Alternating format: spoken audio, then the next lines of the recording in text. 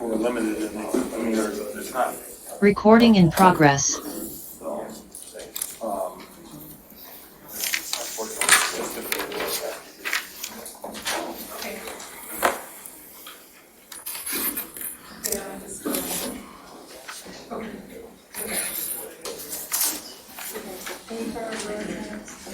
People versus the computer people. No, I don't even totally understand those. Part really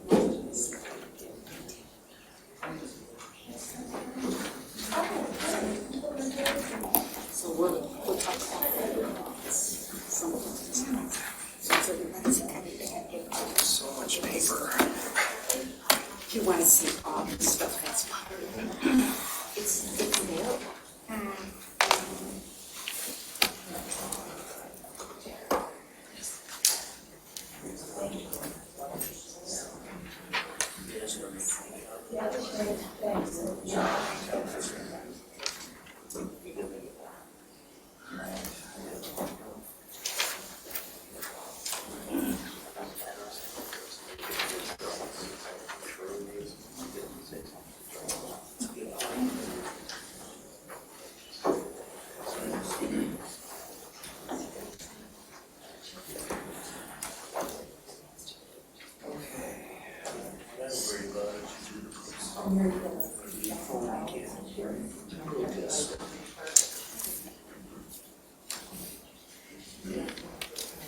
Evening. I call this regular meeting of the Scio Township Board of Trustees to order at 7:03.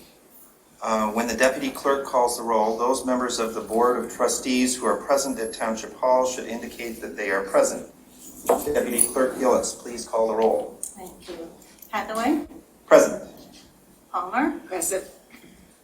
Quintal absent. Corto? Present. Jerome? Present. No? Present. McLaughlin? Present. You have quorum. Great. Thank you. Please join me in pledging allegiance to the flag.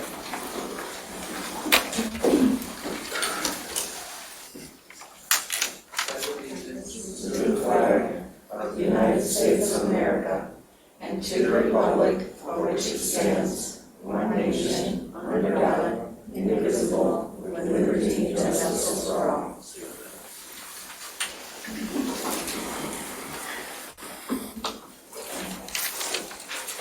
Thank you. The next item is adoption of the agenda. I would like to propose the following changes. One of these is a modification of an item in the consent agenda. This is item I-1, authorization of planning interns. I'd like to replace the fifth whereas clause of that resolution in the consent agenda item with following. Whereas the work requirement and pay are in keeping with the Washtenaw County living wage of $16.52, which would cover about 61 hours of work per month, a rate of $1,000 per month per intern, for a total of $8,000 for 2 interns. I'd also like to move item I-3, authorization of contract with Plant Moran for chart of accounts conversion to unfinished business. And the reasons are for the following. The living wage, we learned, set by Washtenaw County increased on May 1st. So that's the reason for that first change. And there is a need for deliberation on the item on the Plant Moran scope of work. Are there any other changes? I would like to propose that we remove item I-3 from the agenda entirely. The reason for this proposal is that Jessica Flintoff, our clerk, is sick, and she sent an email to the entire board this morning asking that this item be pulled from the agenda. She had been working on it previously, and apparently you modified it somewhat, Will. She wants the opportunity to fully present it because she had been working on it.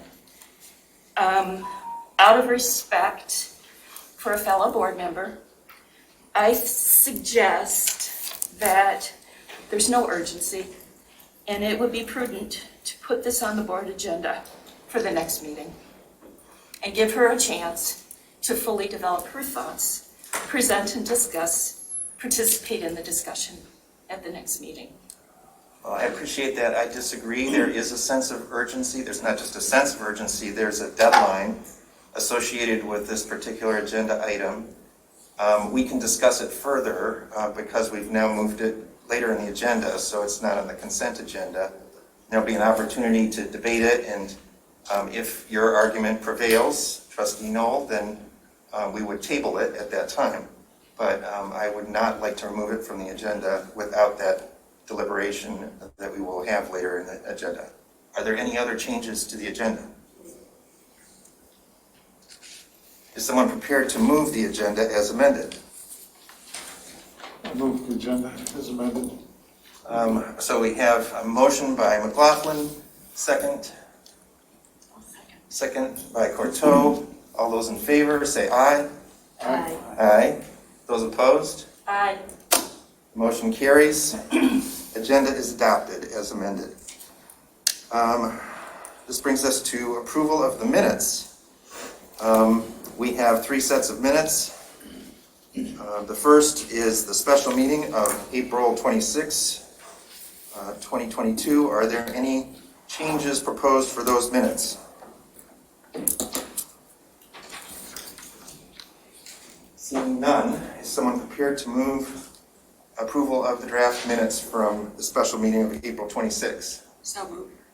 Moved by Palmer, support by Support. by McLaughlin. All those in favor say aye. Aye. Aye. Those opposed? Minutes are approved. Minutes of the regular meeting of April 26, 2022. Are there any changes to those minutes? Seeing none, is someone ready to move those minutes? I'll move this piece, this continuation. Okay, so moved by Palmer, support by Jerome. Those in favor of approval of the minutes of April 26, please say aye. Aye. Those opposed? That motion carries. Minutes of the regular meeting of the special, or excuse me, the meeting of, excuse me, minutes of the special meeting of May 3rd, 2022. Are there any changes to those minutes? Is someone prepared to move approval of those minutes? Moved by Courteau, support by Jerome. All those in favor say aye. Aye. And those opposed? Those minutes are approved.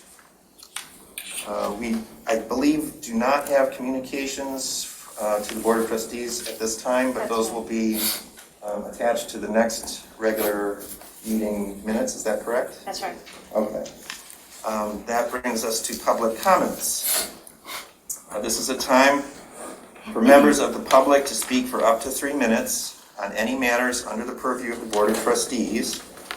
Later, at the conclusion of the meeting, there will be another opportunity for public comment on general topics. If you are participating in person, you may approach the table when it is your turn. If you are participating remotely, I ask that you raise your Zoom hand to be recognized. Please remain muted until you have been called on, and then remute yourself at the end of your turn. Trustee Jerome, will you be our timekeeper?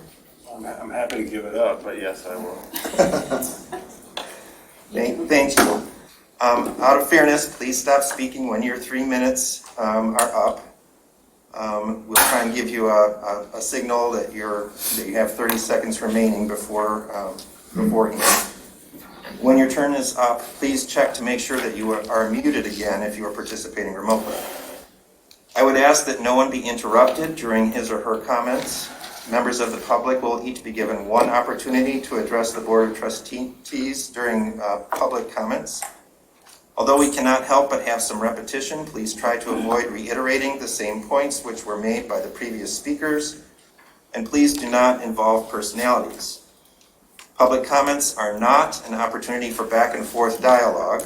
Members of the public should direct their comments to the board as a whole, not to individual board members or members of township staff. To the trustees and the deputy clerk, I would add the reminder that we too should avoid personalizing our comments or ascribing motives to others. We are responsible for listening respectfully.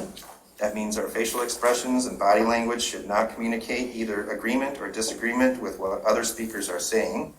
Neither should we make sounds or speak to show support or opposition to others' comments. Now, are there any members of the public who would like to comment? Please approach the table one by one and take your turns. And then we will turn to those who are participating remotely.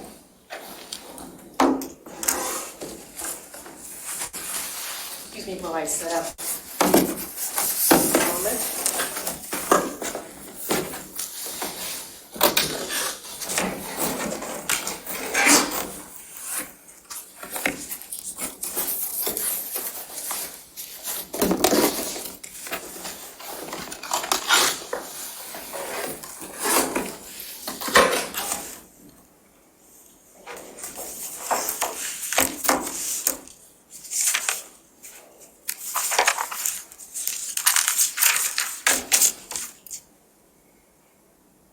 Good evening. Pam Boyd, a Scio resident, Scio Community Newsletter. At the last Board of Trustees meeting, most people who came for public comments left before the end of the meeting. Understandably so. 5 of us didn't. It occurred to me that when you see the same 5 people or so in Township Hall or the normal set of residents who comment through Zoom, you are missing something important. You think we are just a small group of residents, as mentioned in the past. Well, I've got friends. You remember the show from the 90s.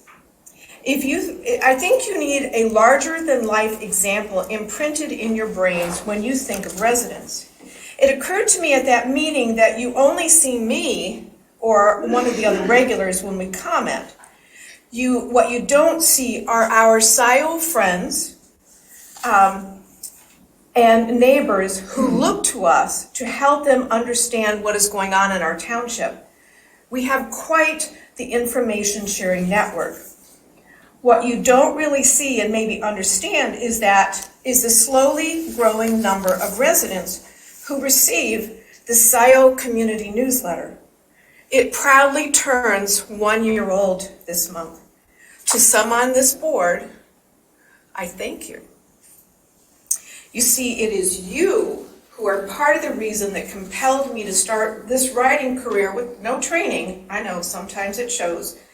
But it is important that this board knows that when you see me at township meetings, don't look at me as just a resident.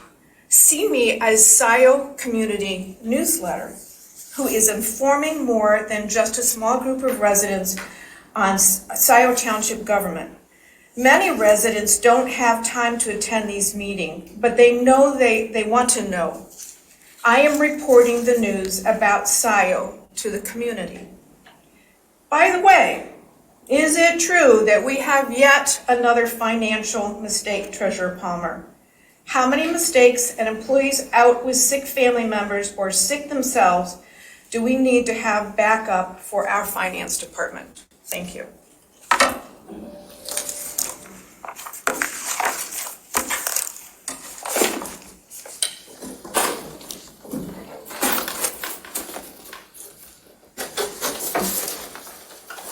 Anyone else who would like to speak during public comment?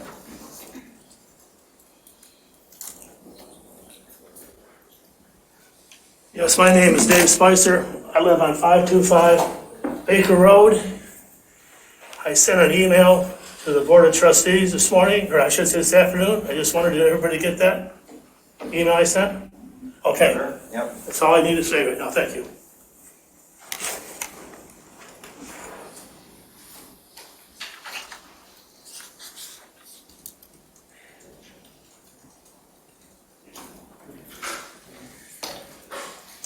I'm Liz Wiseman. I live at 6800 Simon Church Road. And I am here tonight to ask the board to vote in favor of adding to the November ballot the renewal and restoration of the conservation millage. And I will say at the outset that I am a member of the Land Preservation Commission, so this is an issue that is important to me, close to my heart. 4 years ago, I moved to Scio Township from out of state, and I moved to a place that is different from any community where I've ever lived. This is a place where I found people who really care about preserving and protecting the farmland and the woods and the open spaces that we still have, instead of letting it all be sold for development. I am a regular participant on these Saturdays at Scio Preserves hikes. And I invite you all, if you haven't joined us, please do, because I've met a lot of neighbors that way. I want to give a shout out to Pam Boyd, who just spoke, because she's helped us to spread the word and publicize that in the newsletter and on Nextdoor, so that's been really helpful. Well, I have met a lot of neighbors that I probably would not have run across otherwise, and I've learned from people about who know about trees and about invasive plants and about vernal ponds and about the life cycle of the mosquito, which is probably something everyone should know. And I've seen on these walks how much people appreciate these open spaces and having these hikes for us to take when we want to. I also want to mention the township's new initiative to keep farmland in the hands of farmers rather than allowing it to be sold for development. So the conservation millage is what allows all of these things to happen. I am grateful for all of the people that have come before me that have put this millage in place and allowed these things to happen. And I'm hoping to carry on the tradition. So I'm asking that the board vote in favor of adding restoration and renewal of the millage to the ballot in November. Thank you. Is there anyone else present who would like to speak during public comment? I am Bob Heisey, 525 Wood Grove. I was here 2 weeks ago, and I'm back, and representing the Park Wood Grove people, and the issue at hand is the Arbor's condos. And as you know, on March 14th, the Planning Commission, we requested a tabling which was not enabled. That sort of cramped our style, but not giving us the time to respond. We'd like to have you evaluate the issue of water, and we've talked about that before, stormwater. And we don't doubt we were on a wetland that was filled in. My own excuse, I just got divorced. I bought it in August, September of 2012. I didn't see any water. But I think, coming over here today, driving, we've had 4 days of brilliant sunshine. If you look at the northeast corner of the proposed development, it's still a swamp. And so I understand some of you may have taken a walk. More of you may have taken a walk in the property since we last met, and I appreciate that. Appreciate your time. Perhaps you have a greater sense of what is going on over there. The developer claims that future stormwater runoff will be reduced through use of biowhales. Personally, I don't doubt that the hydrologist performed with good intention, but my working notion here, and it's probably a lot of best case assumptions at work with a report such as that. Unless the water's pumped out towards you, it's going to come towards us, and I think that's true. I think the problem's increasing over time. Our residents in our community have, particularly those who are south-facing, have had reduced appeal for units with real estate agents turning them away. Some pumps are working overtime for many of our neighbors. And really, I know global warming, I think the rain that we're experiencing here is more likely to produce these 100-year events than ever before. I think you can understand our concern. I was biking around over the weekend. I saw protected land for farming and green space. I appreciate what the town does for that. But, I'm going along Marshall Road. I see houses going up. I'm going along Liberty. I see houses going up. So I just really don't believe that an extra dozen condos that were put in this space somehow is a life or death for the finances of this township going forward. I look at one reason I'm back is I look at the blueprint of the actual condo units. Every third unit, this is how they cram them in there, is a quote 2-car garage with cars going end to end and a bedroom at the back. So clearly they're cramming it in. And I went through with you last time how the square footage has gone up and up as the numbers of units have gone up. Apparently the encouragement of the township, I'm baffled by that. So we're asking you to pay attention here to this issue. We think it's a relevant one. I don't come to these meetings with signs or things like that. I'm not a rabble rouser. We acknowledge that this space is destined for something. We're just asking to be reasonable, and we know the report that you had suggested something harmonious. I think if you look at the blueprint, there's no way you'd say this is harmonious with the general tone of our town has been for decades. So I've been in this town, more than 20 years, 23, I think, going on 24. It's a good place to live, taxes are low, that's great.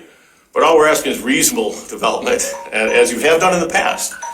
Hey, I like the roundabouts, very thoughtful approach, I appreciate that. It does not go unnoticed.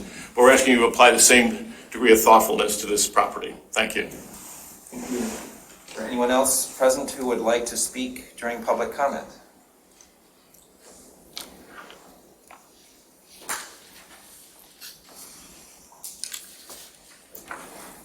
Marty Mayo, 3980 East Block Alpine.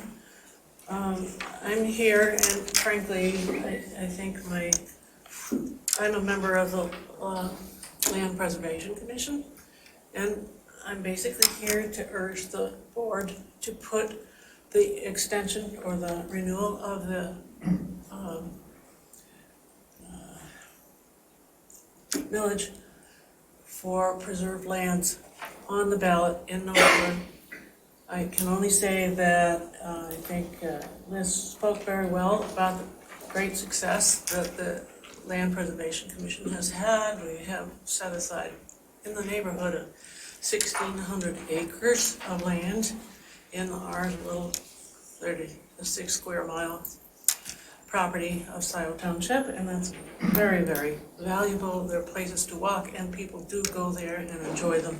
So I just urge you, please, when the vote comes up, to put it on the ballot for next November. And it is a good thing. Thank you.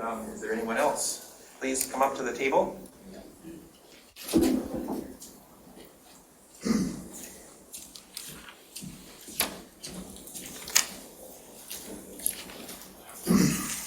Good evening. My name is Alan Burbano. I'm also from Parkwood Condominiums. And I sent a document to you earlier today, and hopefully you all have that. I'm going to speak to zoning as in insufficient acreage. This site plan was conditionally approved by the Planning Commission when the Township Planner evoked Ordinance 36-399, which is non-conforming, lots of record, for the purpose of invalidating the 5-acre minimum mandated in Ordinance 36-132. That minimum is currently required for an MR2 zoning. Parkwood would like trustees to first recognize that this parcel, when subtracting the Z Road right-of-way, is 132 square feet short, that is short of 5 acres, and therefore has insufficient acreage to conform to 36-132. I'm going to spare you the numbers below, which is calculations, and speak to the rest. This is a proposed present-day build, not in the 1980s. If that were the case, zoning policy in place for 30 years prior to that date would be applicable. We have a present-day ordinance that has been enforced for 20 years. Residents of the township roundly respect laws we have on the books, and from a public credibility standpoint, take them seriously. Residents rely on up-to-date law to provide protection. Trustees were previously apprised of this parcel's actual buildable acreage, which is 3.89 acres. Which starts with the site plan engineering drawing, limits of disturbance, and then subtracts the large wetland and the basin. If Scio allows high density on 3.89 buildable acres, where does it stop? Might we next approve 3.5 acres or maybe 3 acres? Moving on, Carlisle Wortman all but begged this developer to preserve the extensive number of natural resources on this parcel, indicating the entire site is to be cleared and mass graded. They went on to say, quote, the applicant should consider a product that would allow for a more compact development. The applicant refused, saying client prefers to meet current zoning requirements. This developer knows full well the more rational planning power relinquished to the township when seeking a PUD and prefers to go hard with the zoning. It's a muscle approach, maximizing density and their return on investment to the detriment of surrounding communities. In summary, Parkwood respectfully submits there is insufficient acreage to support this proposed development. Further, we hope the township attorney embraces the full of these arguments and sees this non-conforming maneuver for what it is. We ask the Board of Trustees to not approve 21021. And as always, Parkwood would not oppose, as Bob said earlier, would not oppose a realistic density for this acreage. And I offer our usual message, which is this extremely high-density proposal is not in the spirit of the Scio master plan. This proposal is 35 units on less than 4 buildable acres. Thank you. Thank you for your time.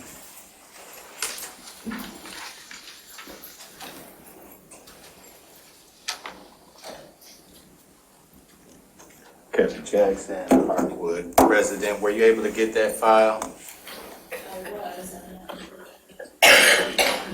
Okay, I have another video of water that we've been discussing at the Arbor Grove's potential development next door. This is new video. I think it's powerful. If she can't get it up, I do have it here to play, and we can do it like we did before. Again, we're emphasizing we are not against the development, just the density as it stands. 35 units on that piece of property, as Alan just stated, would be devastating to our community in terms of water flow.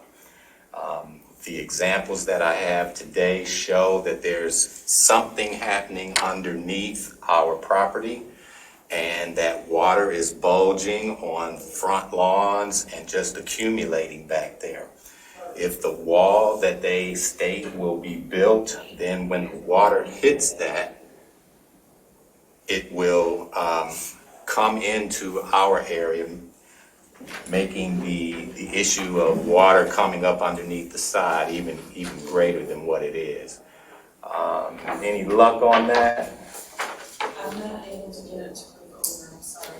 Okay, can we zoom in like we did before, and I can hit the play button, and there's a little bit of audio here that kind of states what I just stated. Okay, that looks good. think it's might be too much for some of the herbs too.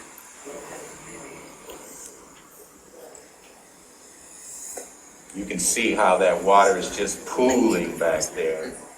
And this is the wetland absorbing the water. Bit of an issue. I don't know if you can see it so well on the video, but a part of our lawn has come up.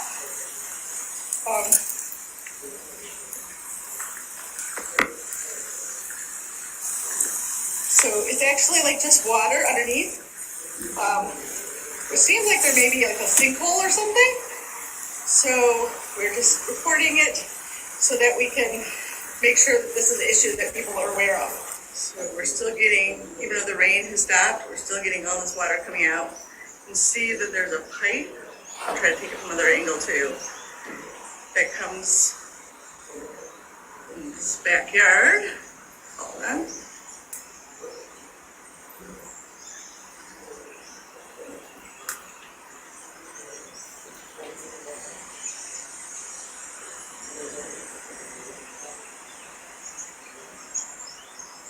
And just to give you some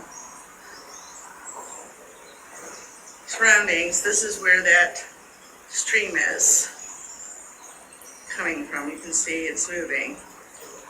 There's a current today.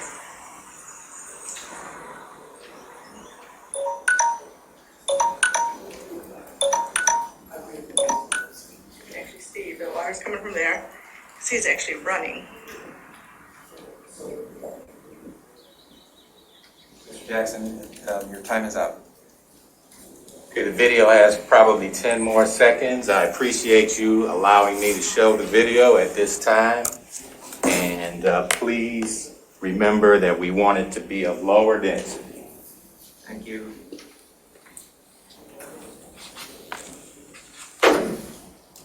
My name is Oleg Mikhailenko. I also live in the Parkwood condos.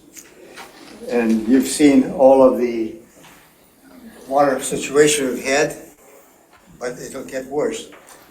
On the buildable acreage, which is approximately 170,000 square feet, and if you cover 60% of it with roadways, building, the first floor of the building, sidewalks, driveways, you are occupying, you're only leaving 40% of the ground that will absorb the water. Now, where will it go? We're having problems with the acreage now, with how much water we're getting in our backyards and basements. If you cover 60% of that property where there is no soaking into the ground, just a drain, and the way it's situated, to the south, it's higher than the northeast corner where that little swamp is. All that water will go in that direction. No matter how it's directed, that's where it'll go. I just don't see how you can build 35 units and cover that much ground and get approval for it. That property, to me, the township has been purchasing and properties, reserving it for nature. That property would probably be the best thing to be left alone, make a small park out of it, and let the wildlife enjoy it. We have occasions where we've got like as many as 15 deer playing in that area. They're not going to be there. The township says, we want to preserve nature. Here's your chance. Preserve nature. If you allow building, not 35 buildings, make it reasonable. I wouldn't mind that at all. As long as the ground can absorb the water and direct it where it should be going, not into the basements and backyards. I thank you very much for your time. Thank you. Is there anyone else who would like to speak during public comment?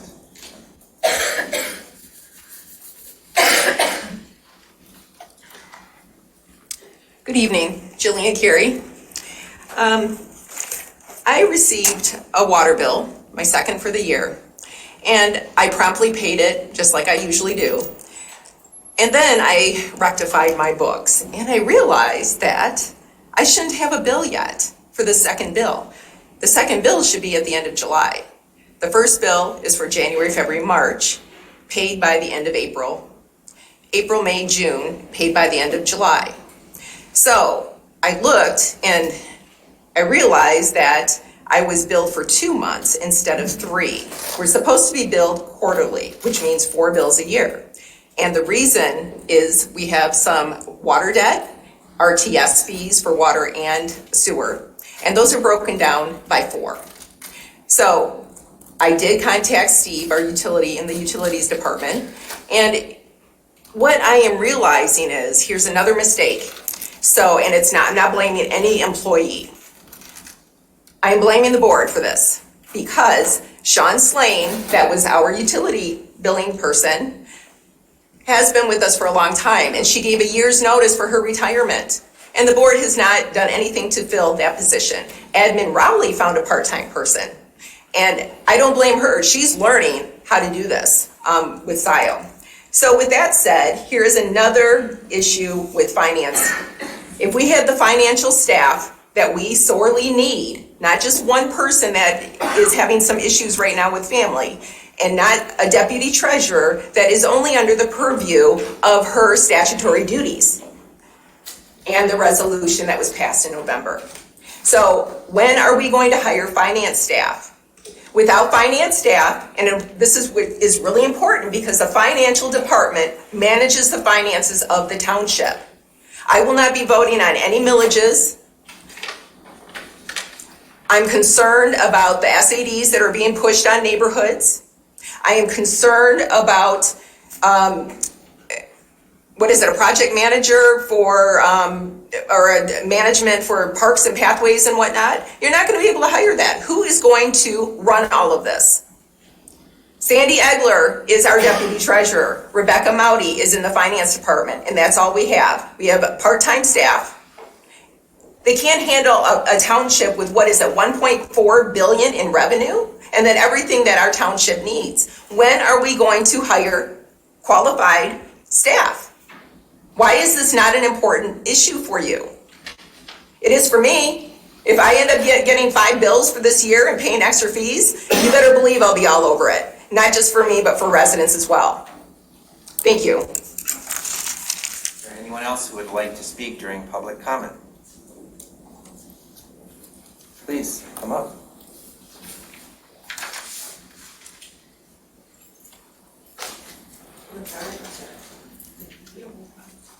Hey, good evening. Abby Vakilian. I ran into a gentleman at Meyer who asked me a very pointed question. He said, when you first came, it appeared that you were on Will Hathaway's side opposing the recall. What happened? How come you suddenly now we see that you're opposing him? Perfect pertinent question. So I'm going to answer it because he's watching tonight. The reason is that when I first met Will Hathaway, first of all, I had a bad interaction with Will as a constituent, and he hung up on me. That notwithstanding, when the recall started, because of my experience with the recall people, I thought they were doing the wrong thing. So I picked up the phone, I called him, and I said, there were flyers or door knockers hanging at my door. He asked me to meet him at the pie company and bring him 2 copies. I did so. I got over the fact that we had a bad interaction. So then I asked him, what's going on? And his response was that there is a clerk who is trying to concentrate all the powers in her office. I'm trying to prevent that. I don't want anybody, in so many words, I'm paraphrasing, anybody in the government having that much power or any institution of the government having that much power. So, noble cause, because our system is supposed to be checks and balances. I had 2 or 3 working lunches with him and Jack Knowles, which has authorized me to talk about this, at Uptown Coney, where Jack called him up and says, you should put Abby, try to get him on the board, because first of all, he has 2 undergraduates, political science and economics. They both go hand in hand. So for a while, Will would send me taxes. I'm looking forward to working with you, blah, blah, blah. So little by little, I got to know what Will was accusing the clerk of is exactly what he was doing himself, concentrating the powers in his own office. What he didn't like was the fact that he thought the clerk was outshining him. So I told Will many, many times, I said, I'm not on your side, I'm not on Jessica's side, I'm on the side of the truth and justice. If any of you line up with my moral and legal compass, I'll support you. I'm an issue-oriented person. If an act is bad for everybody. If it's good for everybody. So suddenly when Jack Knowles told him, oh, Abby has an independent streak, that word independent at the lunch in Uptown Coney, Will started talking about, oh, I got a great guy who ran with me on my slate before, McLaughlin, and he would be great, and Abby doesn't even need to run. So Jack Knowles tells him, I'm talking about Abby, what you're talking about McLaughlin. He already lost. The voters spoke in the last election about him. There is no almost winning. He lost. The voters said no, there's no. So then Will and I had a few conversations. Oh yeah, this guy is great. He ran on my slate, blah, blah, blah. Then it came that 2 or 3 meetings, I pointed out to them that on this board, we have good gender diversity, we even have gender identity diversity, but in a township like Scio, which if you look at the last census, is 25% minority, there is not any racial diversity. So I got a call from Will Hathaway and Donna Palmer that minorities don't run for the office, but in this case, because we are appointed for 5 months, throw in your hat, send in your documents. Thank you, Abby. So I'm going to talk for 5 minutes. You have allowed all your supporters to talk for 5 minutes. Yes, I'm not going to listen to you, Will. Look, you got in under. I don't care what you said last time you did it. So what went on? Yeah, you can walk out. I don't care. What went on with this was then they didn't even give 2 minorities ran.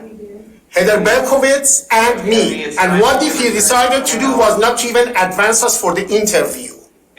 So he took 4 white Anglo-Saxon people, even after being informed that there is no racial diversity in the township. So I don't ask for equality of result, but equality of access. They did not even give us the opportunity for an interview. They interviewed the 4 people they wanted. Had he interviewed all 8 people, then one would have to say something about it. Then I found out that he wants to become a mini dictator, like Donald Trump. All right, those opposed? We're taking a 5-minute recess. Oh, you are? Thank you. I think she wants to listen to me. So what happened was that then we found out that he is sitting here and having his cohorts voting him, giving him the ultimate authority power. In the last board of trustees. Recording stopped. The word ultimate authority. he wants to have ultimate control. He wants to take over every organization.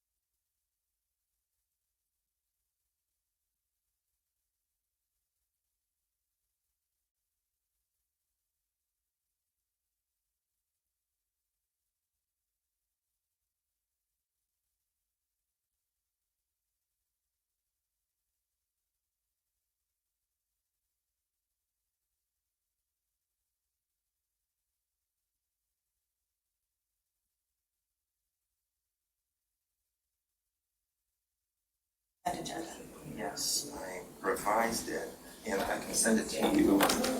So it's the whereas clause that has the living wage, so you can keep that. And I can send you the digital Word version, right? Perfect, thank you. If I don't think to do it tomorrow, remind me.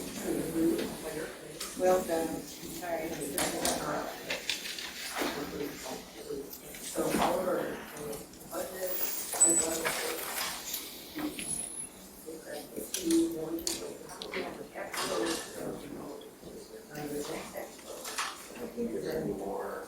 People present that are going to speak, so I think we'll go right to remote.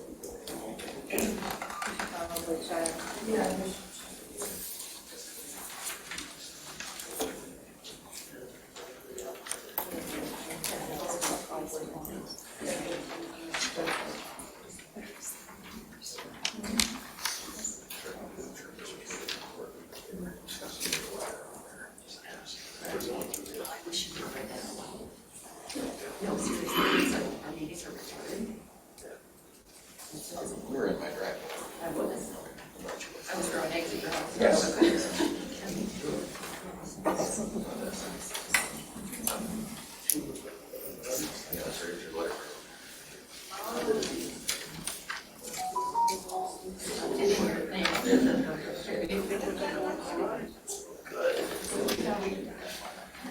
We respect you.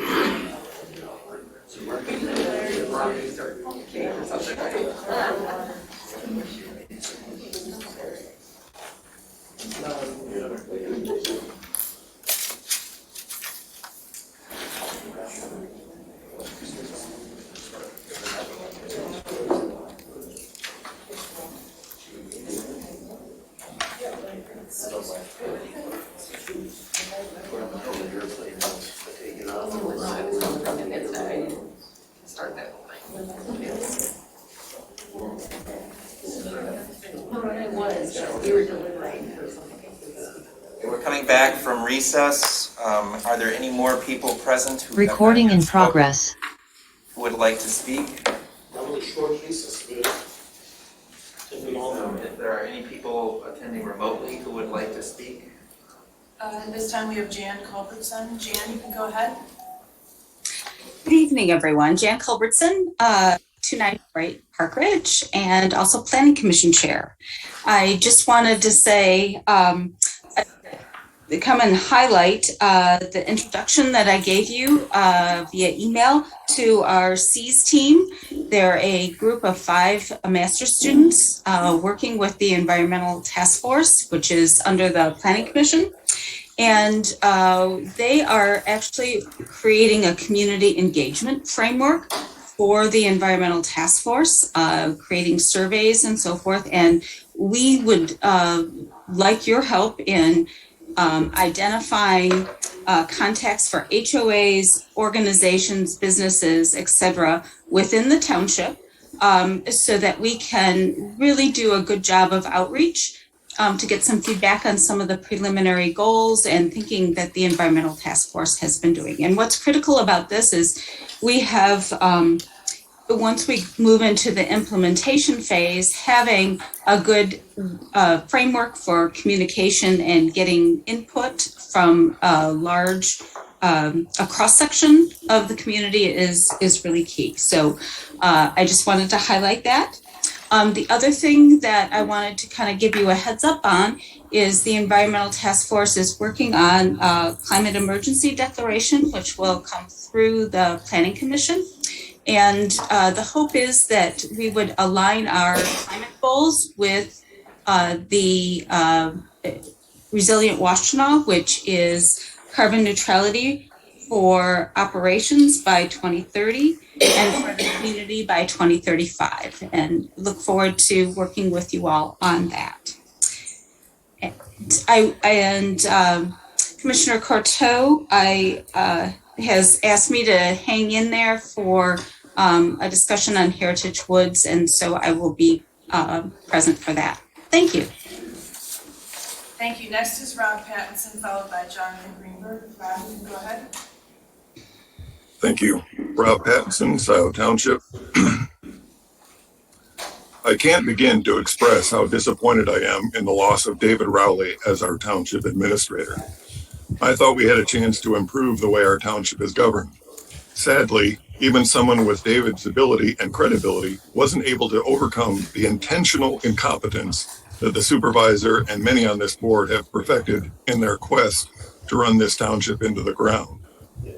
Will, without listing all the dozens of reasons why, I will simply summarize by saying you must resign. David's resignation is because of your inability to lead. You should not have let Jack Knowles talk you into changing from running for trustee to running for supervisor. You would have made a good trustee. You have failed utterly as supervisor. Losing David is the last straw. Will, you must resign before the damage you have done is beyond our ability to recover from. Any trustee unwilling to insist that you resign must also resign. Many on this board are complicit in the loss of the most professional person this township has ever had. The career-ending mistakes of missing $750,000 in taxes is the direct result of your incompetence as a supervisor, Will, and the incompetence of those on the board who blindly follow you and ignored the need for financial reform that has been requested for over a year. You have ignored David's advice that would have avoided this one of many disasters. I apologize for being so brutal and blunt. You have left me no choice but to be direct. David, during the interview process, it was obvious from the beginning you were the most capable candidate by a mile. Thank you for having the courage to accept the position our dysfunctional township offered. I am so sorry we are losing the benefit of your professionalism and decades of experience. You will be sorely missed. Thank you.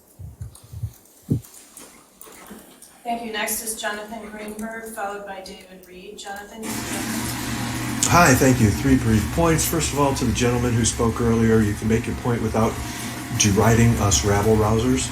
We're a very proud group, and you don't need to demean us in the way that you did. That's just a joke. Come on. I'm just kidding. That's fine. No, 2 points. Park Road is a mess. We would like it cleaned up, graded, whatever you need to do. We're losing tie rod ends, all kinds of damage to our cars because Park Road continues to be terrible west of Zebra. As well, I wanted to also point out that I won't be voting for any additional millages until a forensic audit, as recommended by David Rowley. A forensic audit by an external organization is done for the last 5 years. Thank you. Thank you. Next is David Reed. David, you can go ahead.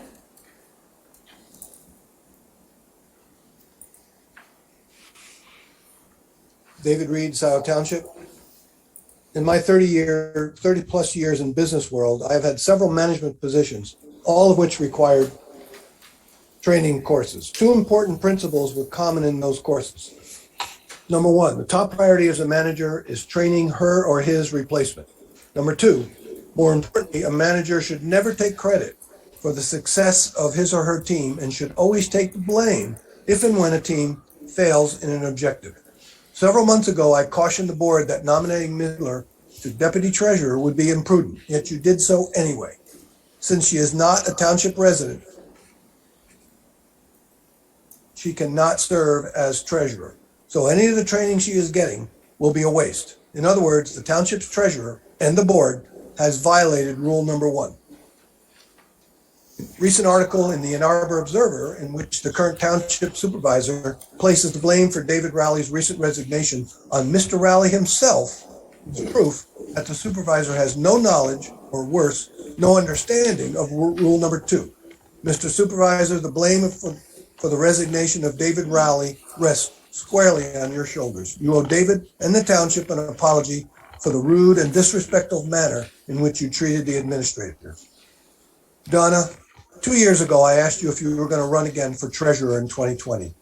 You surprised me by turning around and asking me if I thought you should run again. While I definitely had a strong opinion about the need for you to step down, as did most of the then current board members, I was not prepared for your question and therefore answered in a non-committal way. You surprised and disappointed me by choosing to run again.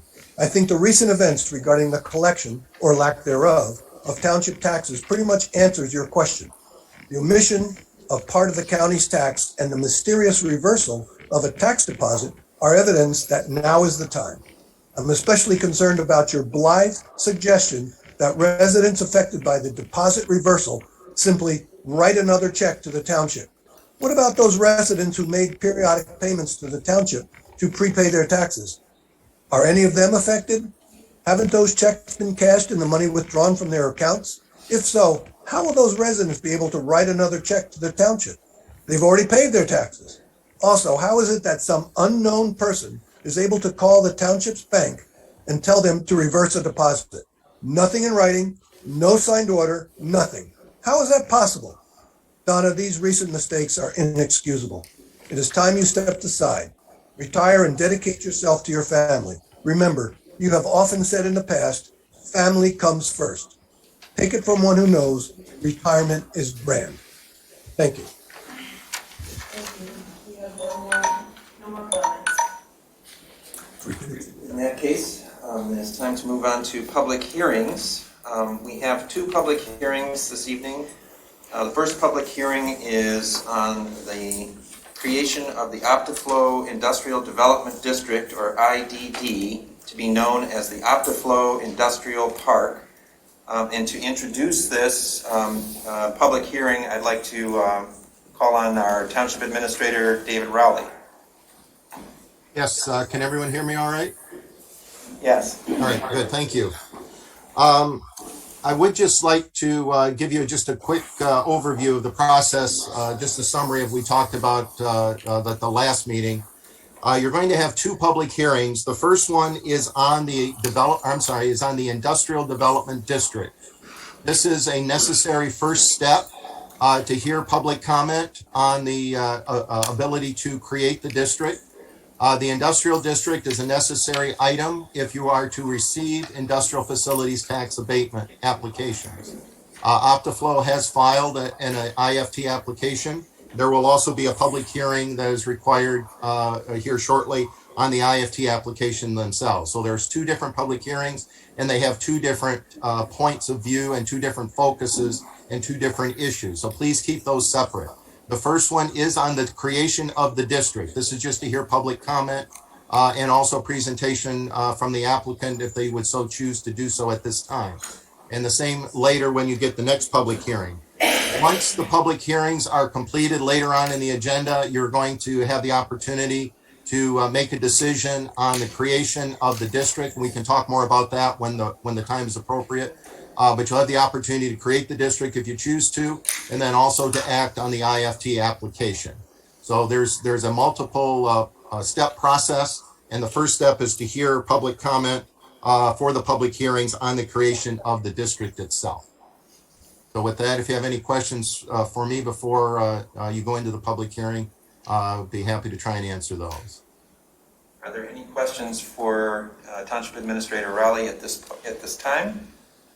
In that case, I'd like to call the hearing to order at 8 o'clock.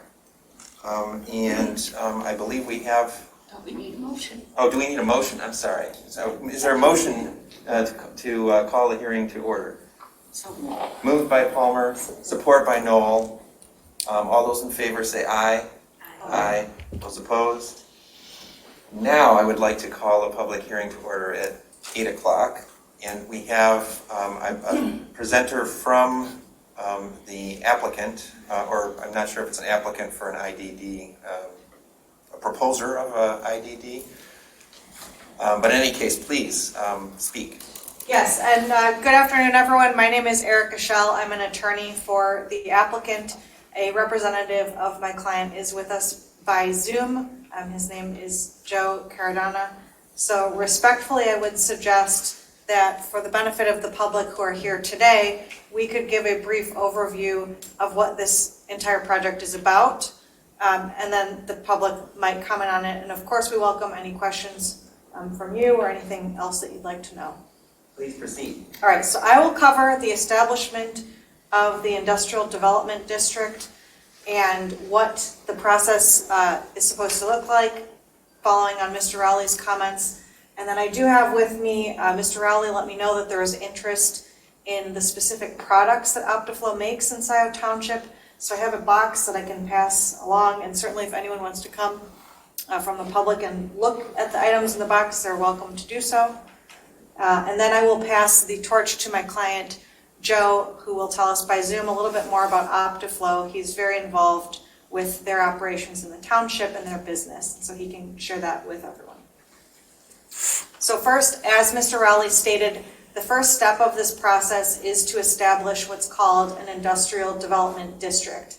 And that simply means a place in the township where this board has decided that a person doing a qualifying project can ask the state for an abatement on an incremental value of development.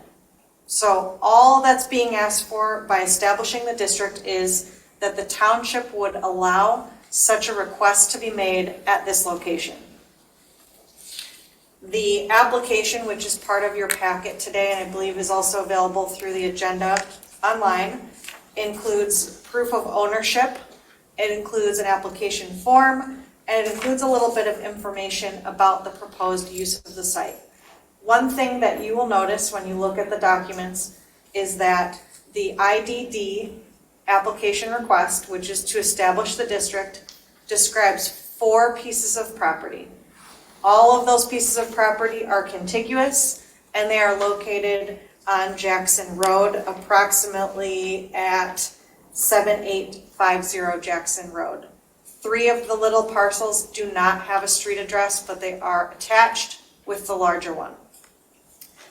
The reason why this is that once the district is established, there can be multiple applications submitted to the state by different users at that area. So the first application, which is the second thing we will look at today, is only for one of these parcels. That's the parcel where the work is going to start first. And that's because the state requires that you complete that work within 2 years of the date that they approve the request. And so for things that are going to take longer, it does not make sense to apply now. But they are covered in the application to establish a district. And that just allows for those applications to be prepared later. The reason for this arrangement is that the first project, which is described in both applications, will be development of a building to be used by Optiflow, and that's who's here today to present the application for the abatement. The other 3 parcels will hopefully be developed in the future for related industrial users. And so as part of this process, what we did was we worked with planning department. We made sure that this proposed concept was suitable from planning's perspective and met with its approval. We ensured that it was consistent with Scio Township's master plan and with the goals for this location in the township. And that is what was submitted to you today. So I would represent that the industrial development district is in an area that's targeted for future development of this type. And we're asking that the township approve the application and allow the district to be created. The Ift application, which is the second document that we're going to look at and that the public can comment on today, is a request that the applicant makes to the state of Michigan. And in that application, the applicant must say first that their project is located in a district. So that's why they have to go in this order. There has to be a district for there to be an application. Next, the applicant has to describe in detail how their project fits within the statute. And so Michigan has a statute which describes the types of abatements that are available for industrial developments in the state of Michigan. And the reason why is to encourage encourage companies to invest their money developing these businesses in the state of Michigan, keeping jobs local, and bringing more jobs. And so one of the items that you'll see on this application is that it talks on one hand about the investment that will be made in the township, and on the other hand about the jobs. So that's what this application is describing. The application cannot be submitted to the state until the municipality has looked at it, given it an approval and a blessing, just that the specific items are met. So, they've looked at this, they agree that a district has been created, they understand the number of jobs, the amount of investment, and that kind of takes me to what the abatement is. The abatement does not take any money from the tax revenue that currently exists at the site. What it does is that as new value is added to the site, instead of the taxable value jumping from year 1 to year 2, it creates a ramp. And so that additional value over time is added onto the regular property taxes at that location, but it's over a period of time rather than year 1, year 2. And the advantage is that allows the property owner to really bring a high amount of investment at that location that may have been tax prohibitive otherwise. So now I would pass the torch. I can bring this box with your permission that you can look. This I will take out. This is a piece of tooling. But in here, I would just ask that everything that comes from this box be returned. These are all items that are produced by Optiflow in Scio Township today. And I believe we can transfer to Joe if you'd like to hear more. Can you guys hear me? Yes. Great, thank you. Thanks for your time this evening, and I apologize I can't be there in person, but I'm still recovering from COVID-19 and thought it was in the public's best health interest that I stayed out of the meeting. So we're very appreciative of all your help and time in getting this and getting us to this point of approvals on this project. Optiflow's been a proud part of the Scio Township community for 20 years and has been making parts in the community and grown over time from one building to two buildings to now three separate buildings. We're bracing for the new world we're about to approach. And one of the things we love about being in Scio Township in Washtenaw is that there's a strong base, and we heard a lot of it tonight, of people who are looking for the future, conservation, and energy. And as the world transitions from automotive being combustion engines to electric vehicles and stuff, uh, we are looking to transition our manufacturing and diversify across many different lines. And that's what this technology part, our motivation behind doing it is. The part that you actually see on the table there in front of Erica is actually a egg incubator platform. So predominantly Optiflow over the years has been in the space of electro-optics, making parts for optics for everything from hunting sites to parts for the U.S. government. They do not make any weapons or parts for any guns at all. That being said, the new facility is going to let us to combine under one roof and bring in more advanced and highly specialized machinery, which we're currently targeting to go after other business like the electrical vehicle market, making parts for them. We're looking to expand into the solar and wind farm market.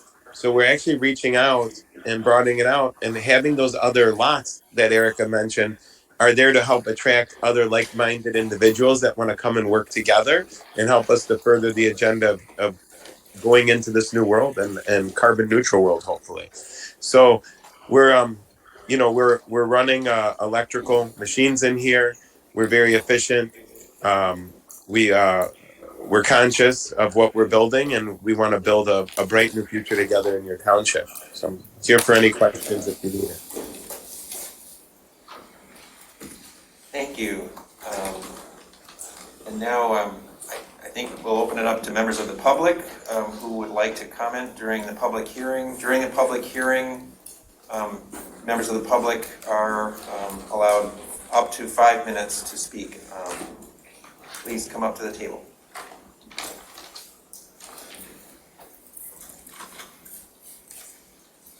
I will comment that I took a COVID test at 6 p.m. and it was negative, so that's why I'm not wearing a mask. Pam Boyd, a Scio resident. Administrator Rowley, I want to thank you for all the information that you gave us at the previous meeting that educated us to what is going on this evening.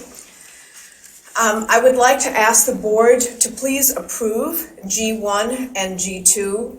As you know, Scio Township used to have several companies that had mid-level jobs. We had American Broach, National Archives, ProQuest, Edward Brothers Malloy, Bookbinding, to name a few, many skilled labor jobs.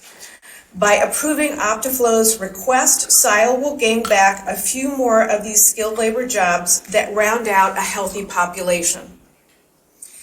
I actually called this company this afternoon and researched them on the internet. One of the items I found of note and confirmed with Bob at Optiflow is the employee reviews at Indeed.com.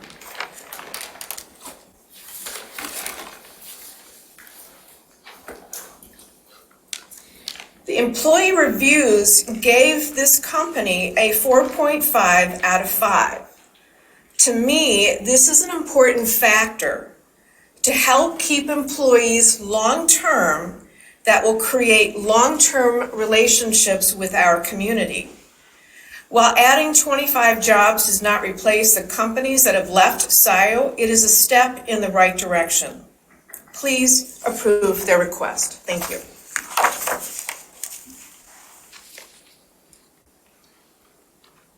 Are there other members of the public who would like to speak during the public hearing?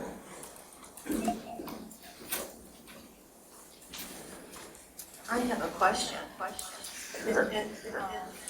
The person from the company stated that they make items that are used for hunting, but they don't make guns. Correct. This is Yeah, go ahead. Could you clarify that, please? Yeah, we make optics. So we make parts. If you look in the box, we actually don't make direct products. we're a CNC manufacturing, so we have machines that actually make those aluminum parts, which are used in multiple different vendors, products that are sold internationally, actually all over the world. So we make scope rings that would hold the scopes onto a gun. We make parts that might be there, but we actually don't make anything. We don't have a federal firearms license. We cannot make parts for a weapon. The closest thing that we would make would be for optics.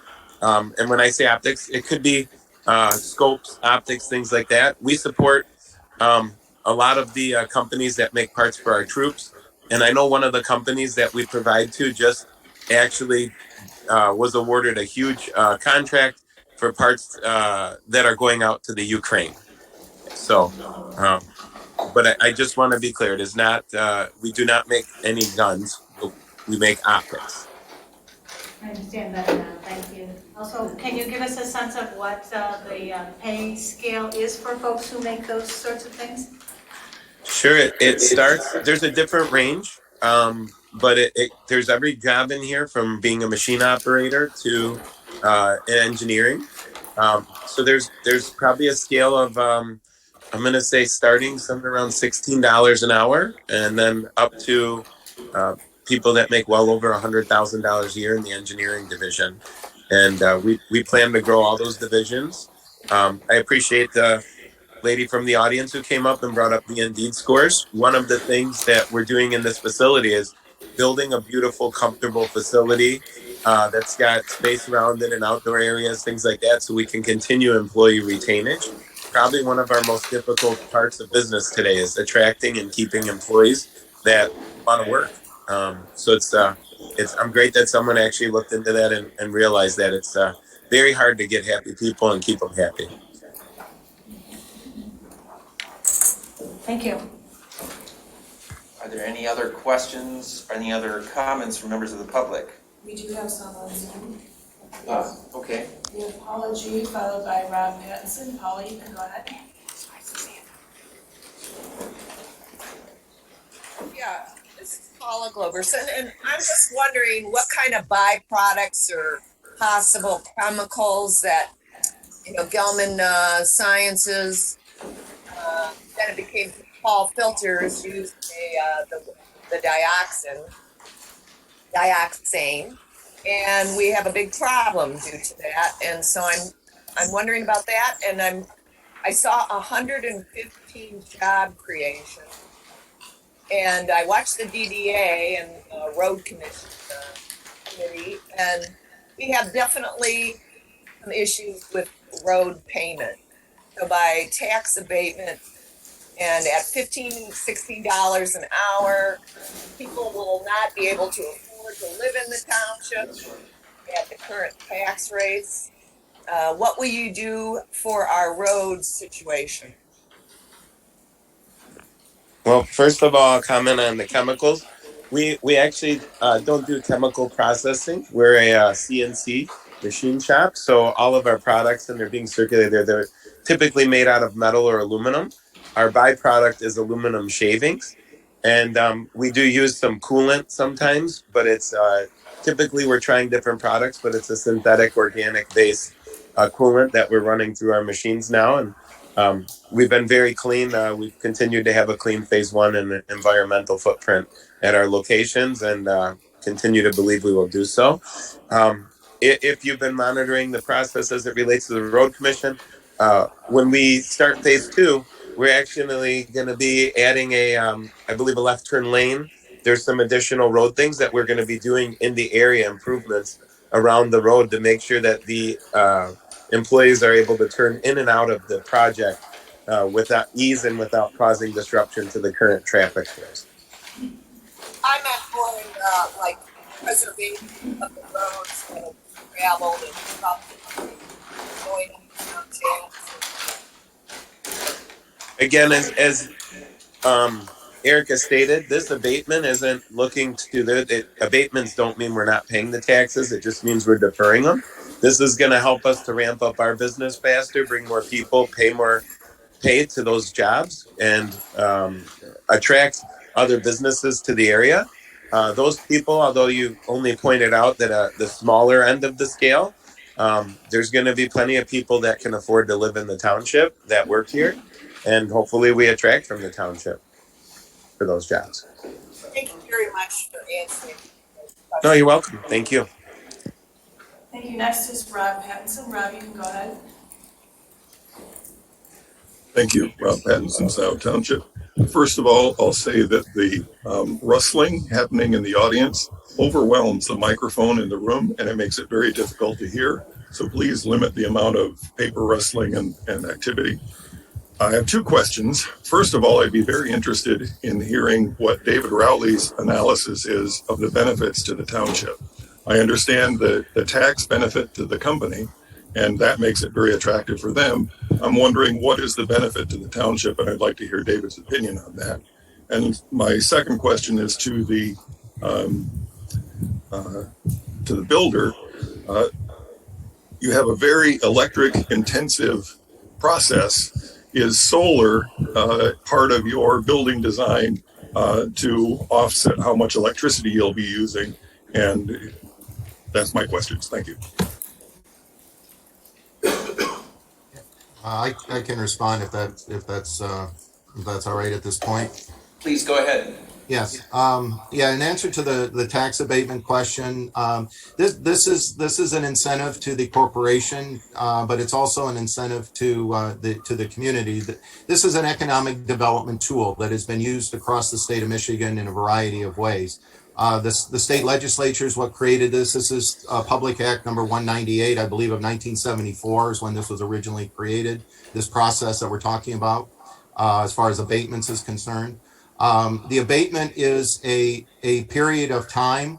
The company has asked, when you read the actual application, they've asked for an abatement up to 12 years or for 12 years.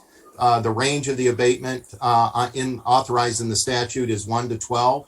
And basically, depending on the jurisdiction as to how jurisdictions will look at the various abatements. They are an incentive to the local unit of government in the sense that you get a company that's either going to expand in their present location, or you're getting a company that's coming into your location that wasn't there before.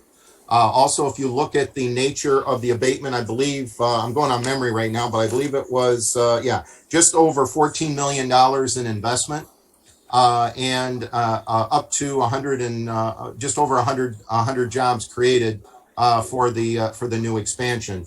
So the value will be calculated on an annual basis. The millage rates will be applied on an annual basis. There is an abatement process that is the benefit to the community, but there is taxes that are paid to all of the local units, all of the taxing authorities, and at the end of the year, at the end of the term of the abatement, the assessor then will value the property as it currently stands that last year, and then it will be added to the roll as new. For those things that are new to the roll at that particular time. That's when the abatement actually ends. This is in essence an exemption, a tax exemption, a partial exemption for 12 years or up to 12 years for the life of the IFT.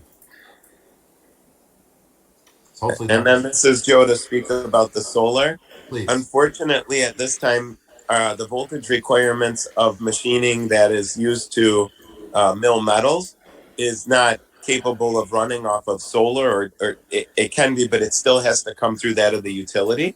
So there wouldn't be enough solar that we could put on there. We focus our attention on other energy saving things, the construction of the factory, the lighting that we use, LED. So it's more of a conservationist mentality than it is generating at this point, just because it's, we use very high voltage and certain transformers, and you just can't get that. We also run, many times we're running 24 hours a day. So.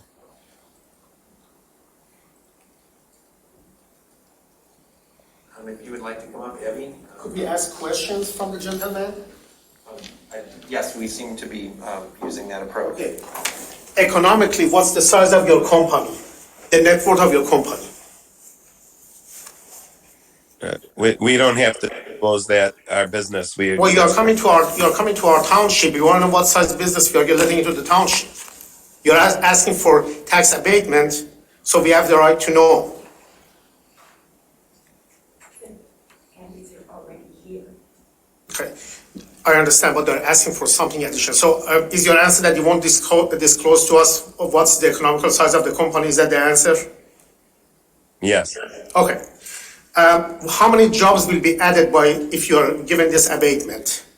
How many additional jobs would be added? Well, it depends. We've actually turned all this in, sir, and it's all in all the paperwork that's been provided to everybody. And But could you it's just been give me a number, please? approximately 100. 100 new jobs will be added. And what is the current number of jobs that you have without the addition of the 100, please? Again, I don't know the exact number as of today, sir. It varies daily. We have people coming and going. I think we're around 70 people right now. Okay, so you are 70 hoping to go to 100. On the pay scale that we are talking about, I understand every company has got people who make over 100,000. If you're going to break down your pay scale, what percentage of the people would be making the $16 an hour, which equates to $30,720 a year? And what percentage would be higher than that? Sir, I'm not prepared to answer that question. I don't have that granular of information about the business. Okay, so what we want to know is that Scio Township is the second richest township in Washington County. The national median income is over $130,000. You paying a wage of $16 per hour with $30,720. We are going to have transient people who cannot afford to live in Scio Township. They won't be adding to our bases of business here. They won't be shopping in Scio. They would literally have to travel in and travel out. That's the reason that we are asking. Something like this, not to take anything away from the other cities, $30,720 could be a very nice salary for a different municipality. I don't want to name any municipality, but there are places where the income level is lower. So the reason that my question is that when we say there are some people who are going to make up to 100,000, yeah, but if only 10% of your population is going to make over 100,000 and 90% is going to be at this rate, it's not really doing our township any good. We don't want to have a race to the bottom of economics in our township. We want to stay where we are and go up. Obviously, with the $30,720 salary, with the price of Scio Township, you would be doing something which I've had the conversation with Meyer also. Meyer is starting at $13 and some change. They can afford to have people, they shut their desk all the time. So what we want, we don't want a Walmart or Sam's Club, we want a Costco. Costco doesn't have any problem getting a staff, but whenever I go to Sam's Club to just take a look, I never shop there, I don't support that economic model. People are upset, they're probably thinking about on the fourth week of the month, do I have enough pay to support my family? At Costco, they start them at a decent wage, they give them benefits. At Walmart or Sam's, they tell me you get sick, we get you Medicaid. We'll put on the back of taxpayers. So you need to be prepared to come into the meeting by giving us certain economical answers. Tax abatements are all great, but it has to be good for both sides. Have no problem supporting a tax abatement for a company which is bringing the necessity of what we need in this township also. Furthermore, your CNC machines, they run a good amount of synthetic coolant. You brushed over it. I'm well familiar with the CNC machines. What happens to the aggregate total of this synthetic coolant? What is the volume? How much are you producing? How much do you intend to produce? And how will you dispose of it? And are there any environmental side effects for the byproduct of the use of, you mentioned something about synthetic and organic, which they don't go hand in hand, but nevertheless, if you're open, working 24 hours a day, those machines get hot, those automatic drill heads and whatnot, which is cutting all these parts, they need to be cooled down on constant basis. So on constant basis, opening 24 hours a day, you're going to produce a whole bunch of liquid. What is containing that liquid? Do you have any study from EPA or Michigan Department of Natural Resources which tells us what's in it and how does it get disposed of? We already have a problem with the plume. We had a company here which started a business down the road. Whenever the companies say that, oh, my byproduct is perfect, there is nothing wrong with it. We heard that about fracking also, and a lot of these businesses. So would you be kindly share with us what is in the byproduct of your coolant? How much are you producing right now? And how much will you be producing at the full capacity if you get everything you're asking for? And what is the proper procedure for disposing of this coolant after it's used? Number one, as it relates to the coolant, we don't actually produce the coolant. It's a product that we buy. The product is very expensive. It sounds like you're familiar with this. So we're very cautious in recapturing that. That goes into the machines. It stays in the machines when our um, millings come out of the machines. We actually use a centrifuge to spin the millings to remove as much of the coolant as we can so that we can dry the millings. We then recapture that material back. We reuse it in our machines after filtering it on site. And then we actually have the millings are pucked and they're sold off to a recycling. So all of our product, we don't actually dispose of anything. It's all reused, recaptured, and it's there. We've been in the township using these same products for, as I said, over 20 years, and we've have clean phase one and all of the MEDC or forget not MEDC, but the data safety sheets and everything that are needed, and have never had an incident with an environmental issue so far. Well, what that product that you say is recaptured and is sold, the aluminum shavings which now have coolant in them, who is the end user who is buying it from you? And There's what is the many more. use for it? Sir, I don't know who the end user, what they do. It's a recycling company that buys recycled, and they recycle the product. I don't know what they do with it. So, but we have had problems with the companies which claim that the plastic is being 100% recycled. It ends up in barges in the middle of the oceans. If you want to be environmentally cautious, you need to follow your end user to make sure that maybe you at your stage are not disposing of it improperly. But if in fact it's being bought and dumped on some third world country or some beach, then that means you're environmentally not clean. And I'm not saying whether you are or not, but it requires certain knowledge of knowing, because environmental is multiple issues. What you produce here may get dumped halfway around the world, but we all have one world to live in. Again, you're speaking about two different parts. One is plastic and one is aluminum. Aluminum shavings and recycled aluminum are a very expensive product. I assure you nobody's dumping them on barges and on beaches because that wouldn't be financially prudent for anyone. The recycling companies buy the product from us, and I'm sure what they do is they melt it down and they reuse it again, and it ends up being made into parts and resold back to other aluminum manufacturers. So we do use a conscious company. We're not just selling it to anybody. It's a U.S. Based recycling company.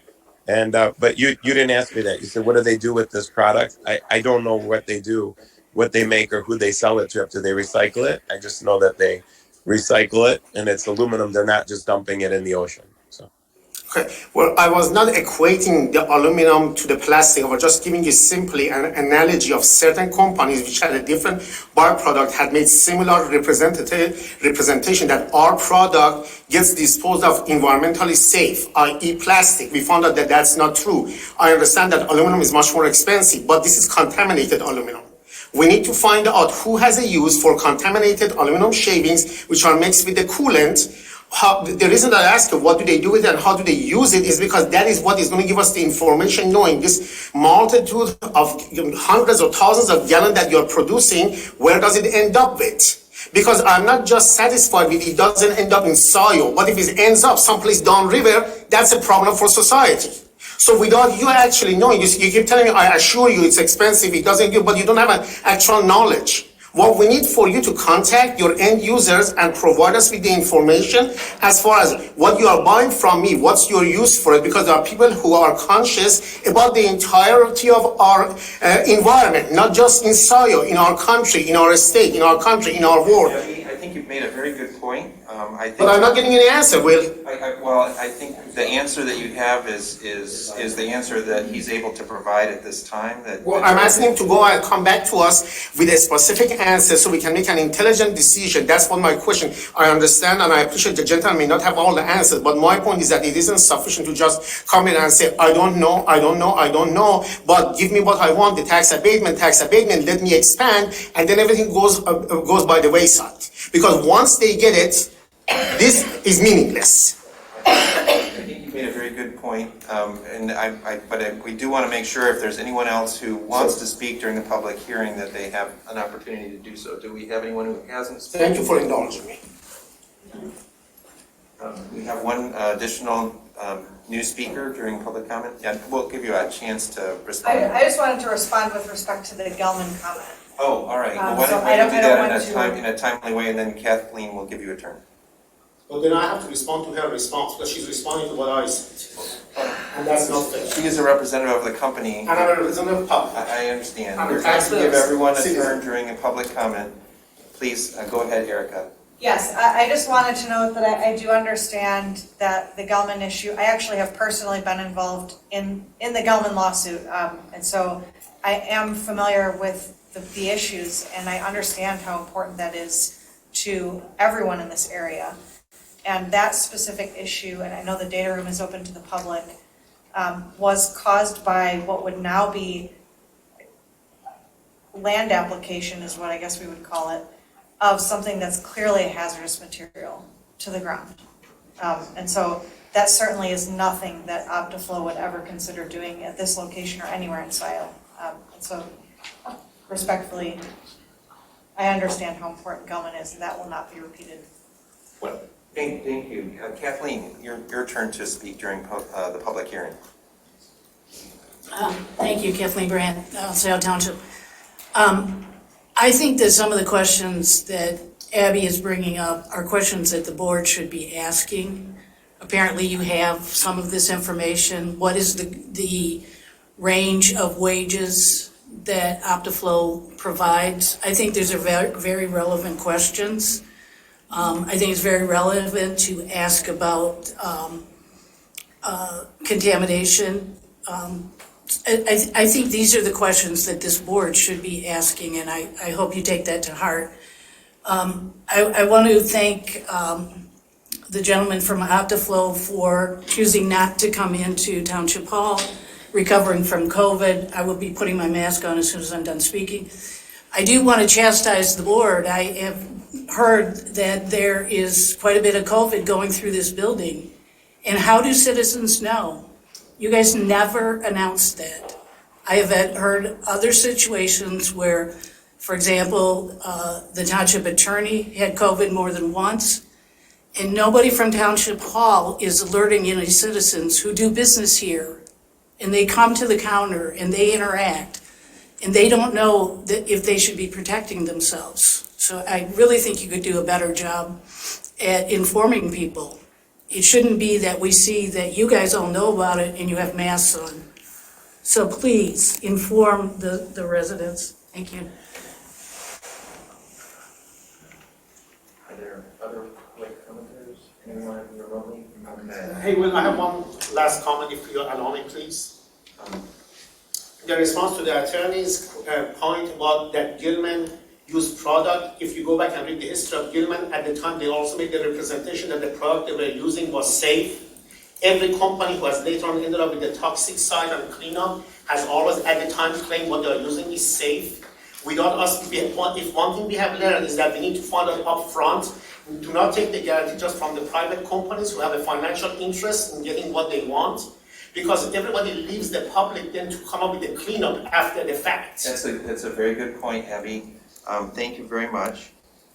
We'll now close the public hearing at 8:35.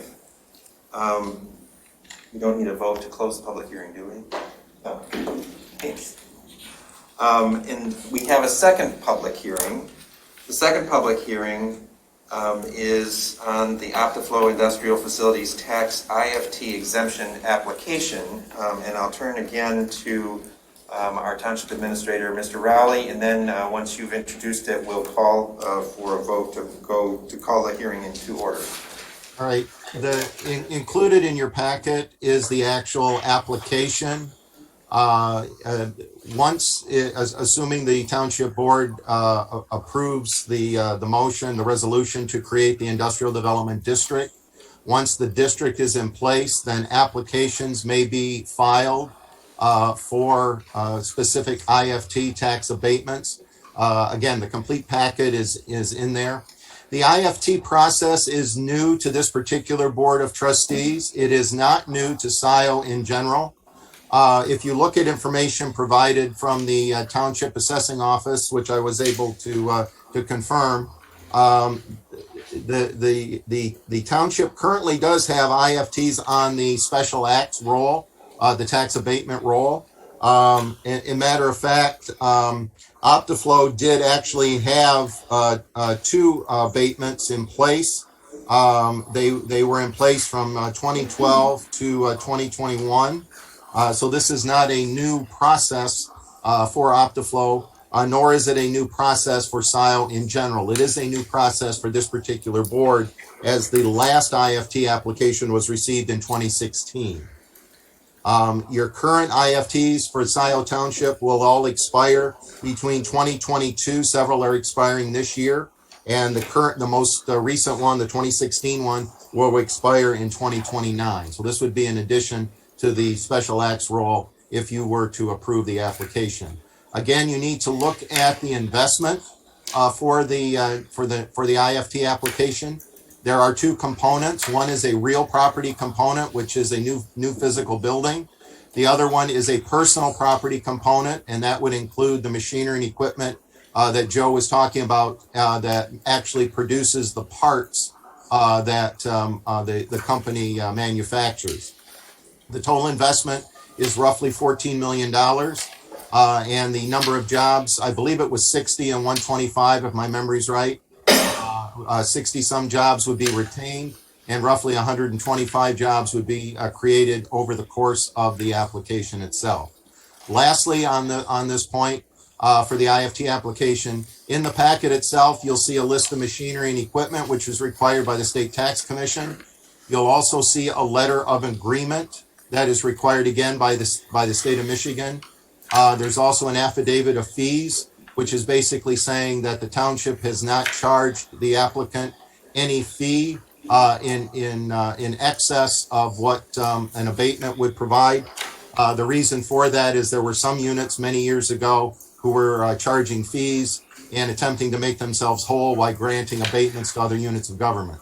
But that situation is no longer valid because there's a requirement that there be a statement of affidavit, and there's also a statement of an agreement between the applicant and the township if either party is not living up to the expectations of the of the abatement as it's been presented and as it's been provided.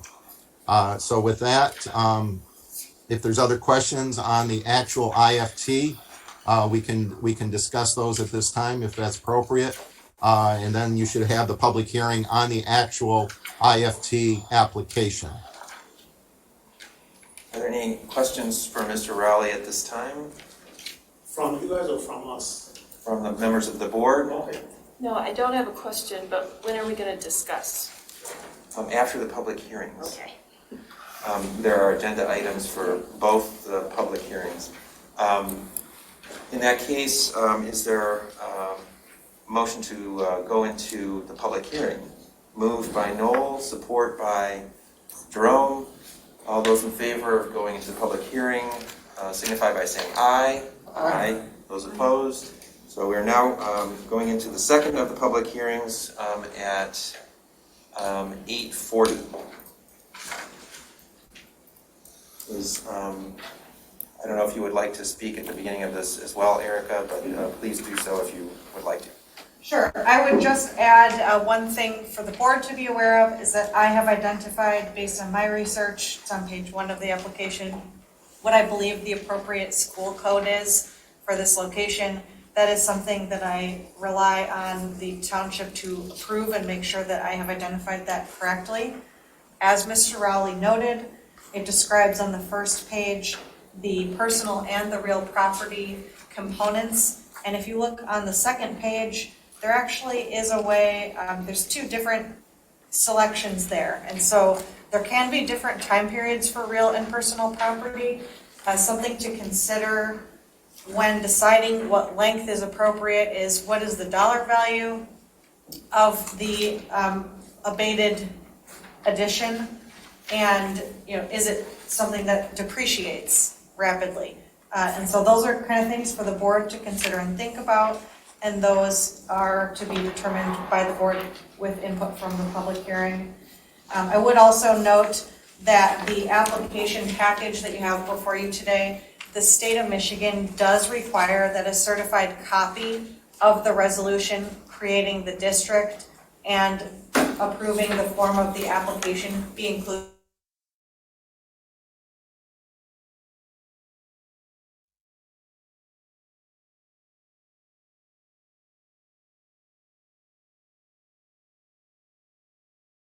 not appear in the application package.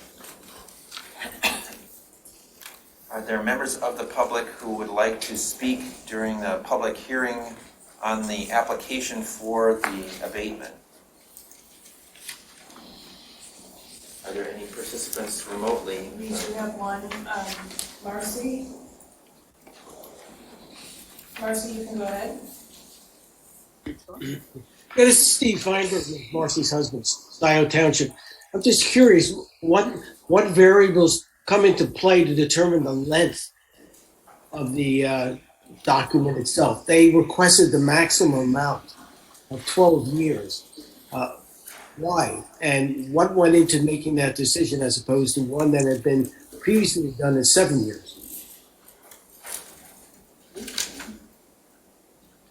haven't agreed to 12 years, they've asked for it. I think that's what they're applying for. I think that if I understand the question correctly, is what are the factors that would lead to a different term for an IFT? That's correct. Yeah, I would just note that as I mentioned when I was describing these items for the board's consideration, the reason for the request for 12 years is that the vast majority of the expenditure described on the application is building improvements. So that is the large structure that OptiFlow would like to be building at this location. That is what I would consider a permanent asset at that location. It can't be sold, it can't be moved to a new location, and it does not depreciate in the same way that pieces of business equipment do. And so the length of the term correlates, to the fact that is a real property addition. And so when we look at what the taxable value will be at this site after the end of the abated term, that's a significant consideration because there will be a building there, and that building will always be there.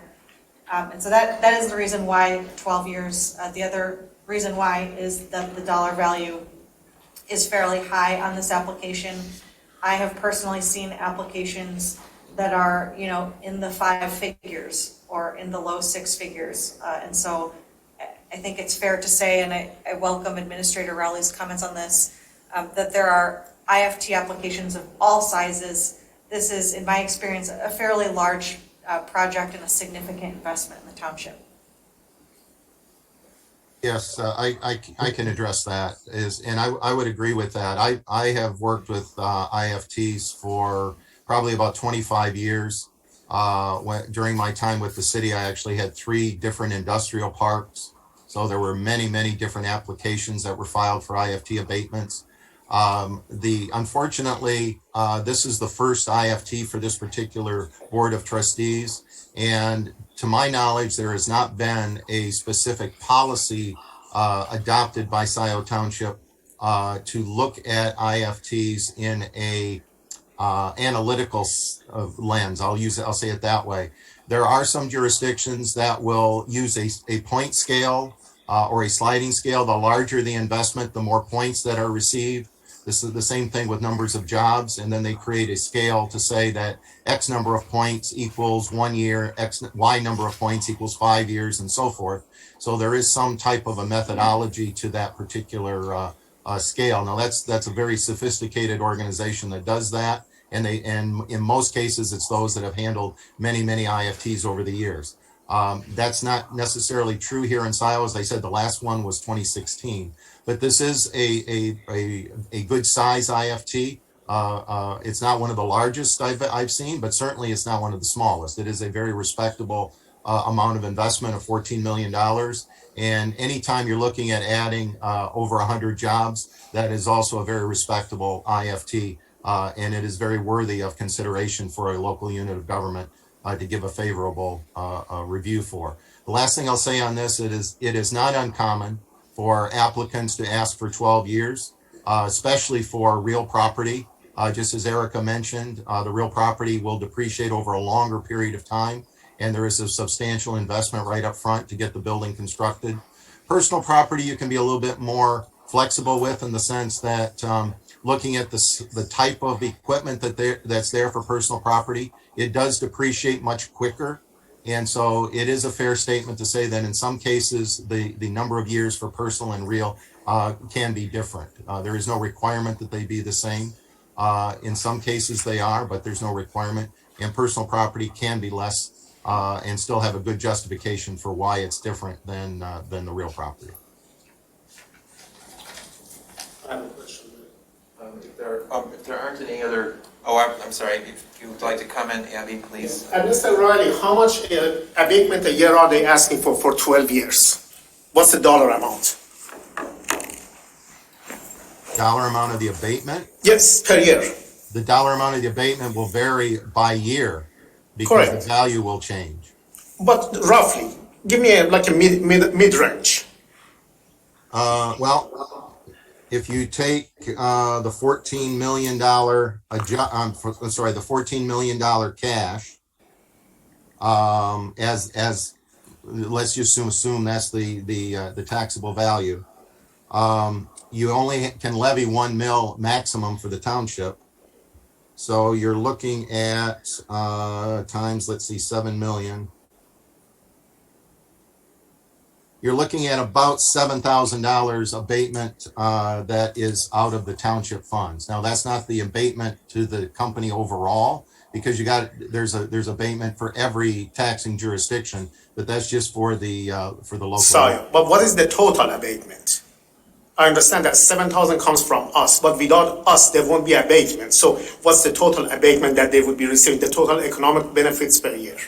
Whatever, I don't know what the total non-homestead millage rate is off the top of my head, but whatever the total non-homestead millage, you could figure it out. So with the commercial non-homestead millage rate, you need to take that and then multiply it by roughly 7 million. That will give you an estimate. Okay, but do you know what kind of a range are we talking about at all? Because I don't have those numbers right now to be able to do that. Yeah, I to be honest, I don't know the Can you do it, non-homestead Donna? millage. Okay, so let's talk about a couple of other issues. So on page 150, you notice the property backs into Mill Creek? I'm sorry? The corner of the property backs into Mill Creek. Oh, yes. Okay, so concern, tributary waters. I understand, I had all the guarantees, we ship everything out, but we have heard that before. And Mr. Riley, how long has this company been in business, total? Well, what I've been told is, as Joe has mentioned, is that they've been in Scio for over 20 years. No, how long have they been in business total? Scio or anybody else? That I don't know. No, how long has your company been in existence, please? Sir, it's been in business 20 years, sir. Okay. We started in Scio Township. Our first operation started in Scio Township. Thank you. Mr. Riley, have you looked at the entirety of the environmental issues, phase 1, phase 2, phase 3, if there is any disciplinary actions of having to do, have you got the entirety of history of all the environmental issues, whether they are existent or not, for the past 20 years, to see what has been, if there is anything there? Because the gentleman keeps talking about the phase 1. Phase 1 is only the beginning of a stage. Phase 1 is one that they don't even dig the soil. They look at the paperwork, so based on what we see, there is nothing here. Phase 2 and phase 3 is when they actually go and take soil samples, send them out for test. So what my question is that, do we have, and it could be very clean, I don't know, but we don't know, that's the point. Has anybody at the township level requested the environmental history of this company, which now wants to expand to a much larger size? An environmental, whether it's phase 1 or phase 2 or anything else, is not a requirement of the IFT process or the creation of the district. So the answer is no. The answer is no. Okay, so, but we also by the statute have a right to vote on this at the Scio township level. So if our township wants to require the environmental history of a company who is asking for a huge enlargement, we have a right to ask certain questions as a local unit of government. So the questions that I like my local government to ask, one is the pay scale. I want to know from all these jobs, totality of 60, 70, 80, 100, what percentage gets paid what? I want to know what percentage are going to be transient, which means they can't afford to live here. They have to travel in and travel out because the amount, the size and expensive township, We have many of these workers. Those are not, there are no economical benefit to Scio Township. There are economical benefit only to the company. I want to know how many people are actually getting paid a wage commensurate with the standard of living of Scio Township, which would help our local economy, shop locally, live locally, pay real estate taxes locally, buy homes locally. That's what my interest is. Because if you got 2/3 of people who just shop at work in a nice place, but then they go live someplace where they can't afford to live, then that is not an environmental plus for us. Number two, I want to know this idea that I don't know what my end byproduct does, where it goes, it's expensive, just trust me. I mean, and he could be correct, completely correct, but he would also be completely wrong. We want him to contact the person that he's selling the end byproduct, the aluminum shavings, with the coolant attached to find out every step of the way what happens to this byproduct. Thank you, Abby, that's a good point. Is there anyone else? Oh, one last point. It is too early to approve this EFT without getting these answers first.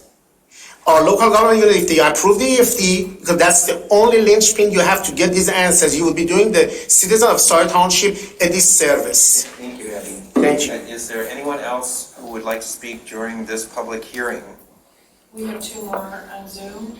Paula G. Paula, you can go ahead. Paula, are you still there? I'll unmute. I had stayed muted because there were so much conversation. I'm actually, with all these township SADs that are going to be put on different areas, and when I watch the DDA, they say they actually own the boulevard, but we can't, we're struggling about maintenance of the boulevard and the roads. And also, if we ramp up, I'm concerned about infrastructure. It doesn't sound like the water will be a huge thing, but road maintenance up and down Jackson Road, it seems to be a big problem. And also, if they're going to be running 24 hours a day with increasing usage, are we going to have to put electrical stations? As each neighborhood has come in here, this isn't as relevant maybe to this company, but we've had to pay for water stations that are $1 million and all these others. So when you're giving tax abatement, I'm concerned about the infrastructure that they're not paying into it. And that'll raise the taxes and costs of the people in the township. Thank you. Thank you. Next is Jan Culbertson. Jan, you can go ahead. Thank you. I think this has been a good discussion. And I would like to say that I really liked Mr. Rowley's point about creating some sort of policy to be able to evaluate these type of applications. And he talked about, one, looking at investment, looking at jobs creation, and I would also add an environmental lens. It's clear that this company is a high electrical user. The company representative did talk about, the issues with voltage and solar and so forth. There's another option for them to purchase through My Green Power 100% renewable energy. If we are giving someone a tax abatement to come into the county and increase our CO2 emissions while we're trying to create a carbon neutral environment, I would think that we would want to encourage them with everything that we could to be carbon neutral in their operations. Thank you.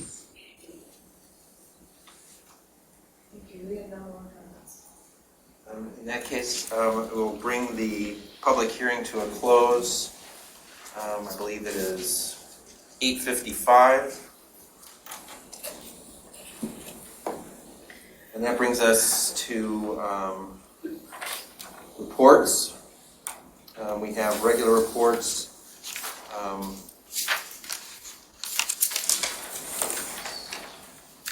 had right in front of me here a second ago.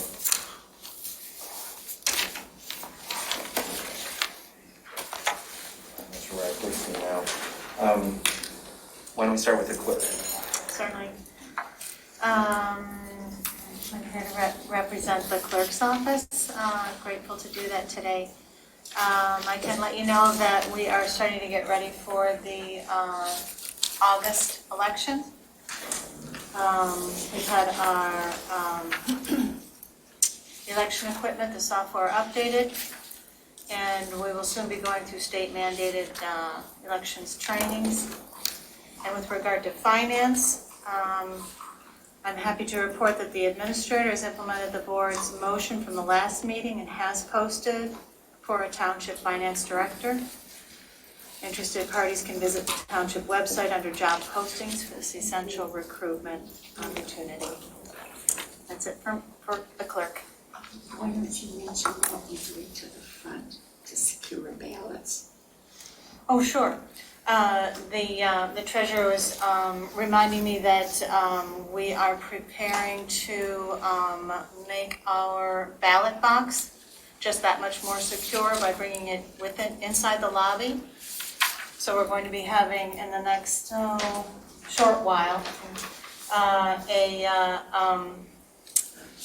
the front of the building will look a little bit different because they're going to come in and actually install the, kind of like you see at 200 North Main in downtown Ann Arbor. If you've seen that, they've got a ballot box that's accessible through a slot in the actual wall or the window of the front building that's accessible only by us in a locked manner inside the lobby. So we're working on that too. Thanks, Donna. Thank you. Report from the administrator. All right. Today will mark my final Board of Trustee meeting and my final administrator's report to you. Since last we met, I've worked on a variety of issues to include several of the following. I've continued conversations with the fire chief as to fire contract negotiations and fire department funding questions. I received additional input from various department heads and staff as to a final recommendation for various specific staffing needs. I began and have started the transition process for the movement of administrator-specific tasks to other persons and worked with the office coordinator for updating the management team meeting process going into the future. I've worked with the legal counsel for OptiFlow for preparation of tonight's public hearings and the Industrial Development District and the IFT applications. And also I've begun final drafts of memos that will come to the Board of Trustees for policy recommendations. So these memos will be sent to the board by this Friday, February 13th, and will include a wrap-up of all outstanding administrators' projects and policy recommendations. For tonight's meeting, the board has now completed the public hearings on the creation of the district and the IFT application. Both will require a board's decision under old and new business. Just to be clear, the creation of the district and the approval of tax abatements is a Board of Trustees policy question. Applications for IFTs are permitted only in created districts. Therefore, to grant any IFT application for OptiFlow, the board must first consider and approve the Industrial Development District. Again, both are tax policy determinations. Scio Township has not granted, as I said before, an IFT since 2016. And as I mentioned earlier, they will expire between 2022 and 2029.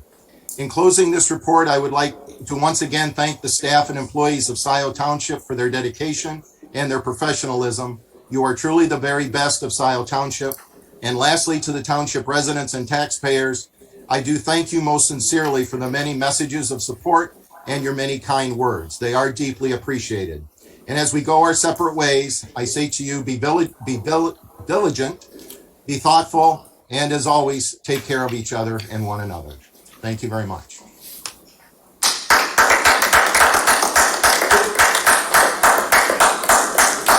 Could we say a few words to Administrator Riley? Not right now. We have a report also, David, on the Budget and Finance Committee. Would you like to update people about the last meeting? The last meeting of Budget and Finance was held, to be honest, I don't recall the exact date. They kind of all blend together anymore. But we did talk about some possible next steps, and I did talk about some procedures for budget development going into the future. And there will be some recommendations that I will make in one of those memos that I just mentioned to the board on the 13th. The next meeting of the Budget and Finance is, I believe, on the 19th, if my calendar is correct. But the committee will have to decide, and the board will have to decide going forward as to how it wants to handle and structure the Budget and Finance Committee. Thank you. Why don't we turn to you, Trustee Noel, Gelman report? Okay. We had a card meeting last Tuesday. At that meeting, the county presented some data. The county and Eagle had performed routine well sampling in April. There were 21 samples, mostly on Elizabeth Road and Dexter Ann Arbor in Scio. All of the samples were in Scio. They used this new lower detection method, which can detect dioxane down to 0.5. And this is the first time they've used it, and they're going to continue to use it routinely going forward. And the reason they're doing it now is because of Scio's sampling and us using the higher detection limit, which goes further down to 0.1. But they're doing better, is what I want to say. So 21 samples, there were 5 detections ranging from 0.9 to 2.4 parts per billion. There was 1 new detection, 0.9. The county is just in the process of sending the letters out, so they didn't want me to talk about specific addresses or anything tonight. So the letters were mailed out, and they should be to homeowners by the end of the week or early next week. The county also plans to do 160 additional well tests in June. I passed out a map to all of you showing the sites of the ongoing well testing. Most of these sites are in Scio Township. Most of these sites had been previously tested, but not all of them.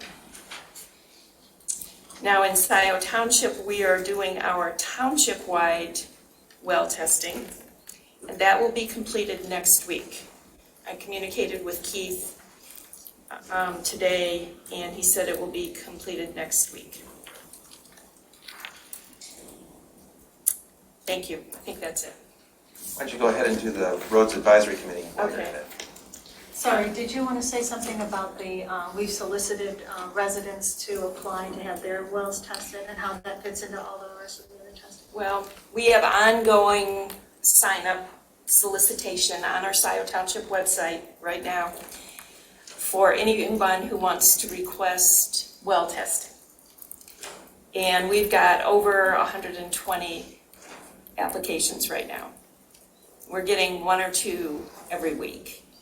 But the decisions on which wells are going to be tested will be made depending on the results of this 3rd round of testing and depending on what the county results are showing. So there are no guarantees that all of these people are going to get the testing. That's what I'm saying. Okay.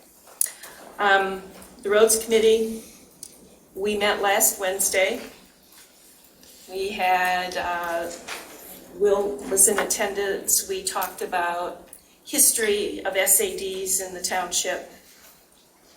There are 3 residents that are 3 members of the Roads Committee that are updating the local roads primer for creation of neighborhood SADs. And we're all working on that collaboratively. The rest of the group is going to review it soon. It's still in draft form. The County Road Commission had a meeting, a presentation this week on the construction in the county for the summer. And I attended, Bob Groden from the Roads Committee also attended. It was excellent. I learned a lot, actually. They discussed different types of resurfacing, the pros and cons of the 3 different types of road resurfacing, the indications for each. They presented the history of reconstruction of the roads, and then they talked about the bridges, and the two bridges that we know in Scio Township are going to have restoration work done this summer. So there was a lot of discussion about that. Very interesting. I think that's about it. Thank you. Thank you. Treasurer's report. My report was very minimal. As some of you know, we discovered an issue with a deposit, and I've already started. First of all, we've researched everything. Do not know how or why or where this is. So, meeting with the attorney said, let me go to the bank with you, so we're doing that tomorrow. But I've already sent a letter to everyone whose check was involved in this deposit and explained the situation, asked them to do some personal checking, and if the checks are gone. But I'm asking them to make sure, and if it's not through your account, then I've asked for a replacement check, and we will certainly pay any fee involved if they choose to have the check voided out through the bank. And that's all I want to say at this point, because, you know, there's other things we need working with the attorney. I do not know what happened.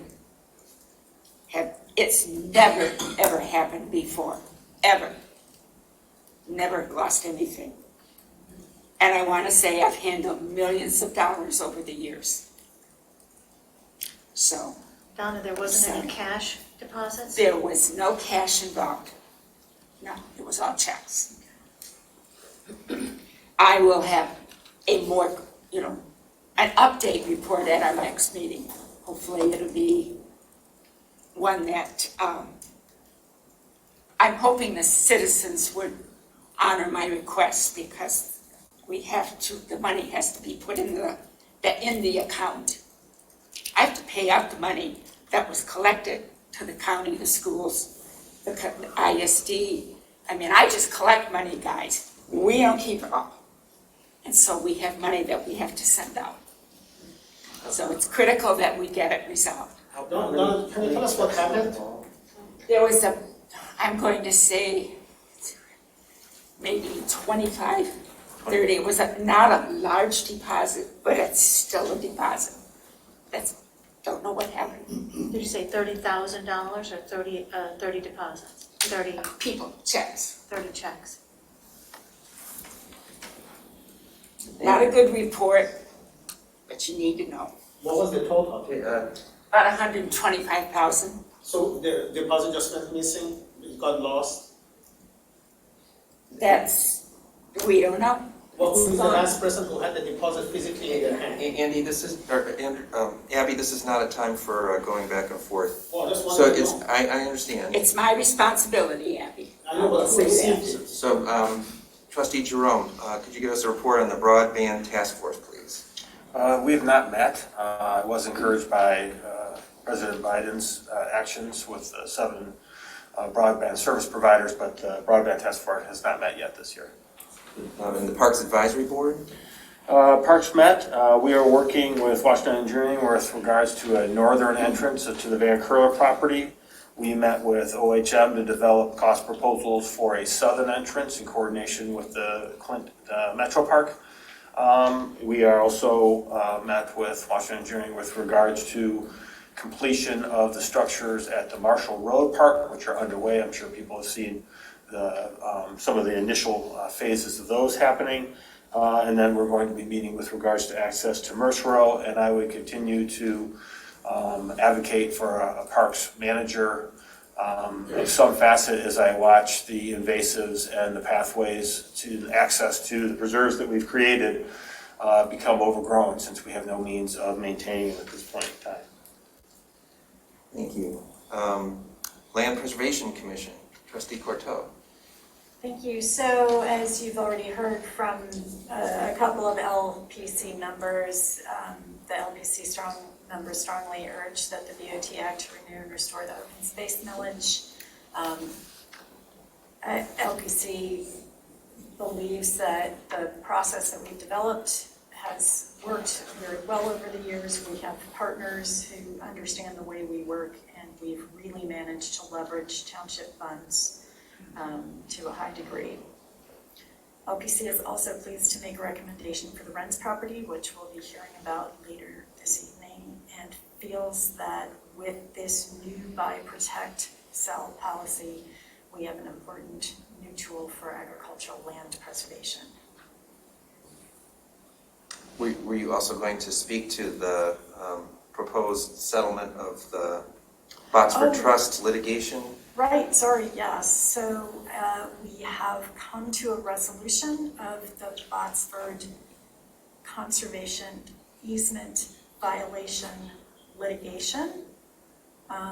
We settled with multiple parties so that Scio will receive a total of $75,000 in reparations for the property, or total. So far we have committed already previously $25,000 for the restoration. We've spent roughly $25,000 on assessing the damage and on legal fees. And so the remaining money will be put into an account so that as the county takes over the property, which they have now exercised their option to buy, they can continue to bill us as they do restoration work, so that we're hopeful that with a total of $50,000 toward restoration, some of the damage will be repaired. The trees won't come back in their lifetimes, but the soil damage can be repaired, understory vegetation put back in place, and hopefully invasives combated. So we also feel like the settlement helps to send a signal that we are serious about upholding our conservation easements, and we will pursue action to do so. How much was the total damage? The estimate was around $150,000.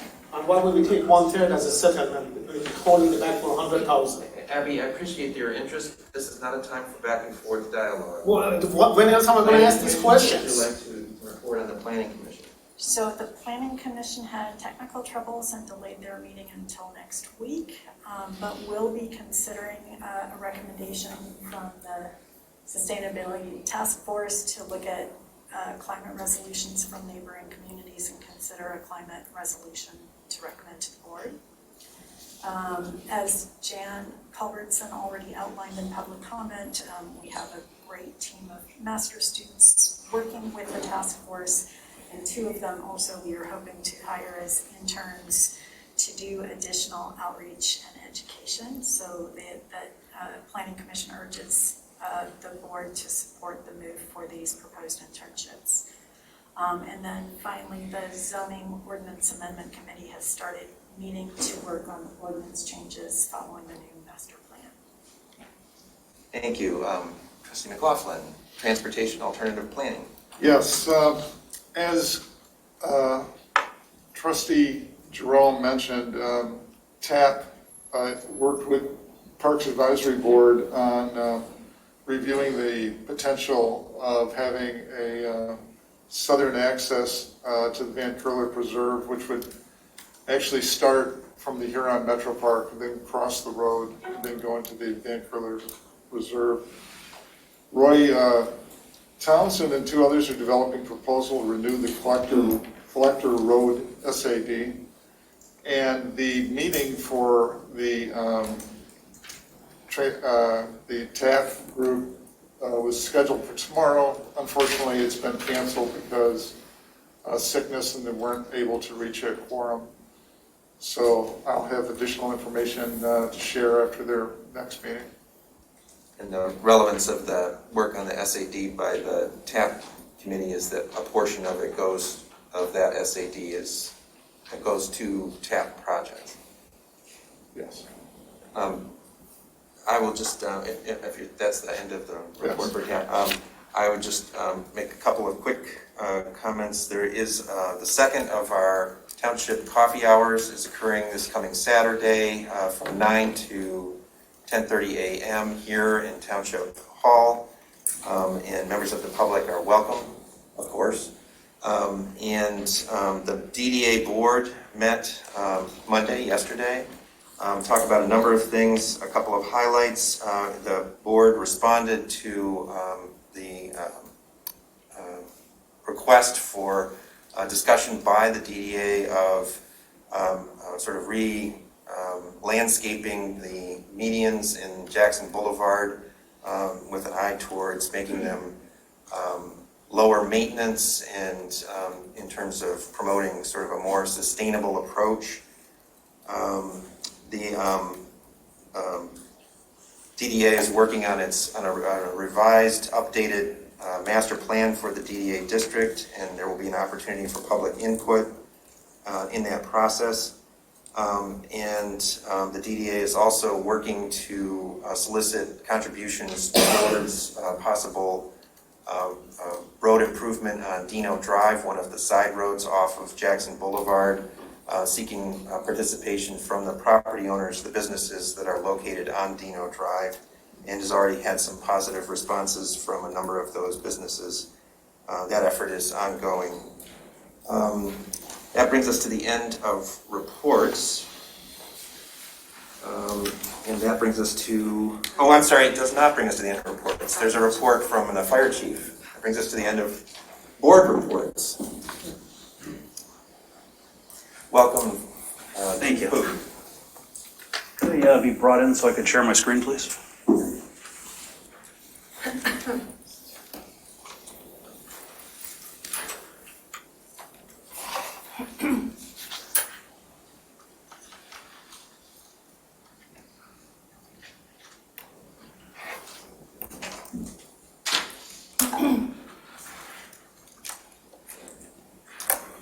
All right, thank you, board, Administrator Rowley, and residents. I have 2 months to catch everybody up on.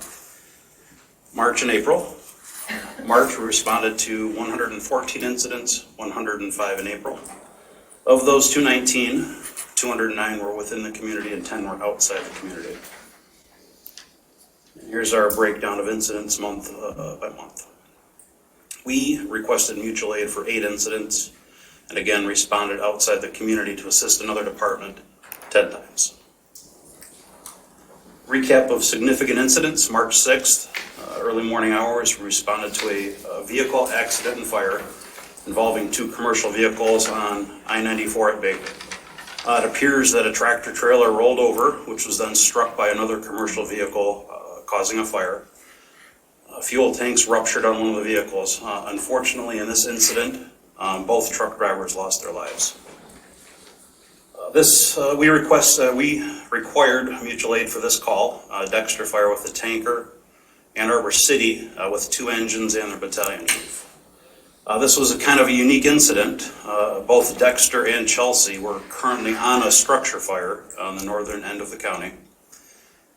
Our department had responded to a mutual aid request from Chelsea to respond to a car accident, and we're on the way back eastbound on I-94, about 2 miles from the incident when they got that call. They got on scene very quickly, found 2 tractor trailers well involved, multiple other hazards. Dexter was able to break a tanker free from the structure fire. Our assistant chief responded, brought our tanker to the scene, giving us enough water, and we needed 2 other engines from Ann Arbor City, who was our only other mutual aid available to manage this incident. That freeway was shut down for quite some time, and again, unfortunately, there were 2 lives lost in that incident. March 14th, we assisted Pittsfield Township on a 3rd alarm building fire on Airport Drive. This is near the Costco, right off of 94 and State Street. They had a significant fire in a commercial building. Our engine was on the scene for about an hour, assisting with the firefighting and overhaul of that scene. My understanding is that's being investigated as a potential arson fire. We assisted Dexter on a building fire on Palmer Street within the city. A bathroom fan overheated, starting a fire in the ceiling. Dexter, at the time, had all their resources committed to a CPR call in their area. Our personnel arrived first on scene. We were able to work to extinguish the fire while they freed up resources to come and work with us on that incident. March 19th, we had a structure fire in West Delhi. A stove burner was accidentally turned on, igniting a cutting board and some other items. Unintentional fire.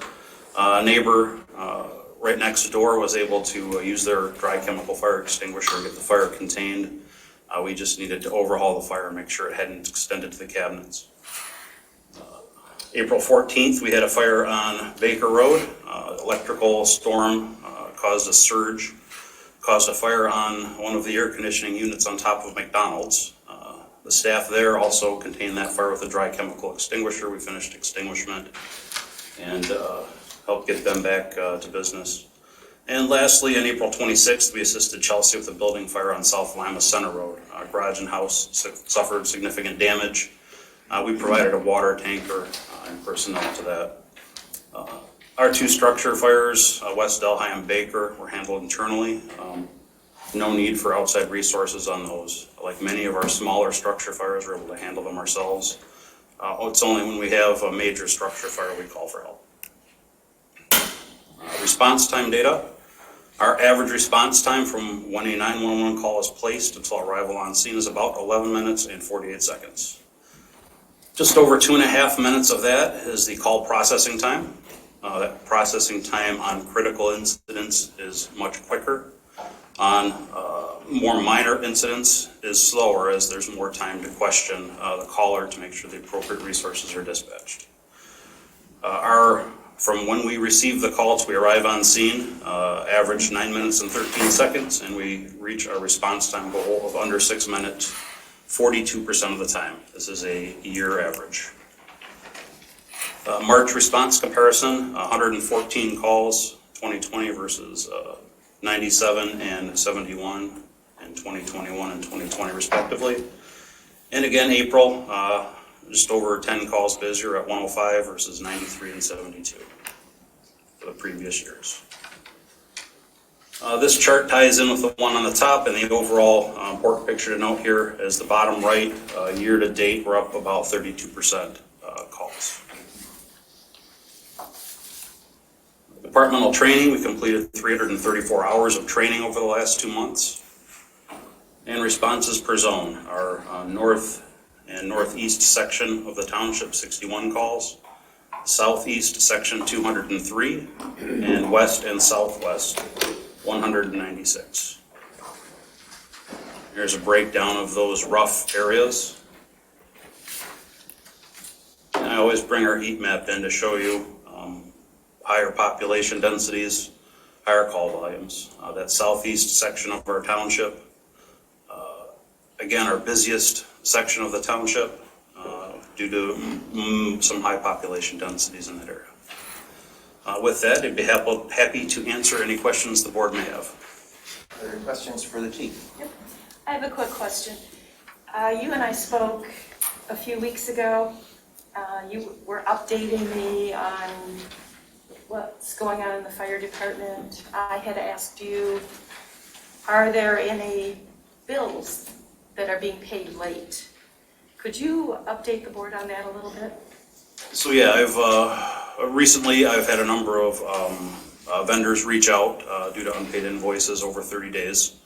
And I think at the time we spoke, I had 2 or 3 that I was able to forward to you. And the next day I had another one come in. But yeah, we've got a number of vendors reaching out due to payments being late right now. Do you know what the plan is to deal with that? As soon as I get an invoice, I get it in the system. From there, it's out of my control. Thank you. That answers. Yeah, it answers the question. Are there any additional questions for the chief? Can we ask a question? No, it's just for members of the board at this time. Thank you, Chief Hood. Thank you, board. Well, can we ask questions from the chief? There is a time for public comment at the end of the meeting. There's another time for public comment. And that brings us to the consent agenda. We have moved one item off of the consent agenda. Is someone ready to make a motion to approve the remaining items on the consent agenda? Moved by Corto, support by Noel. All those in favor say aye. Aye. Those opposed? Consent agenda is approved. This brings us to unfinished business. The first item under unfinished business is item J1. This is to consider the creation of an industrial development district, an IDD, at 7850 Jackson Road, to be known as the Optiflow Industrial Park Number 1. And there's materials in the meeting packet, but again, I'll turn to you, Administrator Rowley, if you would like to make any introductory comment for this agenda item. All right, good. Thank you very much. This is your opportunity, Board of Trustees, to consider the creation of the Industrial Development District for Optiflow. All of the application materials provided by Optiflow are in your packet. This is a district of 4 parcels. Just to be clear, industrial development districts can be any number of parcels. They can be single parcel districts or they can be multiple parcel districts. Traditionally, they are done by industrial parks. However, townships usually do not have full formal industrial parks, so this is a very common process what you're being asked to look at here. Optiflow has asked for a district to be created of their 4 parcels. You have the parcel numbers, the legal descriptions, and all of the material for the application of the district itself. So again, in order to act on the IFT application of Optiflow, you first must consider the creation of the Industrial Development District. Without a district, IFT applications are not possible to be received. So again, this is a Optiflow district of multiple parcels, and you're being asked to consider the creation of the district going forward. And once that is in place, then Optiflow or any other property owner within that district could file an IFT application in the future. Thank you. This is now the time for members of the Board of Trustees to deliberate on this question. We heard during the presentations and comments during the public hearing earlier in the meeting. Are there members of the board who would like to speak? I see 2 hands raised. Why don't we start with you, Trustee Knoll, and then Deputy Clerk Gillis. And then we'll just go around. There you go. I'm supportive of this proposal. The investment and the job creation are positives for Scio Township. I do have a couple questions and a couple comments. Abby made some comments regarding the Gelman dioxane contamination on the Gelman site. And I just first want to comment that the dioxane contamination occurred through 3 different routes. There was the spraying on the ground, there was deep well injection, and then there was discharge into holding pools on the property. So there were 3 different ways that the dioxane got into the aquifers. And I want to know, and all of these were permitted at the time by the appropriate permitting agency. It wasn't Eagle, it was, I don't even remember, but there were 3 different permitting agencies, and all these activities were permitted. So my question is, will there be any discharge of chemical or chemical byproducts into the ground or into storm sewers of any sort on the property? This is Joe. Is it appropriate for us to talk? Sure. All right.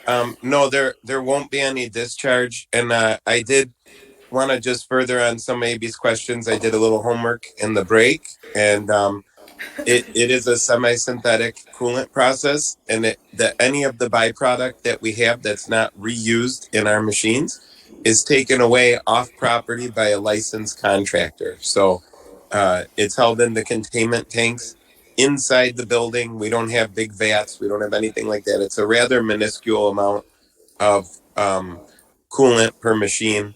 And these are not big pools or big systems that we're talking about here of industrial operations. These are highly specialized CNC. And if you looked at the box that we shared on the table, I think you could see that the parts we make are relatively small parts. So I want you to keep that in mind. We're not making big automotive or doing big parts like that. But I also verified we've never had in the whole time of being in business in the township or anywhere for that matter with OptiFlow a environmental any kind of claim against us or any contamination or spills in the township. So I want to make that very clear. This is a very clean operation. It's been operating in the township for many years. And then lastly, I did verify too the job range is actually $17 an hour now to $165,000 an hour. And a year. I'm sorry. I want that job. I want that job. 165,000 a year. Starting pay is $17 an hour. People move up very quickly. It's a full benefit job. There's 401k. This is not your chop shop. Highly specialized robotic, clean equipment. We even filter the air in the building. There's full air filtration. So we're very conscious of everything environmentally on this property. And one other thing to note is we're going to own this property. This isn't something we're renting where we're going to leave a mess and just be able to walk away from it one day if we did make a mess. We're developing this. We're owning it. We're looking to attract other people to the community to expand their businesses here. And so we want to be proud of it. We're not someone coming in just to run a chop shop business in your community. Thank you. Yeah, and I would also like to highlight, I know, you guys have the drawings and the plans, but the green space and the beauty of the site really is a key part of the proposal as well. So it's not, if you look at the drawings that are proposed, it's not like, just a flat concrete, grim situation. The beauty of the site is part of the appeal as well.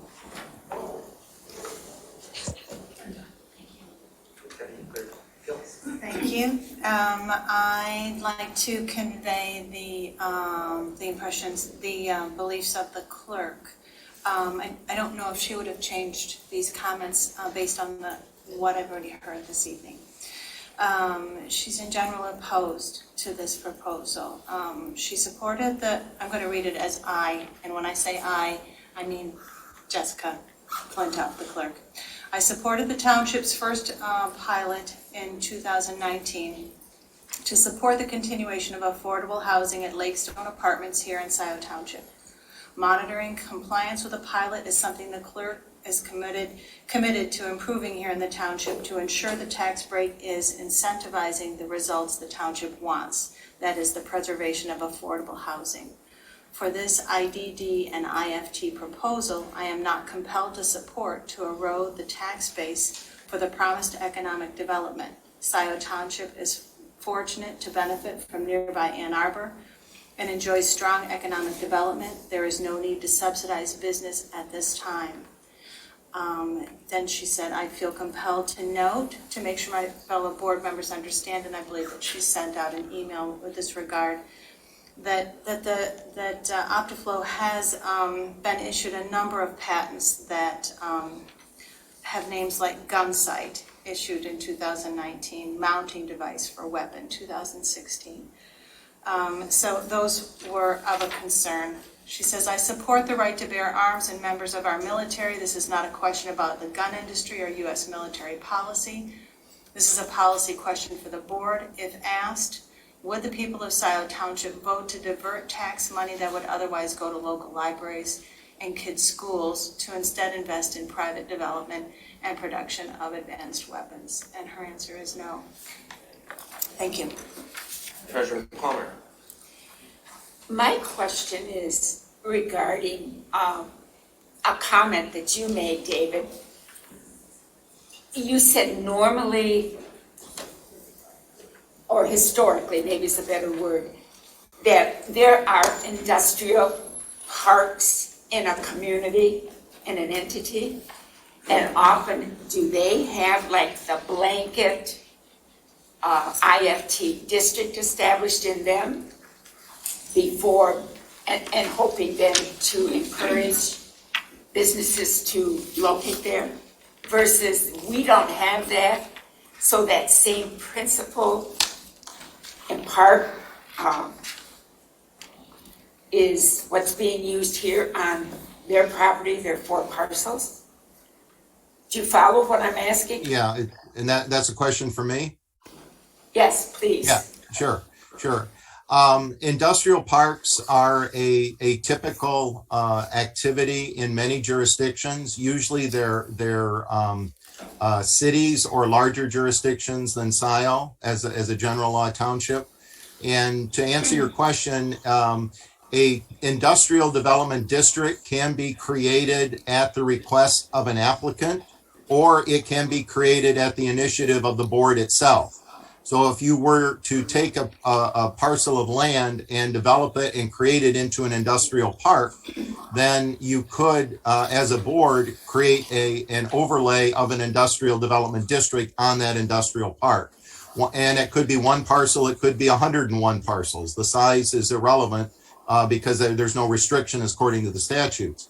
But the whole point of an industrial park, once it's created and it has a definitive boundary, then any applicant coming into that park has already completed the first step of the IFT process, and that is that the district is there. Once the district is in place, then they can provide an application to the governing body, in this case the board, for an IFT application. In your case, in Scio's case, there are no industrial parks, and that is very normal in a township like this. And so you are asked to deal with IFTs on an individual basis, such as this. So you'd have to create a district, one application at a time, unless, like in this case, there's multiple parcels and the district is in place and additional applications could come in.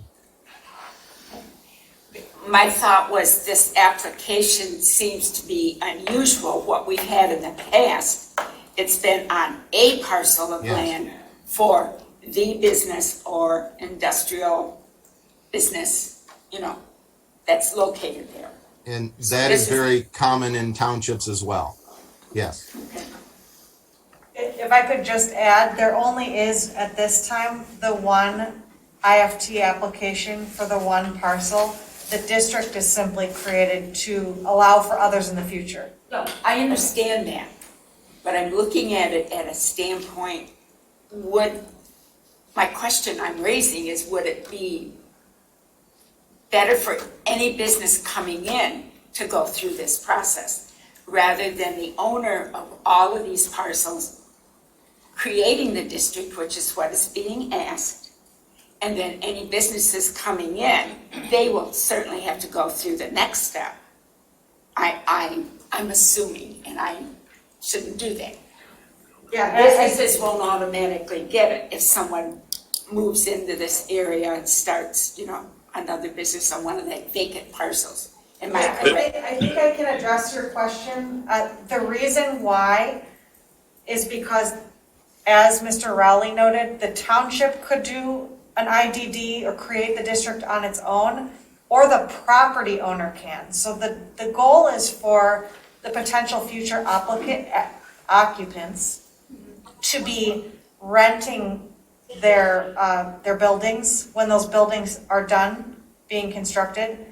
And it's, in my experience, not the tenant, a lease tenant, that creates a district, because it's not their property. So that's why there's a request now. Those rental tenants are not identified at this time.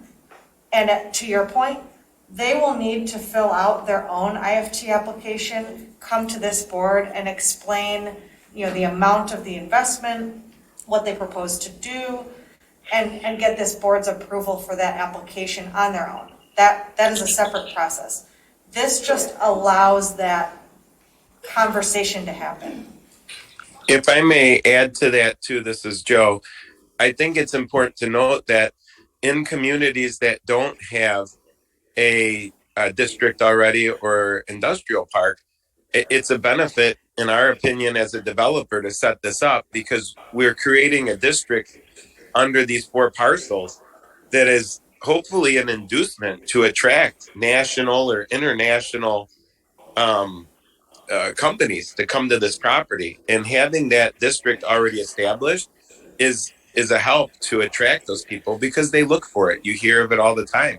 And I understand that there's a lot of people say, oh, you might be taking away from this.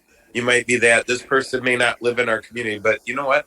These businesses come here. They pay taxes. They do support your community. They order lunch. They buy restaurants. They do that. Some of these people will move up. Some of these other buildings may attract even higher tech companies, especially if there's a district here. That might be jobs in the hundreds of thousands of dollars. So I think that it's unfair to always look at this as like someone's getting something for free or taking away from something.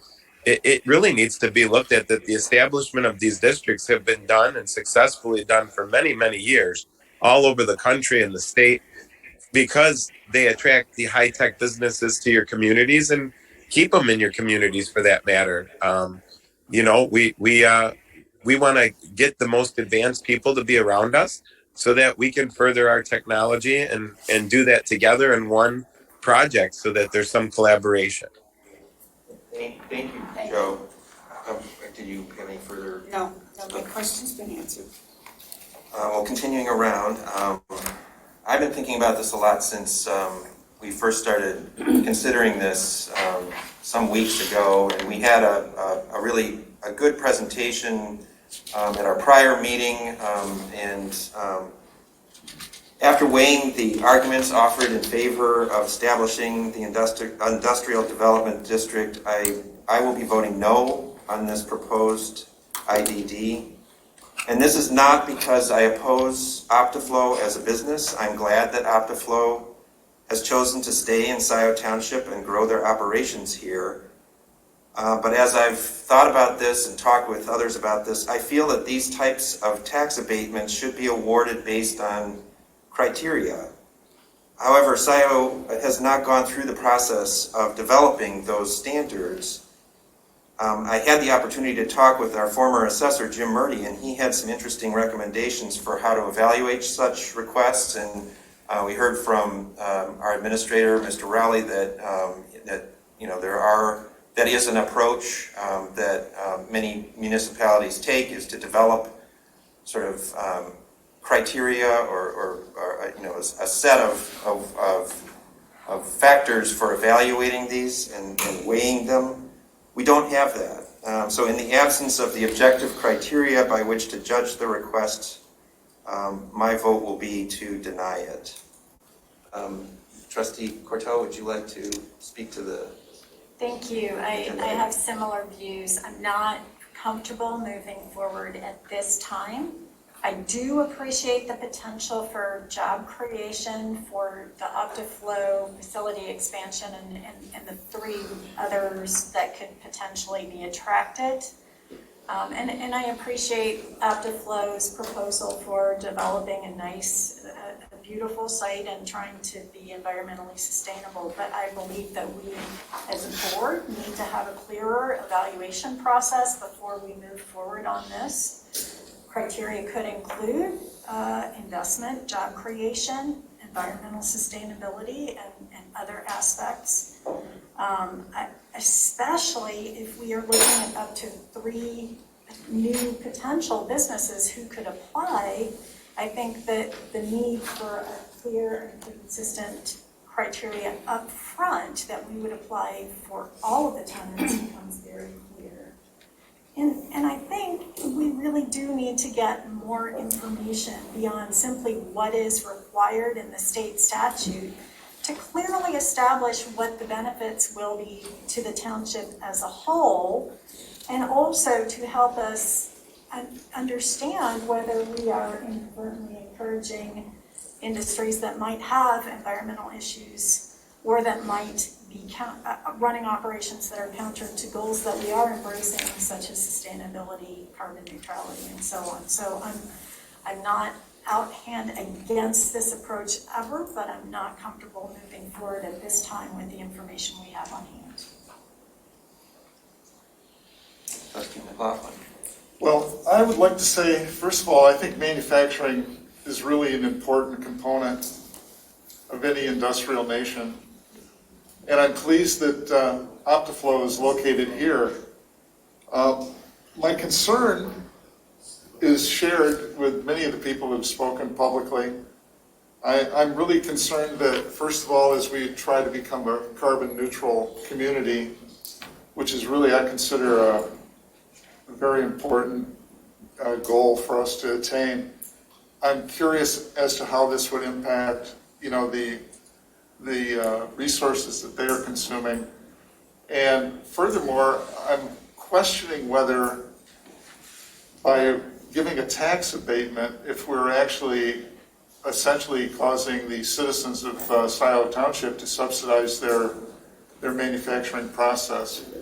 And a question I have for Mr. Raleigh is, in terms of the IDD, does that always be associated with tax abatements? I mean, does that go hand in hand, or are those two different things, or is it just sort of optional on some of the IDD processes? No, the creation of the Industrial Development District is a requirement of the statute in order for an applicant to file a tax abatement request. You can't just file an abatement on any parcel in the jurisdiction, whether you own it or not. It must be recognized in an industrial development district. And just to go along with some of the other points that have been made, this is an economic development tool that has been in place since 1974. So it is something that clearly has been vetted across the state of Michigan and has been used in a variety of ways by many, many jurisdictions for many years across the state. But the answer to the question is yes, you must have a district before you can have an application for an IFT. I think my question really was, if you have an IDD, does that just assume that there's tax abatement involved with that? No, because you as a board could create an industrial development district on your own of a parcel of land or multiple parcels of land, and then use that as an incentive to try and get businesses to locate.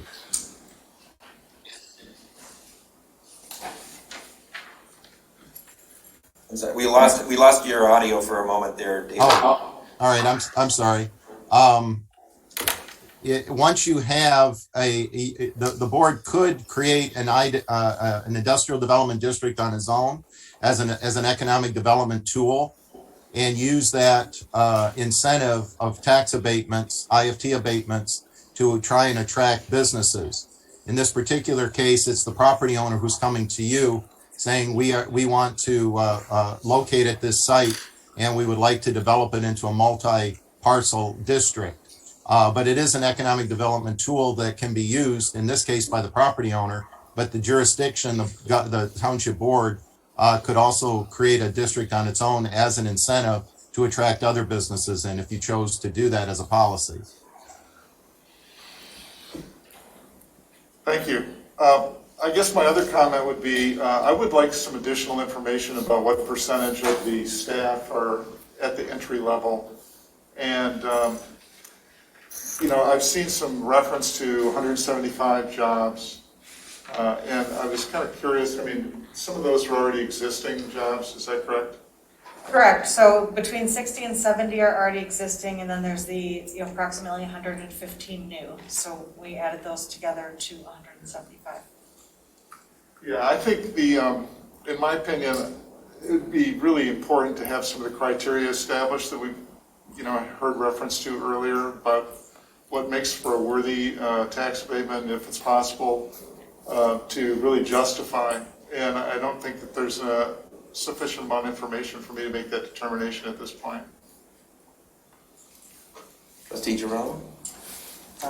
Yeah, so just so I'm clear, we could in theory create a district, because I'm in favor of the concept of the district, and then not approve the application for abatement in perpetuity, or is there a ramification to that?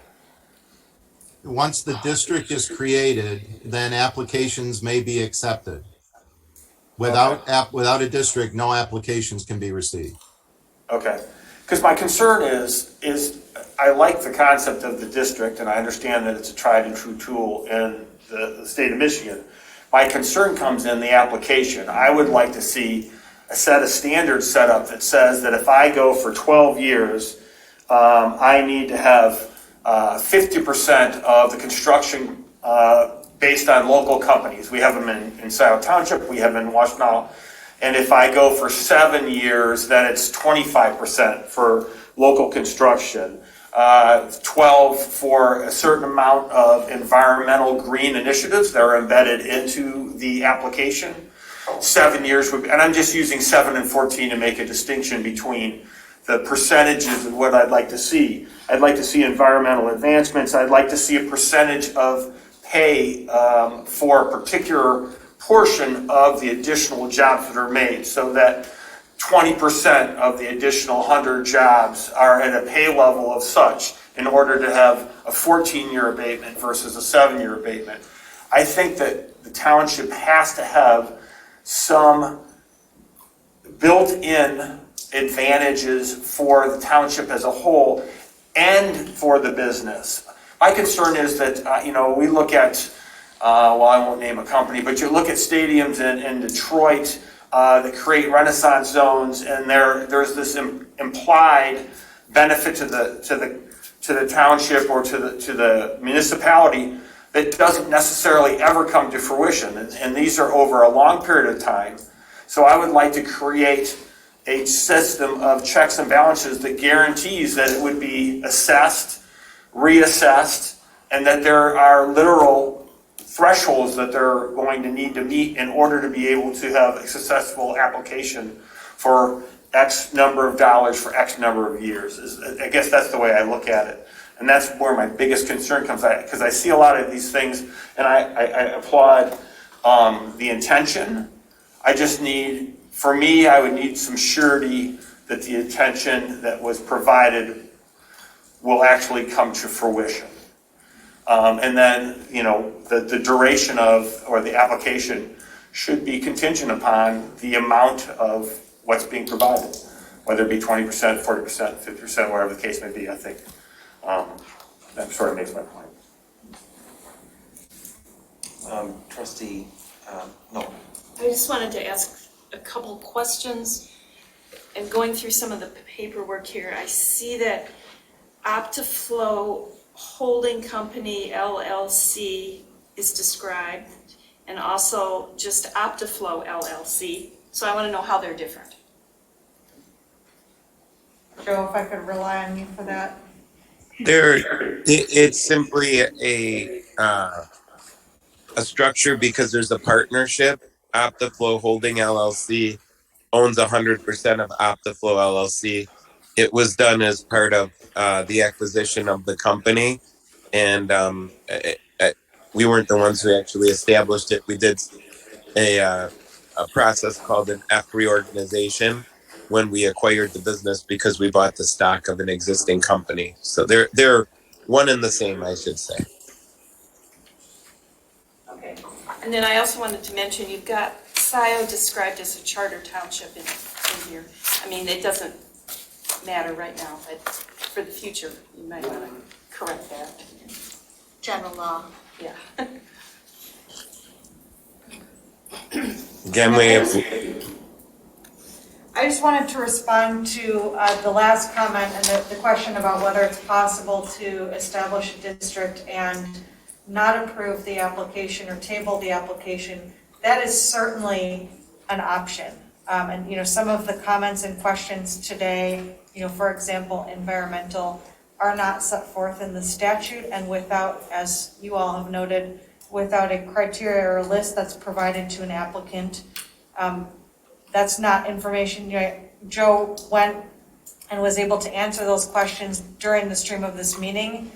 But certainly, I think that if there's interest in the concept and not readiness to approve an application, it certainly is an option available to the township to consider approving the district, tabling the application, and sending a list of questions and things to follow up on, and scheduling additional public hearing on those items, reviewing those materials. And so that is an option that is available if there's interest in the general concept, but not readiness to approve the application. You don't know the intended consequences. I'm sorry, did you have a comment? Well, the information, the questions that, board members, what we've been asking, I would like to have the opportunity or give the applicant the opportunity to address some of this. Like you said, we didn't ask it. We really didn't have a process. We haven't done one of these in, almost 10 years, give or take. And in the past, there was no process. The law says you can do it. We followed what the law says, which is kind of where we are at this moment in time. I'd like to have an opportunity to get some answers to questions that have been raised. So I would be in favor of establishing the district. I understand that step, but tabling the request by Octaflow. That way we can ask the information, we can determine the length of the district. There is a cap, and if it's still in place, there's also an option down the road that they can ask for an extension, but that's down the road. Because I know we've done that in the past. I don't think it's a bad thing, because I know what it's businesses that did it. Prior years, it did, in essence, put us on the map in a way we liked the businesses that took advantage of that. So I just would like to get more from them, and then I feel like I could make a better decision to say yes or no. But I know the district is critical. It's the critical first step. It's not. Can you please let the general public speak before you make the public vote, because there is issues which just get brought up this is that you don't have knowledge of. Trustee Corto. I have a question for Mr. Rowley. Sure. So, Mr. Rowley, what is the time frame of the industrial district? Does it have an expiration date once it's created, or it continues in perpetuity, or it continues until an action is taken to stop it? Well, to be fair, I've not seen one ever be removed. In general, once they're created, they're there. And the reason for that is because properties are developed using that formula of an IFT process, and they subsequently will modify the business or expand the business, especially if it's multi-parcels. You could have a property that has multiple IFTs. So in other words, you've got an IFT for the original construction, you've got an IFT for the personal property component, and then 2-3 years later, you've got an addition to the building. So there's a second IFT for the new addition. There could be a fourth IFT then for additional personal property. So it could conceivably have multiple IFTs on one individual business or one individual property. I had one business. It was a manufacturing for automotive parts. They actually had 7 IFTs on that particular property. So it can be quite large. And usually I've not seen the district ever go away. I suppose, without doing any research, but I suppose you could take steps if there are no IFTs in place. You possibly could take steps with state approval or the state process to see about removing a district. But in fairness, I've never been asked that question, and I've never seen one eliminated once it's been in place. Lastly, let me just add one other comment, if I may. is that if you do not create a district, then there are no applications that are permitted. It is very appropriate to create a district and then table the application if you believe that additional information is required. But without the district, nothing further can be done on the IFT process. So you could ask for additional information and the company could provide it, but without the district in place, the application cannot be considered. And I would also just add that the existence of the district has no impact on the property taxes at that location. It's almost like a zoning classification. That is It's untrue, something Lynn. that- That comment is untrue. No, it's Yes, it is. I've been in real estate for 22 years. Abby, Trustee Corto, did you have further questions? I was finished, thank you. Well, I would like to make a motion to deny the proposal to establish an industrial development district, an IDD, to be known as the Optiflow Industrial Park. Is there a second for that motion? So a motion by Hathaway, second by Corto. I would like to, I think, call for a roll call vote on that motion. Deputy Clerk Gillis? I'm ready. All right, so just to be clear, the motion is to deny the proposal to establish an industrial development district, an IDD, to be known as the Optiflow Industrial Park. Yes would be in favor of that motion, to deny. Yes means deny. All right, I'm going to start where we usually end. May I just say one thing as the owner before you vote? It's not really time for further comments, I'm sorry. Understood. So, McLaughlin, Explain again the yes vote. So yes is to deny. Yes. no. No. Jerome, No. Corto, Yes. Palmer, No. Hathaway. Yes. So that is 3-3. So the motion fails. Motion fails. All right, is there another motion that someone would like to make?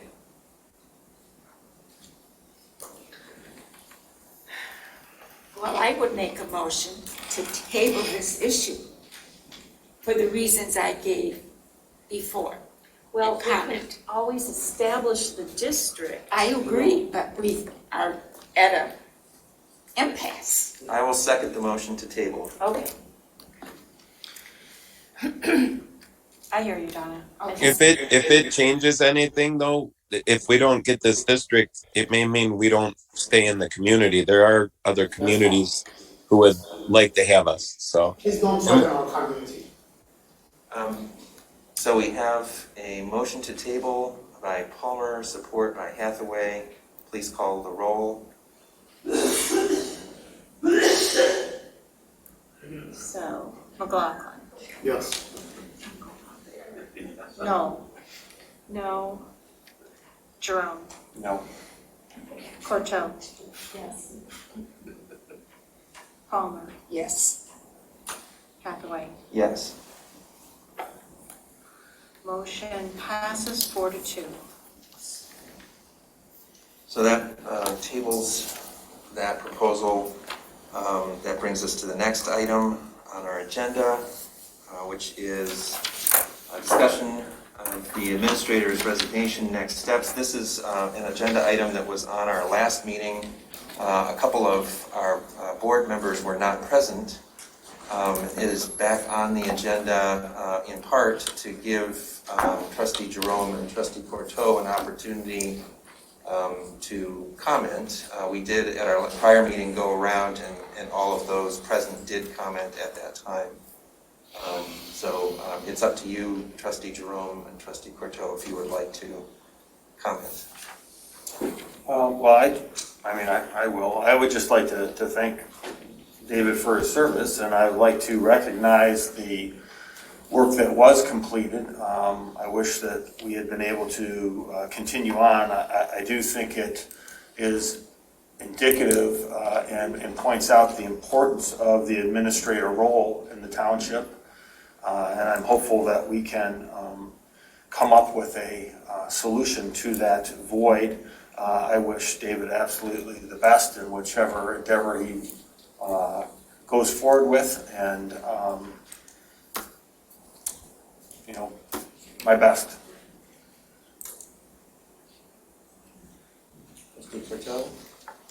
Thank you. Trustee Jerome said everything I would have said.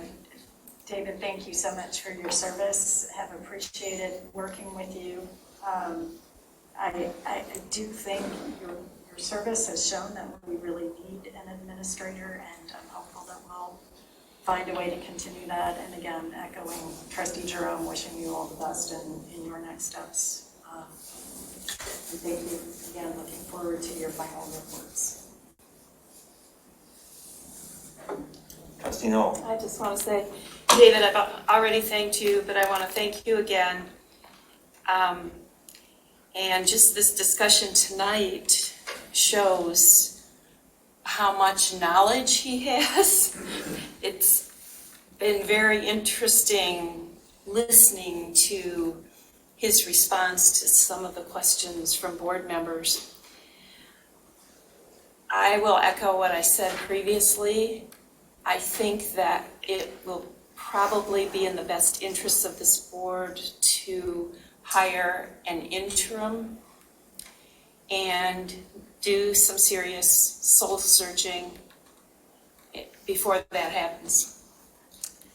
And I'll say it this time without pointing blame at any one person. I hope we can all do that. That's it.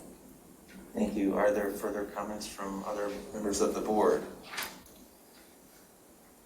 I would like to reiterate my thanks to David Rowley for his service since December 2021.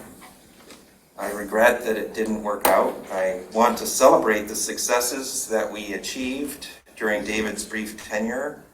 I've talked about some of these. He helped us to resolve several conflicts that were causing a lot of problems, things that the board had become stuck on, such as the dispute over meeting minutes and rules of order.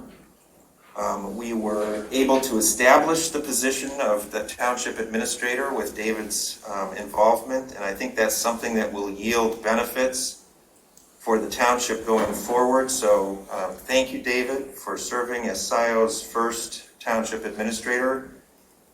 And with that said, I am very pleased to make the following motion to hire Jim Murdy as interim township administrator and authorize the supervisor to sign the employment agreement prepared by the township's labor and employment attorney.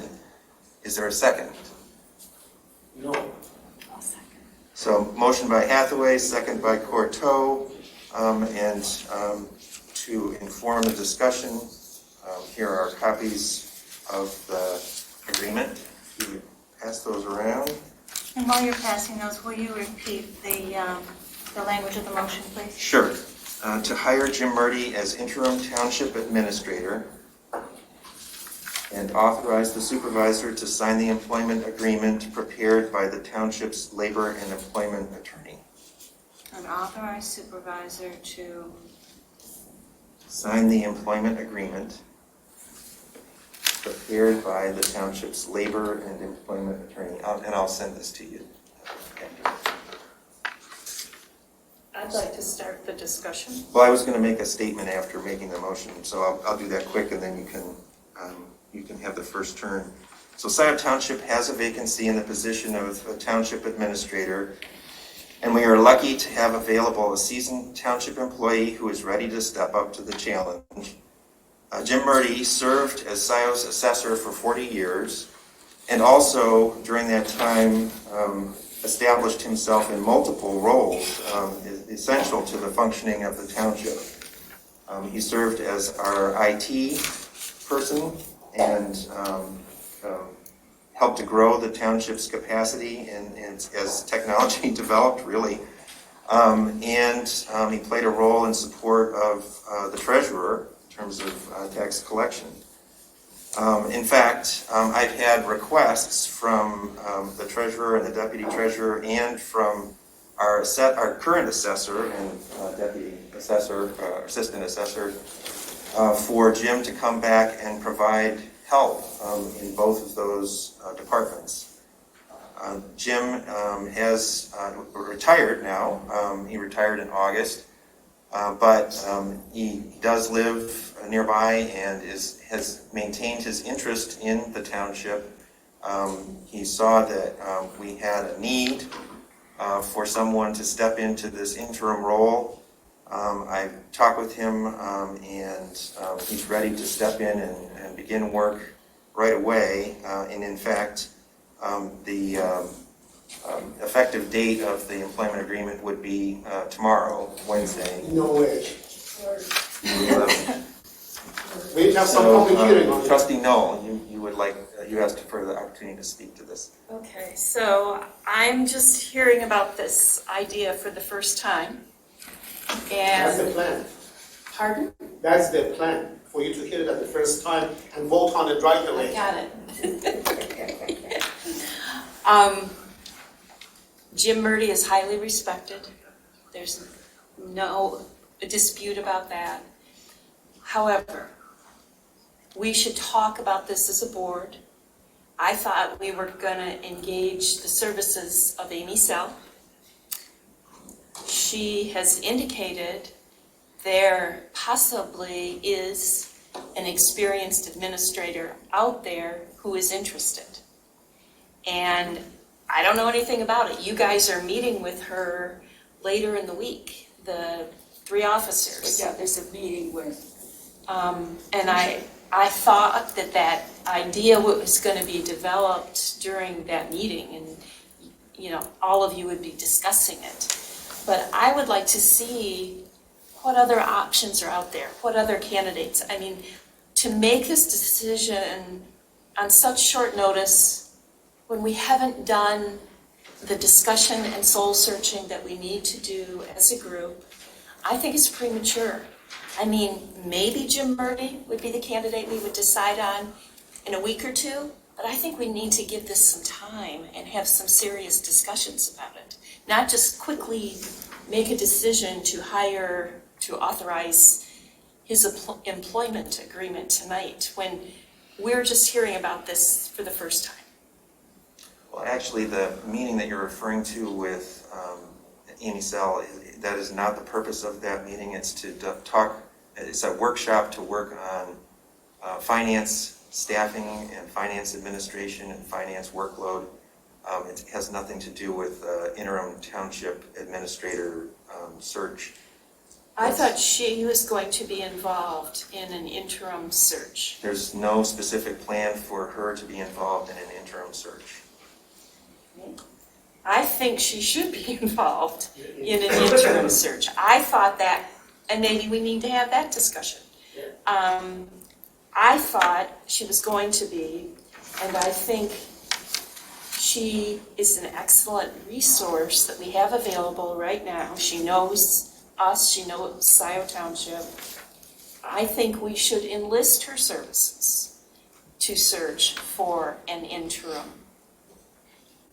And also interview Jim Murdy. I mean, Jim Murdy might be fine, but I think we should rush to make that decision tonight with very little notice and very little time to reflect and deliberate as a board. Well, I appreciate that. The concern I have is that any kind of a search process, even an abbreviated search process, would cause a delay. And we need to move quickly to fill the void left by David's departure. With Jim Murdy, we have a known entity, someone who has served the township for 40 years and knows Scio Township very, very well and can step in immediately into the situation and deal with a number of different issues. Now, his qualifications are in some ways very similar to Mr. Rowley's. He served, both of them are longtime assessors, And so there is a certain similarity there. But they do each bring different, they bring different sort of strengths and to the situation. And I think, we're not going to find anyone who's perfect, but I think Jim has a lot of strengths to bring to the situation, and we need somebody right away. Okay, So I don't want to cause further delay by sort of dragging out a process while we're looking for a long-term candidate. I want to pause you on that. with Mr. Riley. Okay, I want to pause you on that for a minute, Will, because in one of your recent newspaper quotes, you're quoted as saying the township managed for over 2 years without an administrator. We can manage for a while. Yep. You said that. I think that we can manage for a little while. I mean, I'm feeling the pressure too, but I think it behooves us, it's a better decision to investigate what's out there. Talk to Amy Sell. I mean, we could do this within 2 weeks. Maybe there's no one out there, and maybe Jim Murdy is the best choice. But I don't think we should just rush to hire him right now without looking at other options. Deputy Clerk Gillis. Thank you. I have a couple comments about this. First of all, it says employee will be expected to work 20 to 32 hours a week. I think that David Rowley's job description was at least billed about 90 hours a week. So I'd be interested to see what the 20 and 32 to 32 hours that you're peeling off are. And it says here, the job description attached here too, but there isn't a job description attached here too. So if that is, you've got some plan. It's the job description for, the same job It's description. just the same one, It's okay, just the same yeah, one. you may not remember the deer in the headlights look that sometimes Mr. Rowley had as he contemplated a huge file folder of 8 disparate, huge areas that he was responsible for. I take it that we are not giving all of those to Jim Murdy, so I would be interested to know. I think you've thought about this a lot, but since you didn't involve the board at all, you're expecting everybody here to think about it really fast and jump on board with you, and I think that's why you get accused of authoritarianism, because you have thought about it and you want us to trust your judgment. You want them to trust your judgment and vote and be convinced by the thinking that you have done, but nobody else here has known about this. And I don't think that that's fair or democratic. Treasurer Palmer? Well, first of all, I just found out about it today and I was excited. Now, I'll tell you why. I've worked with this man a long time, and he ran his department very, very well. He has a management skill that anybody could envy. He knows the township. He's watched his township grow from very small to very large. And I think as interim, he could fill this while we pursue with Amy, move forward to looking for a long-term management person. But there's things we need help with. Every time we turn around, our systems are down. I know he would be able to keep that moving. And that's frustrating when your entire office runs on a computer system. And we had a day and a half last week, we had no way to do our jobs. None. So that's just an instance, but I'd like to give this a try. Strictly as interim, because he's retired and I think he's enjoying his retirement. But Jim's this kind of person, if you need help and it can be worked out, he would do it. But we still need to immediately, working with Amy, start this process to find a full-time, long-term, hopefully. You can wait for 2 weeks. It won't Are change. there other members of the board who would like to comment? Trustee Jerome? Well, Well, and as I'm trying to look at, there's two levels to this. One is Jim Murdy himself, who has eons of experience here at the township, financial acumen, BSNA, computer, IT expert. My concern is with the number of hours and the amount of work he's doing. I do think that there's an immediate need to support our staff and the HR function of that, and making sure that the issues in billing and other areas are receiving the attention they need. And I understand that there's a lot of different areas that are stressed. So I see the advantage to getting somebody in place immediately to try to help with that situation. I would absolutely want Amy Sell to be starting. We don't do anything in 2 weeks, unfortunately, here at the township, but I definitely would want Amy Sell and a process for the identification of a process to name a full-time administrator to be running concurrently immediately, so that we can minimize the amount of time that an interim administrator would be in place, so that we can maximize the efficiency of the Amy Sell process in order to get that done.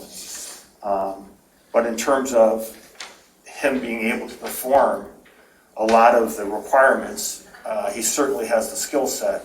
I do have a little concern about the amount of hours that he'd be able to devote to it, and I would want him to concentrate. I think Deputy Clerk makes a good point. We would have to be very specific about which areas we want him to be focusing his attentions on, because clearly Mr. Riley spent many more hours on many more subjects. But as I say, I would want him, the staff issues, the financial issues, and clearly, and Donna, we saw these with not being able to send out reports because the computer systems were down for a day and a half. Jim, that is his forte, I will certainly say. So as I look at it, I think it's possibly a good interim and at will, in terms of it can be, we can end it at any juncture, at any time, once we have established whether it works and or whether or not Amy Sell has identified a candidate process. I'm concerned if there's a vacuum in Mr. Rowley's absence that we would fall further behind. We've talked about staff deficiency, and I don't know Mr. Murdy, but I've heard great things about him. And if he can provide a solution in the short term while we aggressively pursue a search for the appropriate candidate to fill out that position on a permanent basis, I think this would be a prudent approach to take, and something I could support. I would like to just echo what Trustee Jerome said, and in interest of time, he expressed the views very well. Well, with that, I would like to call for a roll call vote. How about someone from the public, Will? Abby, this is not a time for public comment. No, it's not So a the comment. motion is to It's hire Jim objection to Murdy the as process. interim township administrator and authorize the supervisor to sign the employment agreement prepared by the township's labor and employment attorney. So a vote yes is to vote in favor of the motion. Please call the roll. I'm sorry to say it. Your action right now is very Trumpian action. You're acting as Donald Trump Jr. You're not giving her 2 weeks. Ready to call the roll? Dictatorship of Will Hathaway and the rest of the cronies. Come on, puppet masters. Robert Stamp. McLaughlin? Yes. Robert Stamp. Go over with the pair. Go ahead. Yes. No. No. Jerome? Yes. Corto? Yes. Palmer? Yes. Hathaway? Yes. Motion passes 5-1. There you go. I would like to ask one thing. Will, let's ask for David Rowley's opinion just on next steps, job issues that the new person may face, just some reflection and insight from David Rowley. Sure, David, would you like to make a comment? It's up to you. No, I understand. I will just say that the board is at liberty to do as it sees fit. I'll just offer a couple of opinions. The administrator model, with all due respect, I don't think is going to work very well in Scio under its current format. I would offer the opinion that what you need is to reinstitute the township manager position, with the manager having the authority of the manager, and then give that person the authority as the manager, give that person hiring authority, discipline authority, and do not retain that at the board level, but give the manager the manager's function. The manager then by statute becomes the chief administrative officer, and you can assist with the budget process more so than what was done in the past. So I just believe that is an appropriate step. And I've heard stories from other people that, with all due respect to the gentleman who held that position, it may or may not have worked. I don't know either one of those gentlemen. But what I would say is if you have the right person with the right skill set, with the right education and the right experience, the manager model works extremely well. Scio is general law township by law. It is not a general law township by practice. You need to adopt some of the more rigid policies of smaller units of government, small cities, and so on. I'm not advocating a change in your structure. Still be a general law township, but you need those positions. Lastly, I will say I thank you for your kind words, but I would offer one opinion. I don't believe it's appropriate to hire someone while my position is still there until the 15th. My resignation not tomorrow. It needs to take effect not tomorrow on Wednesday, but it needs to take effect.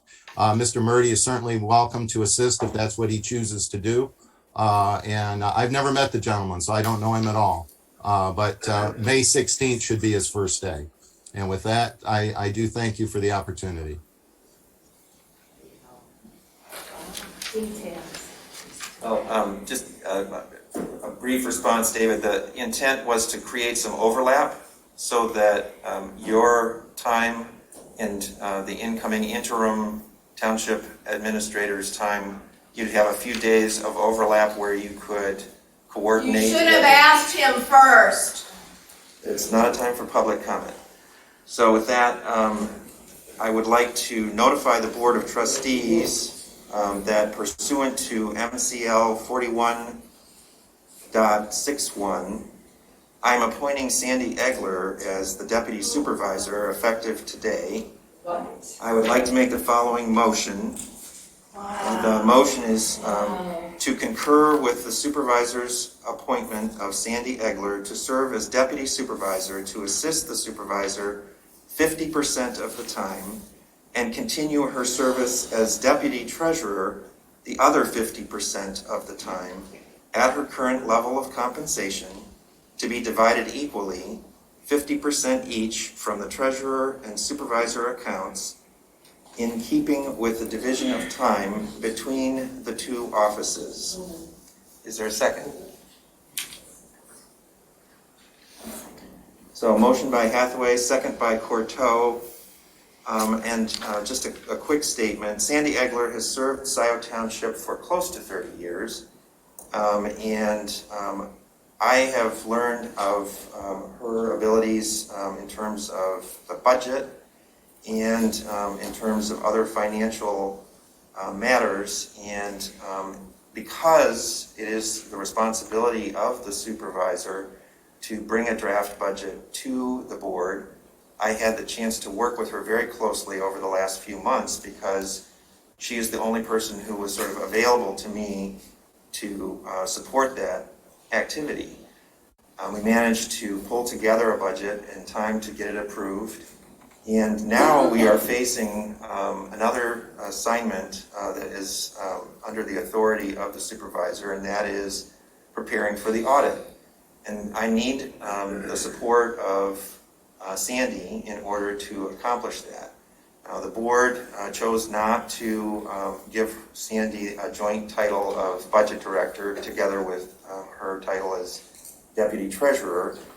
And this is an alternative approach to make sure that Sandy is in a position to provide the support for those important functions and accomplish them by the deadlines that we have.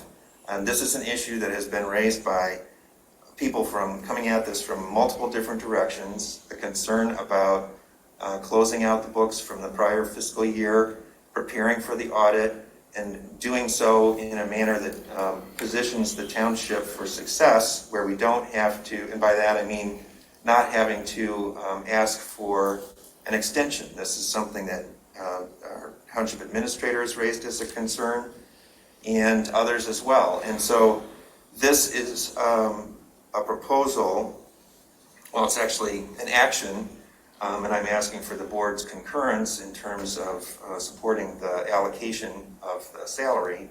But the salary would remain the same. There's no increase, so there's no sort of budget impact other than the funds would be allocated from different accounts. I've already conferred with the treasurer about how we would coordinate the work so that the treasurer is getting the support that she needs from her deputy, and I would be getting the support that I need from my deputy, just in the same person. So are there comments, other questions from members of the board? What's the next surprise? I mean, I'm in a state of shock. I mean, Will, these are two major maneuvers. And people haven't, maybe you've talked to your slate mates, I don't know, but I haven't had the opportunity to reflect on this. So I'm hearing all of this for the first time. I understand. And it's shocking. It's by design. My question, you weren't organized before. You know, I work in-house. And we've addressed my need, and I tried to make people understand that the need in the treasurer's area, I shouldn't say mine, it's the treasurer's area, is up and down.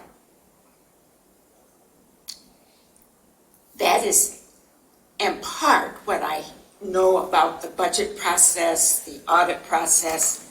It's now, and then it's now, and then it planes off. I think we should try this. Of course you do. Excuse me. No, there's no excuse for the action you're taking. Rudeness is No, not you are accepted. rude. You ran as a Democrat and you're a Republican, you said so to me. You lied to us. I want to try this to see if it can address the need until we can get the help we need in the daily thing, not just a finance director. We need that, but we need the daily help too. So we have to start somewhere to try. And we do have to keep doing the duties expected of us, whether we work 24/7 or try to just do a good job in an 8-hour day. I want to try this. I'm open to trying it. I notice you're proposing that he only be here 2 days a week. And David Rowley has been working full-time. That's not really what we're talking about right now. We're talking about a motion that has to do with concurrence on the deputy supervisor. You're right. Trustee Jerome. Can I ask what the timeline is with regards to the audit that you referenced, and whether or not this would be taking effect immediately, or is this something that's being put in place at X date in order to address the audit?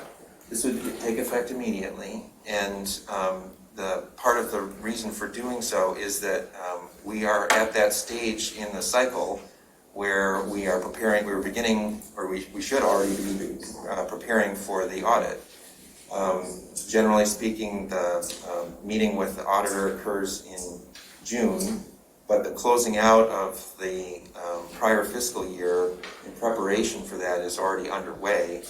And we don't want to be in a position where we're sort of sorting out and figuring out how we're going to prepare for the audit when we really only have a very short time frame in which to do so. So we need to sort of put this, I feel we need to put this in place, move forward with this so that Sandy can move forward with confidence to work on preparing for the audit. The deadline for the audit is, to turn it in, is the end of September.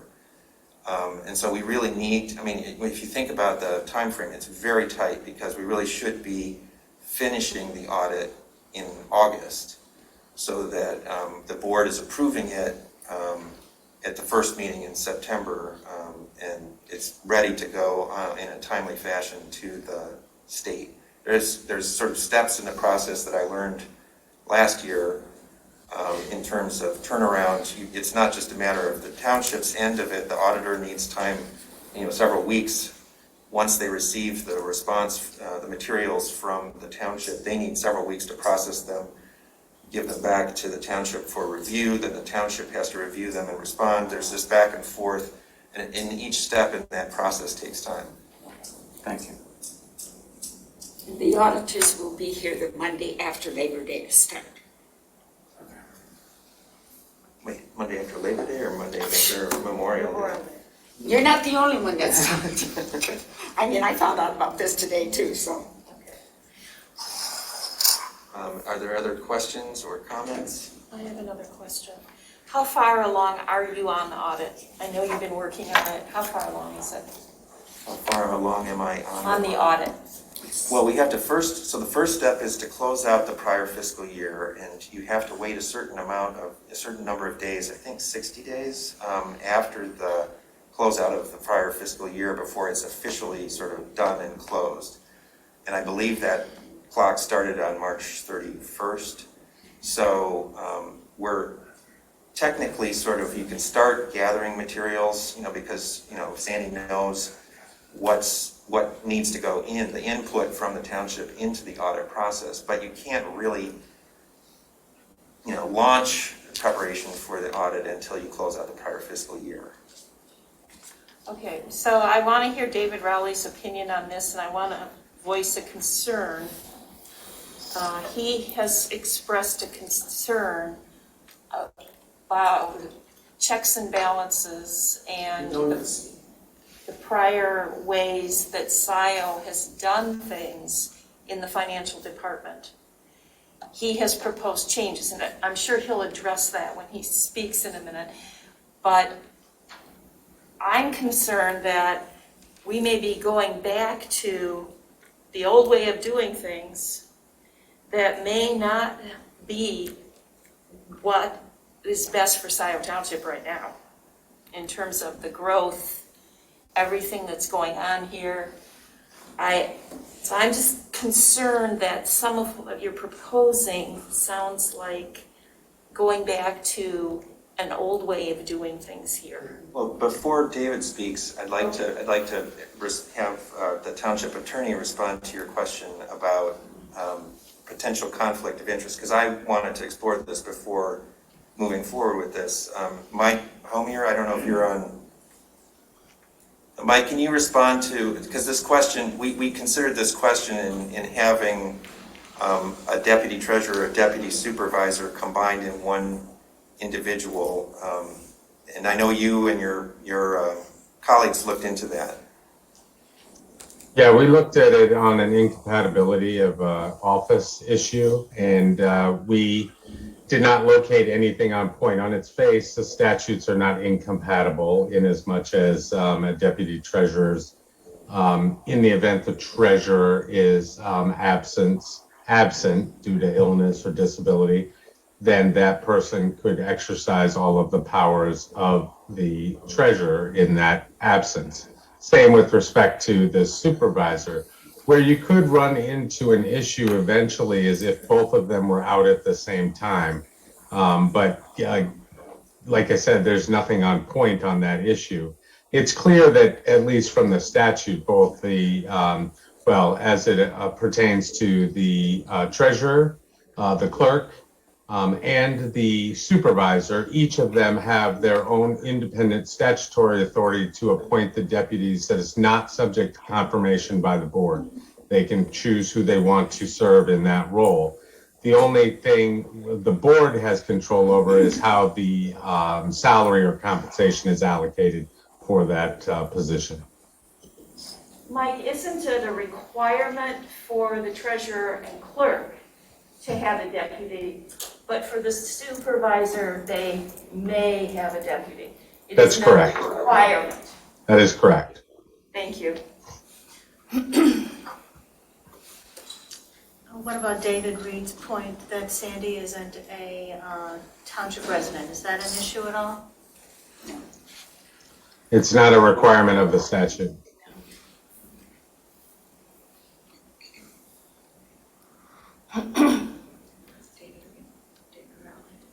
Oh, David Rowley. We were going to ask Right, so, David Rowley. So David, Trustee Knoll had posed a question to you. I'm not sure, maybe Trustee Knoll, you would like to say it again. I'm not sure. I don't want to paraphrase your question. I'd like your opinion on this, David, in terms of some of the issues that you've raised in the past, particularly with conflicts and checks and balances, I should say.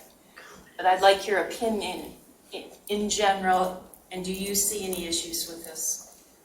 Well, the biggest problem that Scio has had that I have seen since December is the lack of substantial internal controls. They're very minimal in many cases. They're non-existent in other cases. And, Mike's interpretation of the statute, I certainly, as our attorney, I'll take his word that that's the proper interpretation, that the statutes are not incompatible. It's not an incompatible office situation. I would offer the opinion, though, that if you have one person serving a dual role, while it may not be incompatible, it does give the appearance of impropriety, in my opinion, simply because the treasurer's office has certain duties, the clerk's office has certain duties, and the supervisor's office has certain duties. And all of those are three parts of the stool, if you will, that deals with finance and budgeting in one way, shape, or form. So to have one person constantly in multiple areas of that, while there may not be a specific legal objection to it, it is not, in my opinion, good policy to do it in that particular regard. The board is at liberty to do what the board chooses to do. But if you're looking for an opinion, then I believe it rises. It sends the wrong message in my opinion. The last thing is on the audit. One of the issues that, as I understand it, is the township have not settled with the county yet for our winter tax collection. So if there's still some issues there that need to be resolved, and that's going to slow down the audit process as well. There are some things that will come in after the fact. That is very true, after March 31st, and those need to be resolved. But one of the bigger issues, though, is the reconciliation with the county on the delinquent roll, and also any outstanding liabilities that may be out there before you can get into the preparation of the actual roll. It's just, it's a situation where I'm not sure there's an easy solution, no matter how you want to look at it. But I would just advise be very careful in the methodology that you finally choose to go down. Thank you. If there are further comments, I would call for a roll call vote on the motion. This is the motion to concur with the supervisor's appointment of Sandy Egler to serve as deputy supervisor to assist the supervisor 50% of the time and continue her service as deputy treasurer the other 50% of the time at her current level of compensation to be divided equally, 50% each from the treasurer and supervisor accounts, in keeping with the division of time between the two offices. And I will send the text of the motion to you tomorrow, so you have it. Thank you. So a vote yes would be a vote to concur with the supervisor's appointment and the other conditions. It's 5-1. Dispense with it. So please It's call 5 the to roll. 1 again. McLaughlin. Yes. Yes. No. No. Jerome. No. Corto. Yes. Palmer. Yes. Hathaway. Yes. 4-2. Motion passes. Here we go. That brings us to item J3, which is the land preservation ballot question. And Barry, would you like to come forward? And I think we also have available someone who worked on preparing this at Foster Swift with Mike Homier. And I'm not sure of her last name. I think her name is Ann. She's in. She's in, okay. Surik, I think is how it's pronounced. Good evening, everyone. You have been provided with a resolution this evening that includes proposed language for the renewal of the land preservation millage. It is the same.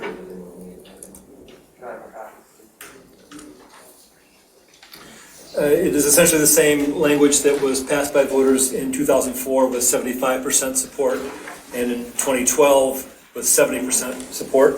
Obviously, these are very popular, a very popular program, and it's been very effective and very efficient over the 16 or 17 years that we've had it in place. We've conserved over 1,600 acres here in the township. We have leveraged $1.4 from outside sources to every dollar of ours, and that will soon increase when we close the Wrens project coming up soon. Many of those acres, over 200, have public access available to them, and we've been running this program at a very low 7% administrative cost. I understand there's been a couple of proposals to change the language in the ballot language. But my understanding is that any significant changes, and Ann, you can correct me on this, any significant changes to the ballot language as previously seen by the voters would cause it to not be a renewal, and having it be called a renewal is very important. I want to emphasize that we've done a great deal of work at the Land Preservation Commission to identify the high priority properties within the township that have the best natural features and farmland on them, but we're not going to be able to save everything. This is not an unlimited amount of money, and even with a good leverage rate, some things are going to be lost. We have the dual challenge right now of increasing development pressure and climate change. And I think in both cases we have about 10 years of time here to be able to conserve as much land as we can, both natural features and also farmland that we're in the process of helping to convert into more local food source production. The program is working beautifully at this point, and I encourage you to approve the language as presented to you so we can get started on the campaign. November may seem like a long ways off, but it's really only 6 months. And the bulk of the campaign work happens between now and August before people go on vacation, and so you want to hit the ground running in September, and especially with lots of folks voting absentee these days, and casting their ballots earlier than the November 8th election day. You want to get the information in those people's hands as soon as possible after Labor Day. So it's really critical to try to adopt this language tonight. Deputy Gillis. Barry, I have a couple of questions. You said it's imperative that it be called a renewal, but it's called a proposal. It's not called a renewal. But it does say the word renewal in the ballot language. Okay.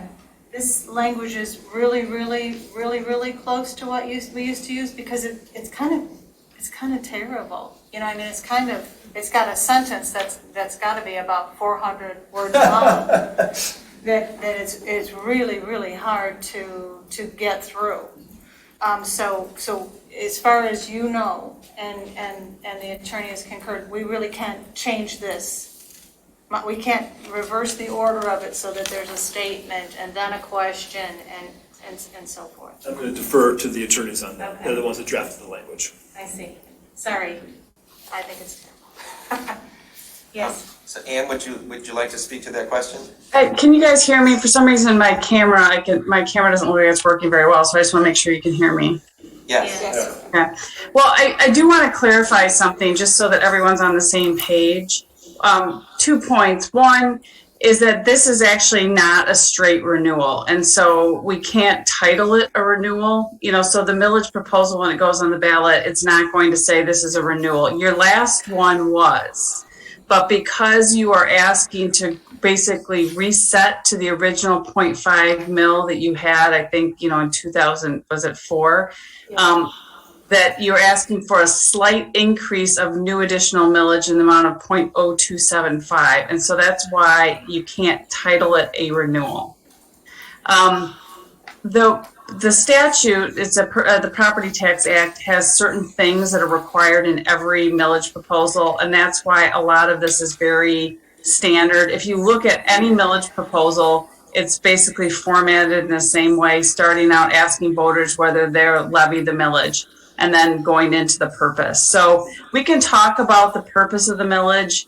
If you want to tweak it a little bit, we kept it very close to exactly what was in the original millage so that it's not confusing to voters, at least the renewal part. So, but we can talk about that if you have any concerns about that. But it's not reader friendly. And if you've looked at any millages on the ballot, none of them really are, and that's why we can shorten it potentially. But the part that would be shortened would be the purpose of the millage. So that's the challenge here. That's helpful. My other question is, it ends by saying a portion of the revenue collected will be required to be distributed to the DDA. A skeptical reader might want to know what portion, what percentage. Well, you can certainly put that in the proposal if you want. But you have to keep in mind, though, that this proposal doesn't, the millage that's will be approved in this proposal is not going to be levied until 2024 first. So anything you do has to be an estimate. So, you could even say like a small, or, describe what portion it is and estimate the portion. Most ballot languages don't do that unless the portion is so small that they really want to tell you it's only a couple $1,000s or something like that. So that's something that's a policy decision for you to make if you want to add that to the ballot. I guess I want to know as a voter. The important thing, if I understand correctly, is that there be a disclosure about the fact that some portion of it will go to the DDA. Correct. Do we know what the capture rate is for the DDA? It's 50%, but it's not 50%? It's not 50. Well, we could capture 100 way back when we chose not to do that. Yeah. But it's 50% of the dollars calculated, not 50% of the levy rate. How much of the money that we will take in with the millage would end up going to the DDA? Well, now we have to go back to the base amount. So we establish that, and then it's from that point on, the incremental is what it's been in the past. The base amount was established in 1999. Now, Was it 1999? I thought it was 1980.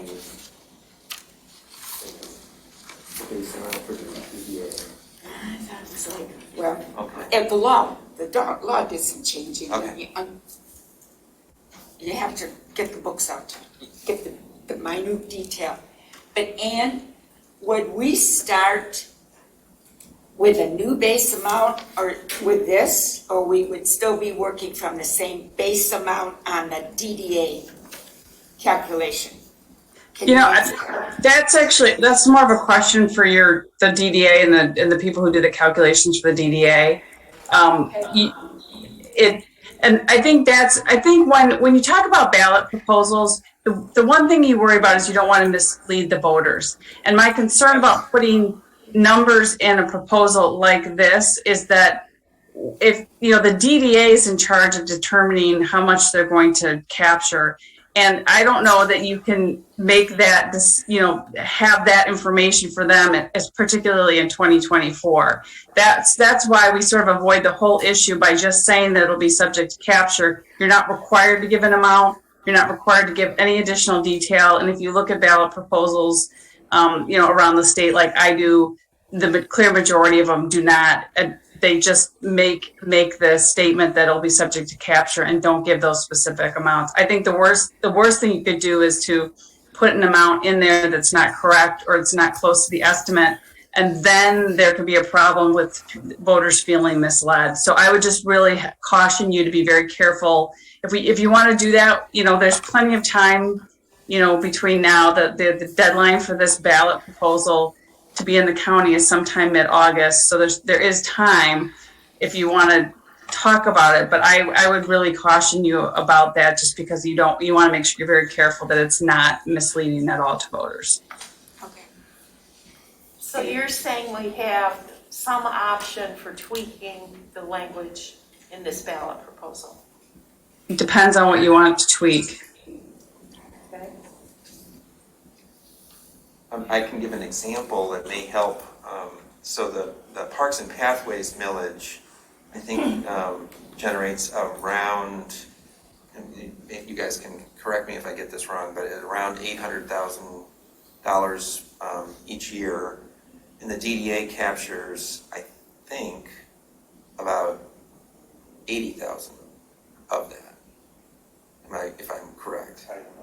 So, the number sticks in my head because the DDA's policy is to basically try and reinvest that money into sidewalks and pathways within the DDA district, and there are quite a few segments that pass through the DDA district, so there is that option. So, for example, the DDA put that money into the Parkland Plaza sidewalk segment that was constructed this past year, and that was possible because they were capturing that portion from that millage. They don't have a similar arrangement for the land preservation millage because it wouldn't work really well to preserve land within the TDA. It's not where it's located. But the amounts are sort of comparable. The Parks and Pathways millage is 0.65 mils, I think, and this would be 0.5 mils, so the amounts would be similar. I mean, my concern would be, and I understand it's not terribly user-friendly, but then again, most people aren't reading in this way. My concern is that the things that are incorporated in this are specifically incorporated because they correlate to the scoring and criteria that the LPC has established for the last 20 or X number of years. So they're very specifically correlated to the criteria that we use to promote conservation and agriculture. So to mess with those, I think, is disingenuous. That's what our ordinance actually states. That's what our our scoring criteria, that we actually evaluate every property that's nominated to it. So I don't know if there would be a big benefit to going away from what we have used since the inception of the program. Having what we think that the DDA would be capturing, and then we had this question when it came up for the Parks and Pathways millage as well. It was a requirement of the language. We weren't aware of it at the time. We included it. So I don't know if I think it would be a detriment to include that. I think that information is necessary, just that we know it for sure. But I think, as the language states it here, this is not exactly a renewal, but essentially a renewal to the original millage rate. And, I don't see the benefit of particular modifications. This meets the intent of the LPC as it was originally envisioned for its entire time in existence. Well, is someone ready to make the motion, the model motion, to adopt the attached resolution placing the land preservation millage on the November 2022 ballot? So moved by Cortot. I support. And support by Jerome. Unless there's further discussion, I'd like to call the roll. The roll would be, the full motion is to adopt the attached resolution placing the land preservation millage on the November 2022 ballot for renewal of another 10 years and restoring it to the original 0.5 mil amount. Please call the roll. A yes vote would be in favor of the motion. All right, McLaughlin. Yes. No. Yes. Jerome. Yes. Corto. Yes. Palmer. Yes. Hathaway. Yes. That's everybody. It's 11. It's 11. If we don't vote to continue with the rest of our agenda, then we have reached our witching hour. So before we take a break, I would make a motion that we continue, we power through, as the clerk sometimes says, and complete our agenda. I know we have people here who are waiting for us to get to their agenda items. Can we agree that we will do that? Do we need to take a voice vote on that?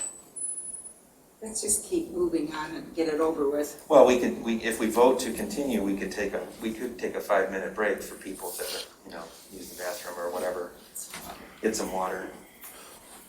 Okay, I'm fine with it. I'm fine with carrying on.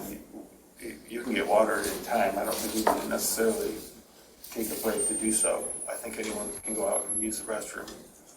And we can start the discussion. Hopefully no one would miss. There's going to be an introduction, obviously, with regards to Encore at Heritage Woods. I know Kathy will have comments for sure, but it's fine either way.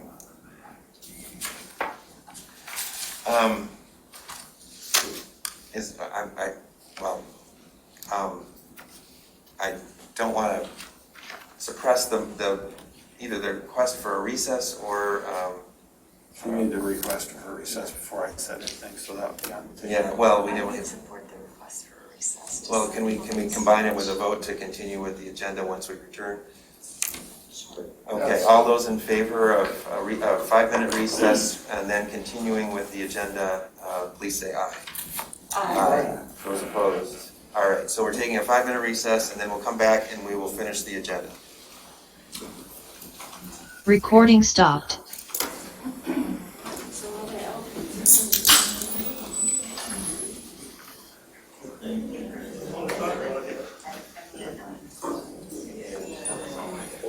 Faster than I thought we would.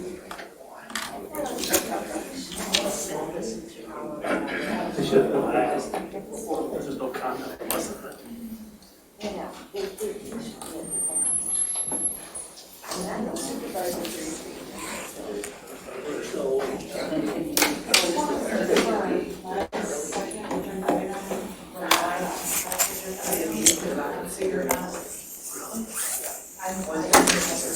Somebody else, sorry.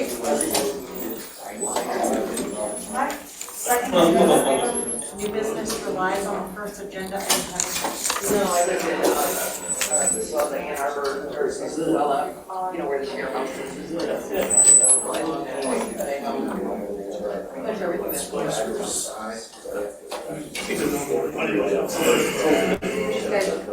yeah, well, I educate myself, you know, we're board members are just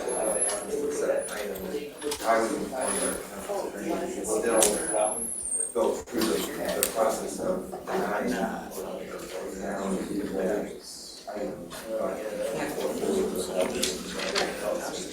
Certainly have to formally.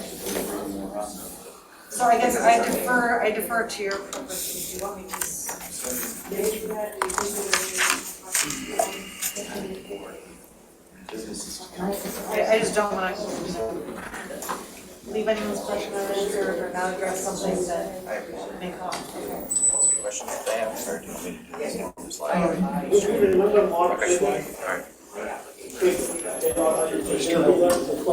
Libraries in an already wrote a memo.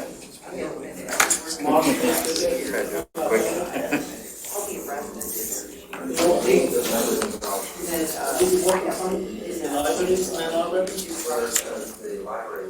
Right. Mark wrote the memo about there was someone in this community to say that what you guys wanted should get done. He lives in Ann Arbor, but he practices in Detroit. He's one of the top 2 lawyers in the state. He actually became a lawyer because he comes to become as a chief. That meaning will become a lawyer. Mark Jeffers. K-R-I-E-G-E-R. See, some of the stuff that, I worked on that for like 10 years. Yeah, so what was affecting me twice, one of the lawyers was actually, was out of the middle. It was somehow, I didn't ask him all of what he was just saying it to me. Because it's a simple halfway, I don't know, what's going to happen, I have no idea. Did you go for that library situation? I'll ask him. Is the publicly owned lot immediately adjacent to the dispute was whether it should become a park or not. So what happened? Eventually, it came to a vote on the ballot issue, and the ballot issue passed, and so that land is designated. Have to get those vetted then if I So you didn't go for private labor? Right, the other deal that was being pushed was a 19-story skyscraper. Right, okay, so. Well, not a skyscraper, high rise. So your family-owned real estate in Ann Arbor, who is the guy who had all the property around him most buying it from? The doctor? Yeah. Dr. Ramani. Okay, do you know his name is not actually Ramani, it's Rahmani, it's Persian? I know him. Oh. Yeah. So that's, because he has a lot of property. All right, well, it looks like we're about to go back in. Recording in progress.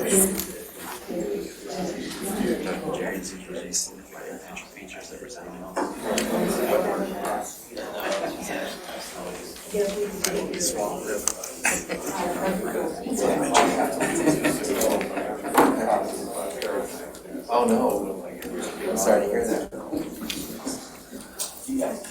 Right, we're resuming our meeting. The next item on the agenda is Encore at Heritage Woods Village PUD. This is OA-PUD number 20001, PSP number 20004. And we have with us the developer and the engineer. Please, gentlemen, introduce yourselves and present. Okay. Mr. Supervisor, Trustees, good evening, and thank you for the opportunity to be here again. My name is Daniel Johnson. I have with me Joe Maynard from Washington Engineering, the civil engineer for the project. We also have on the remote connection Julie Kroll, who is our traffic engineer. She's been involved in a couple of the prior presentations and respond to any specific traffic-related detail questions. So following up to our last meeting on April 12th, there were a few questions that were raised by the board, and we wanted to start with clarifying those and then move into questions following that. So if you could allow for some screen sharing, we'll run through those quickly, and then we'll carry on.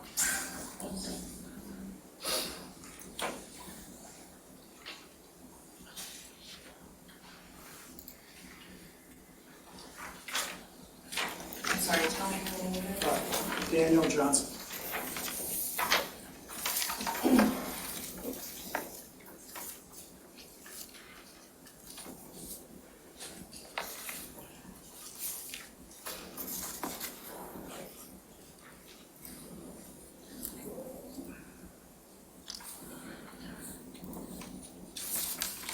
Okay, so as I said, we wanted to start by addressing some of the issues that were raised at the prior Board of Trustees meeting that we attended. Sure. So the items that were mentioned and started out with stormwater management design system clarifications, some dog park design clarifications, traffic planning history and clarifications, and update on the Eagle process, and then if there's any remaining questions on the consultant review letters. So just for reference, this is the site plan in case we need to come back to that for questions. So with the stormwater management design clarifications, I'm going to have Joe walk through these since he's been intimately involved in the design of those. Sure. And then during the process of this, we worked closely with the Washington County Water Resource Commission to design the process of the site to include 100-year storm events, using all best management practices and for infiltration design. We worked with the county to do a series of 36 different test pits on site throughout the entire site, and we found 21 of those to have infiltration capacity in some rate or another, which gives us the opportunity to pretty much infiltrate the majority of the site back into the groundwater. There's a few areas that didn't have infiltration, but those areas will a detention pond, which will have a release to other areas that will also have capacity to infiltrate them as they move through from one to the other. So we're only providing emergency overflow of the stormwater system to Mill Creek in the event that we receive more than a 100-year rain event at any given time. Sometimes you get those back-to-back rain events, so we will need an emergency overflow plan with the project. So. Thank you, Joe.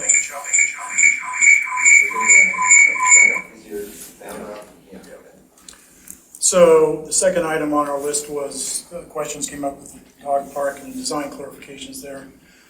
We had actually included in our submittal pet waste stations that were designated for the dog park area, and then also there's other locations throughout the project that will be used. So there's approximately 10 locations that were indicated in our submittal package from December. Just to the other point that was brought up, the dog park is located approximately a third of a mile away from Mill Creek. And Joe had a suggestion we would propose to incorporate some supplemental berming at that area to, assure ourselves of any issues from a drainage standpoint that might arise. And then moving into the traffic planning and history clarifications, if you could make sure Julie Kroll is available for the discussion. Long history here, and this will take a few more minutes, but this goes back to 2020, July 2020, when the traffic impact statement was initiated at the direction of the prior planning commission. Went through a process with our consultant, traffic consultant, and the road commission and MDOT developing the criteria for this study.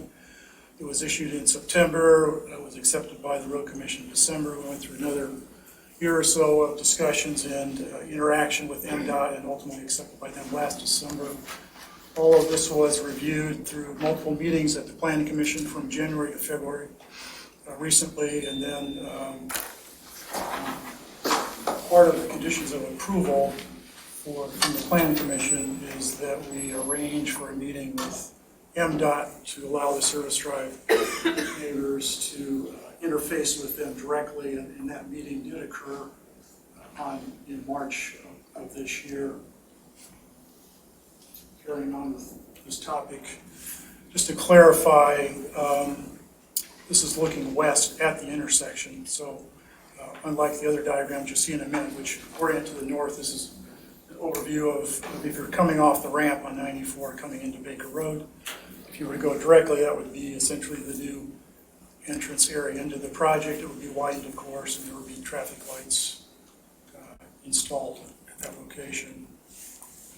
This is a diagram that, again, came from the traffic study that indicates the new signalization improvements to that intersection. Currently, on the west side of that intersection, there are no signals whatsoever that would allow traffic to leave from the west. So the main difference here is that there's all new signalization on the west side.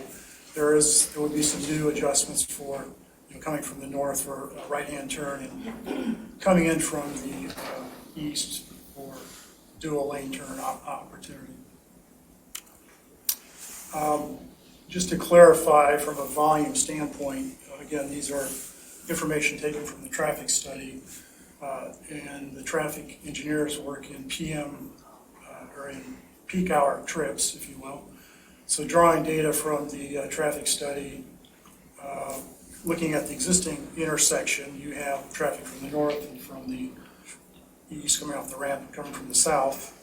If you add all those up, this is for the morning peak hour, you have about a little over 1,300 trips that currently exist at that interchange without our project being involved. And then if you look off to the left-hand side of the slide, you'll see the corresponding peak traffic in the morning for the project. So you see you're comparing 69 versus 1,334 in an AM peak situation. So if Julie's on, she could comment, but I think from the Road Commission's perspective, and MDOT's perspective, view this as somewhat insignificant. Similarly, looking at the afternoon peak hour trips, you're looking at, again, the same movements in a total of 1952, so a little bit busier in the afternoon. And the project peak time, again, is 89, so it's less than 5% in terms of a metric, if you will.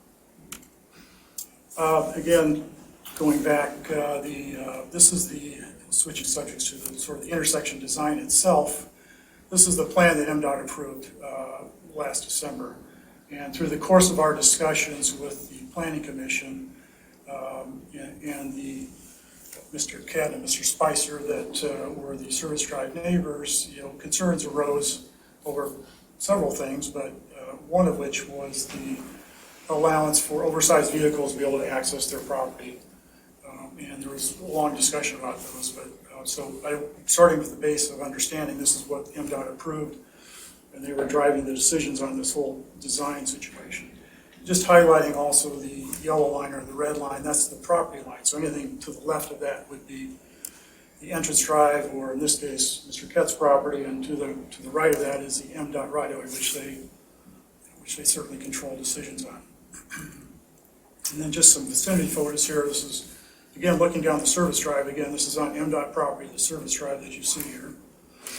And looking at the service drive neighbors, in this case, Mr. Kett's property, on the right-hand side here. So out of the Planning Commission discussions and the feedback that we had from the neighbors, we focused on being able to accommodate oversized vehicles, whether it was Mr. Spicer's future trailer that he was going to purchase, or whether it was a emergency fire vehicle. All of those things were taken into account in terms of these studies. And this basically allows for a larger vehicle to come into the property far to the west, make a big turn and come back and exit the property or access the service drive. This is a blow-up of the one which is similar to or not unlike anything you would see on Jackson Road that you're all familiar with. So in this case, it's depicted for the trailer situation, which Mr. Spicer described, but it would also apply for a fire truck or an emergency vehicle. So coming out of the Planning Commission, the initiatives that we described we're doing for the service drive neighbors is that we made some adjustments to allow for the oversized vehicles.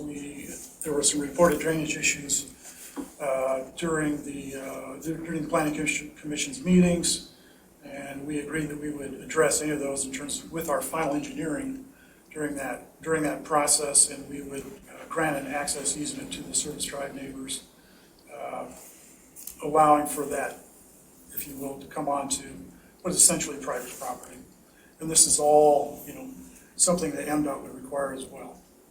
And in terms of the MDOT coordination, during the Planning Commission meeting process, we were able to effectuate a discussion with them to go through these changes relative to the oversized vehicles, and they got their agreement to, that we could proceed on that basis, even though it was slightly different than their approved plan. And then following that, we were able to arrange a virtual meeting with MDOT and Mr. Spicer in early March to discuss that. Mr. Kett unfortunately was unable to attend at that meeting.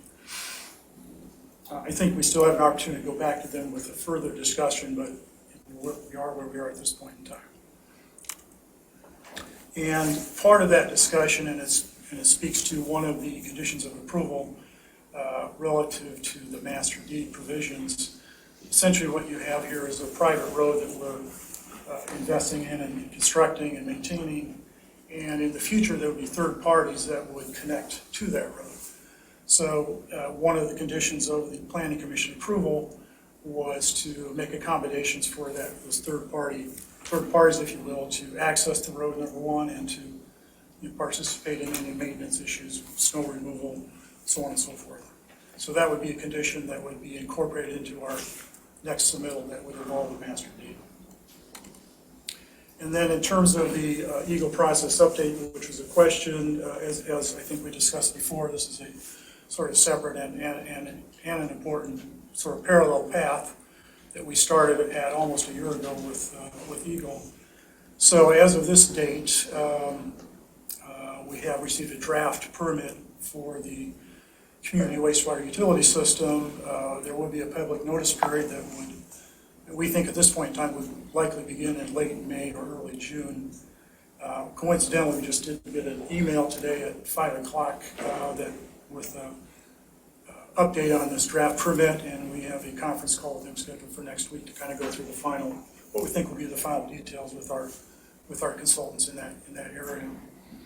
Once that public notice is issued, we've agreed to post that at the township, and it will also be available on the Eagle website.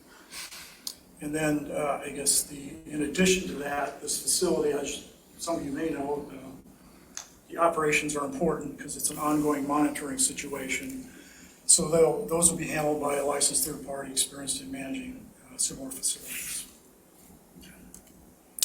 Again, just briefly wanted to run through these. I know the hour is late, but thank you for your consideration and your service, and happy to answer any of the questions that you may have. Thank you. Are there questions from members of the board? I sense that you wanted to ask. Okay. So I met with Mr. Johnson. We went through the presentation earlier and spent more than an hour on it, and I've gotten most of my questions answered. Today I got a few more questions. And the board received an email this morning from Mr. David Spicer, and he raised concerns about the lack of an approved easement for ingress and egress. Is that an issue? Where does that stand at this time? Well, I think that speaks to the access easement agreement discussion that we had with the Planning Commission. So as part of the next step in our process, which was sort of mentioned in the conditions of approval, is that document we put together. It's something that MDOT's going to require anyway. So they'll be a party to the agreement. Are you in negotiations right now? We've had general discussions about them. We thought it would be premature to prepare that legal document until we had at least this level of approval before moving forward. What I mean by that is preliminary. Okay. So, and I reviewed our private roads ordinance today after reading some of this, and now what class of private road would this be? Joe, can you? This would be a Class A private road. Class A. It would have to be, yes. And then there would be the requirement of a maintenance agreement with all of the properties on the Class A private road. Yes. That would be part of that master deed document. Have you talked about that, or have you negotiated that at all? No, we haven't. Nothing. Okay. We've had a preliminary conversation with our land use council, but that's essentially where it's at. And would all of that be documented before the final site plan approval? Yes. So we would have all of that information then? Yeah, we're prepared to begin on that immediately following this evening's meeting. Okay, thank you, that's all I have right now. You're welcome. Thank you for the question. Other members of the board have questions or comments? Have you talked directly with the landowners involved in the properties that face Baker Road, that the private road goes beside? Yes, Mr. Kent and Mr. Spicer, is that who you're referring to? Any of them involved, it's going to be a change in their egress, ingress. I think our understanding, this was communicated at the multiple planning commission meetings, is that I believe that their interest ultimately is to sell their property for commercial purposes and to move somewhere else. I mean, ultimately, that's what their stated goal has been within the public meetings that they attended at the planning commission. They can, if that's incorrect, they can certainly correct me, but that's our understanding. In terms of the legal access for their property, that would still, they still have that over the existing MDOT service drive that exists there. I think Mr. Spicer's property has an old, in the original title work, has a language that suggests that he has the right to access Baker Road through that mechanism. Mr. Kett's property doesn't seem to have that same language in his title work, but regardless, it's an obligation that's there at MDOT. It's really an unusual situation in that this is kind of a results of eminent domain actions both for the freeway and for Baker Road, over the course of 50 years in both instances. But in any event, they certainly have the right to access their property, and it's our intent to maintain that access both from the way it's currently depicted. I think one of their objections was that they had to enter the property and do what essentially is a Michigan left-hand turn in order to get that. And that sort of little island configuration was MDOT driven in terms of its requirement. So in terms of anyone who travels up and down Jackson Road is familiar with the Michigan left-hand turn. It's a common thing. It's done for safety reasons, and they're asking for a similar thing at this location. Well, I have a major concern about the traffic, period. MDOT does their study, and whoever else involved in studies, that they don't drive it every day. And we're adding a lot more cars. Yes, it is a retirement community. But retired people don't stay home all day and watch TV. The intersection is already a disaster. It's one that I've lived here most of my life, and I will not go that way into Dexter unless I don't have a choice. And this is not going to help it. I just think the whole development is way too many residences. And I would like, dollars and cents have been mentioned in different areas tonight. How much are these places going to rent or sell for? Well, there's three opportunities for residences there. One, there is condominium duplex units that are for sale. So, and what's the anticipated cost? In the low 3s or low 4s, depending on the kind of upgrades that would be asked by purchasers. And this is for senior residents, retired people, older people. It's 55 and above, correct, yeah. And then you have rental villas, if you will, and they would be probably in the 1,800 to 2,400 range on a per month basis. And then you have the senior living facility, which that's really care related in terms of level of care. I don't know what that is. You're looking at 20 grand a month, probably. It just doesn't make any logical sense. That segment of our population, yes, a lot of people have been able to invest wisely and done their planning for future years, but I think it's too costly. Well, I guess I'd like to address your question in some way. Are you referring to which category are you referring to? Oh, I mean, the care facility, that is different. a lot different than someone renting or leasing or buying. We all understand that. A lot of professional help is involved, and I've been through it with my mom, and it's expensive. It is, for sure. What I can tell you is what we told the planning commission as part of our original, should say our January meeting.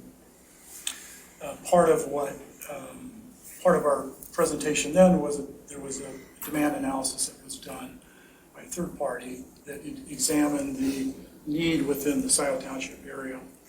And on basically I think it was a 9-mile radius around the site. And so that demand study indicated that there was a real need that would support a 120 room facility. And so that's really what our application was predicated on. And this was done in consultation with Silver Maples facility in Chelsea that runs a facility out there. And the rents that or the rates, I guess, for that facility, there was a range again. It's all driven by the level of care that it's not just. Oh, I understand all that. Been through it. So relative to the traffic, I mean, if Julie's on the call, can you see if Julie Kroll is on the call? I'm here. Can you hear me? Yeah. Hi, Julie. So hi. Sorry, I have a cold, so just bear with me. We'll bear with it. Thank you. Okay, thank you. Yeah, Julie's been intimately involved with the traffic. She's our traffic engineer. She did a major presentation to the prior planning commission and a couple subsequent ones for the current planning commission, and was instrumental in going through all the traffic studies. And I guess my question or my request would be that she put the context of this intersection. Obviously, it's busy during peak times. I don't think there's any doubt about that. But put it in the context of how does it compare to, for example, Jackson and Baker, or Marshall and Baker, other locations from an overall traffic perspective, and how the agencies involved, the road commission number one and MDOT number two, what is their view of that situation? What is the level of service associated with the intersection? Now, the vehicle count, how many of those are semis? You got 3 truck stops in that area. How many are those semis of the 1,300, whatever? Julie, can you expand on how the traffic counts were done and what the analysis was? Sure. So we collected existing traffic volume data here. Trying to remember. So I think it was pre-COVID that we picked up these counts. Pretty sure. We did pick up turning movement counts during the AM and PM peak hours. That included the truck turning movement. So we know all the trucks were modeled in our software. We use a software called Synchro and Sim Traffic, which is what we use to model the intersection operations. When we modeled the intersection operations, we looked at existing operations, and then we looked at when we add the site-generated traffic volumes from the site and add this other leg in, how we can improve the existing operations and mitigate our impact. So that's really the focus of this study. So we noted, that there are some existing delays, particularly for southbound left turns with all those trucks that are coming out of the truck stops. You do have a higher percentage of right turning trucks coming off the freeway. Trucks generally are not peak hour. They're usually pretty steady throughout the day. So they're not a big, it's not like a factory where you see a big rush of vehicles all at once. So when we added in this fourth leg, we had to optimize signal timing to make sure that this was going to work. And that's the part where once we had our recommended geometries and operations, we got that over to MDOT, who then reviewed and approved the recommendations for this intersection. So Dan, I think you had a picture like before this one that showed the existing geometries and then the proposed geometries. Yeah, exactly. So this is the proposed geometry. So when we add this new site driveway, they will have signal. So the entire intersection, all 4 legs will be signalized, and that will allow your new traffic to have egress movements with a signalized traffic signal head, and also optimizing the existing operations here, particularly in terms of making sure that we're not having poor level of service, which is our metric that we use for evaluating intersections. So, Donna, if I may, I sense that you have concerns about the traffic at this intersection, regardless of the existence of this new development. You know, the questions about semi-trucks, for example, that has to do with, you know, existing businesses to the south and probably other businesses to the north as well along Baker. But as we can see from the traffic study diagram there, the impact even at peak hours, the additional traffic generated by this proposed development are not, it's going to be inconsequential in terms of that intersection. I mean, it's the traffic, the high volume traffic and the semis traffic, the large trucks, that pre-exists this development and will continue regardless of whether this development occurs. So I'm not sure that there's much to be gained by sort of drilling down on the incremental increase that would occur from this development.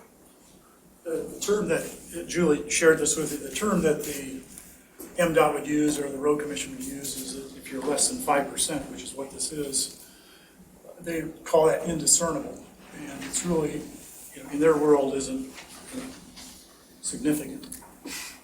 Yeah, that's a good word for it. What I'd like to suggest, given the late hour, is that we proceed with the model motion and see if we have the support to approve it.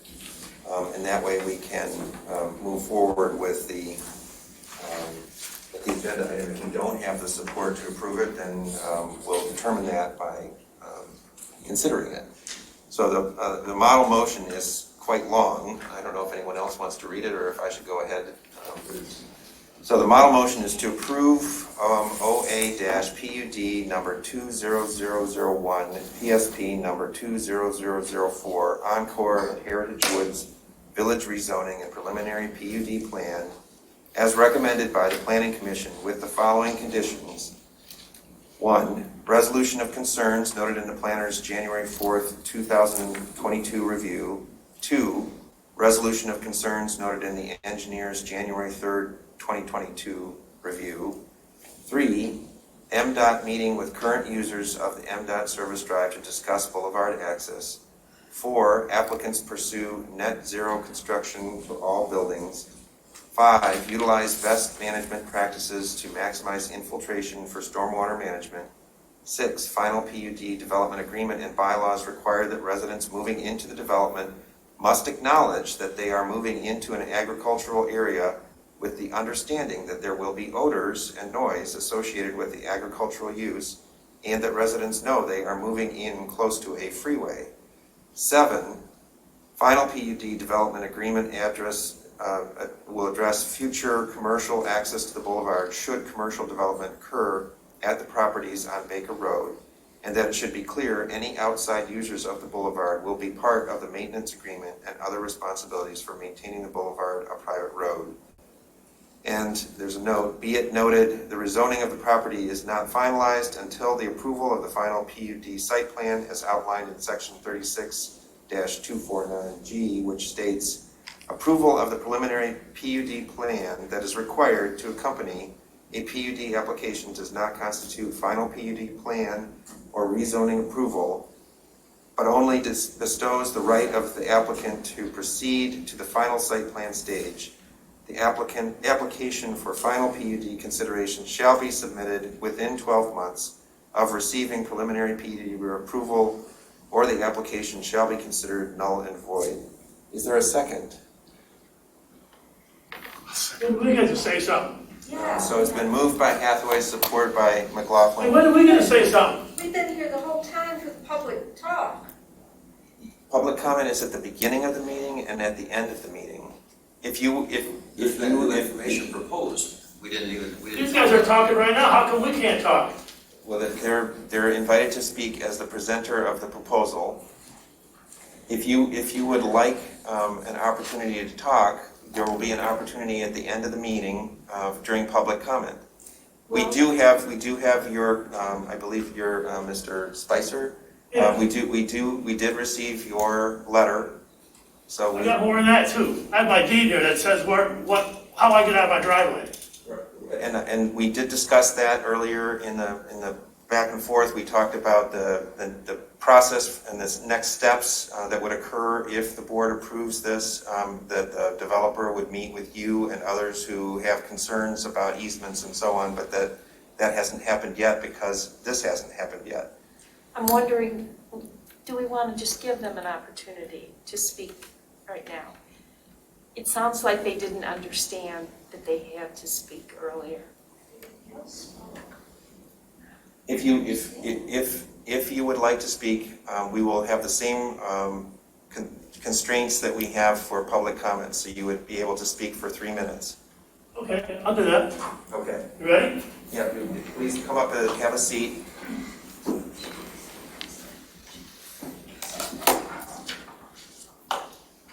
Okay, first of all, I have the deed of my property here. You know that my house was sold from the state of Michigan when they put the expressway in there because the bridge went over the entrance to get on Baker Road. So this deed here is from the person I bought my house from. It says on it, there shall be no right-of-way or direct ingress or egress from Highway Interstate 94, nor vehicle ingress or egress from Baker Road, except by a 10-foot gravel driveway from Baker Road. That's what it says. Should be no right of direct egress or egress except for to go to Baker Road from a 10-foot driveway. That's what that says. My next point is that he says there's going to be like 69 vehicles at peak. That's 350 cars from 7 in the morning till noon. And then when I talk with these fellows here at that meeting over there, I brought up the part about this at MDOT. MDOT wasn't even aware of this. That my deed said that I had direct access to get up there. It didn't say I had to drive down a private drive and come back around again. That's violating my deed. So what gives them the right to be able to violate my deed? And also,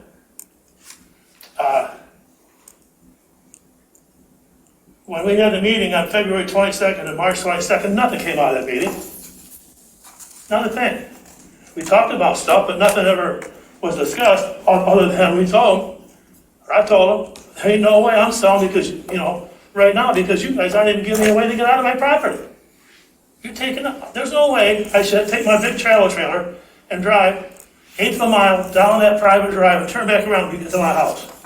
I lived there since 1974, and we only have right now probably 5 vehicles go out of there a day at the most.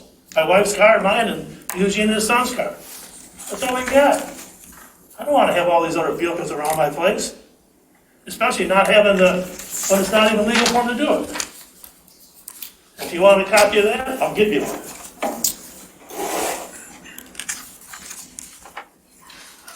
Am I on?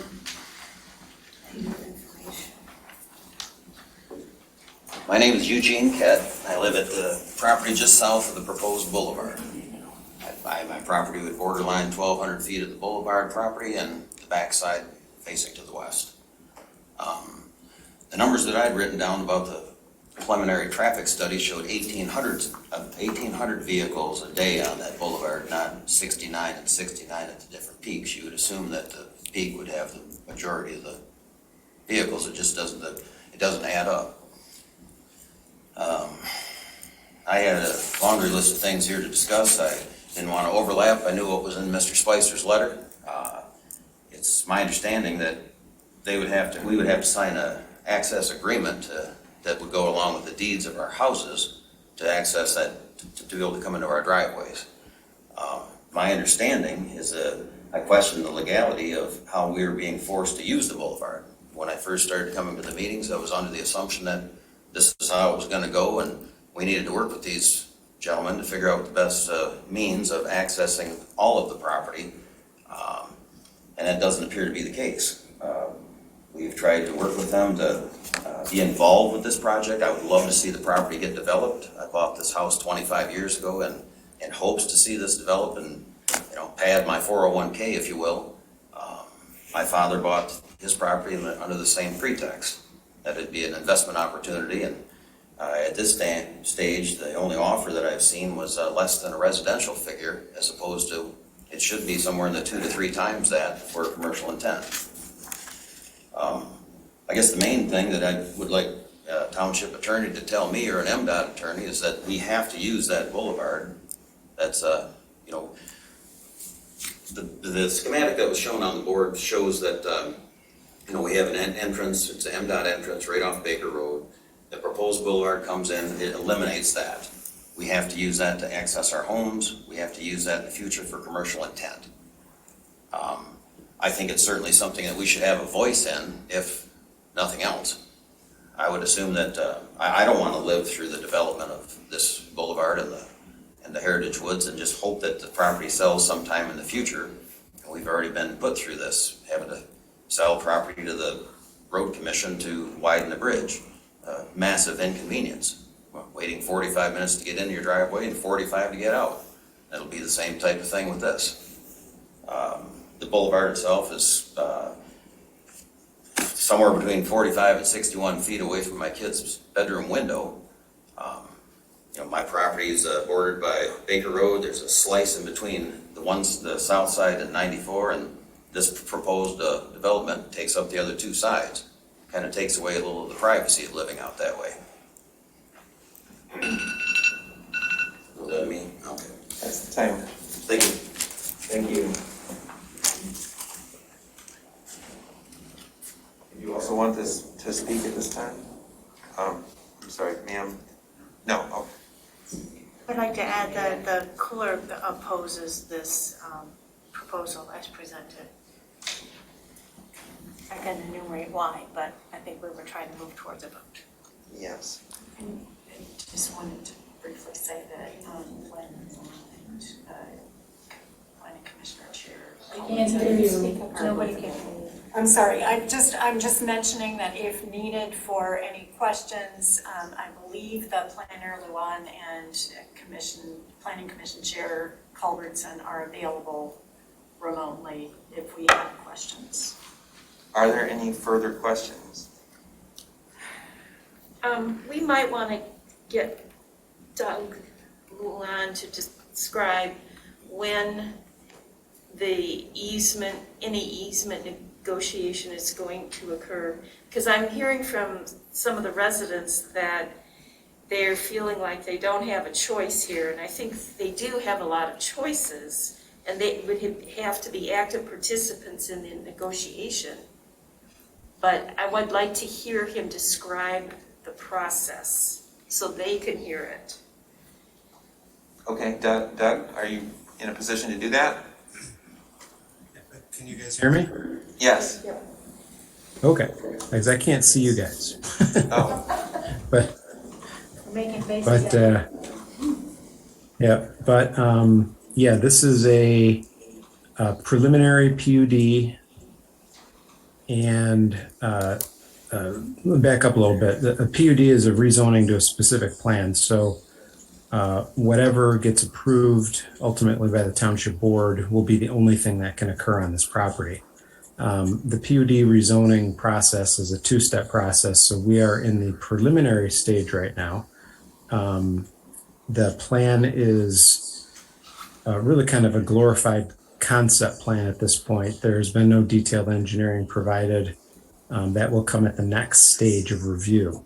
So I saw Mr. Spicer's email and memo to the board, and I agree with that memo that an easement will have to be worked out for access. But that is a detail that would occur at the next stage of review. Having an actual easement agreement, would never occur at this stage of the process. So I fully agree that that's something that has to happen, and we will make sure that it does happen. But that's really at the next stage of review. So I don't know if that answered that part of the question. If there's anything else, I'd be happy to try to answer any other questions you might have. And the private road maintenance agreement, that would come at the next stage of review. Yes, yeah, that'll come at the next stage, and that will be reviewed by Jim Fink, as well as our office when that stage comes at at the next stage of review, as well as a development agreement that's going to outline a lot of the other specifics for this project. So at the next stage of review, we will be getting into the very specifics of this project, development agreement, private road agreement, and any needed easements with the neighbors. And unless those things are addressed, the project will not move forward at the final PUD stage. And these would be recorded at the county clerk's office, these documents. Yes, absolutely. Yes. Are there further questions for Doug or I guess Jan, who's also here and available? I guess I can forward the clerk's question about the environment. Her opposition to this project is based in part on the idea that a facility such as this does not belong outside the municipal sewer system. Does anybody have anything to say about that?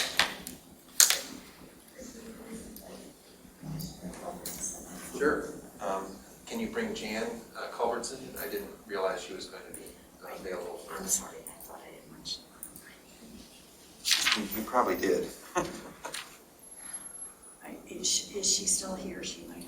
She is. She's coming on board.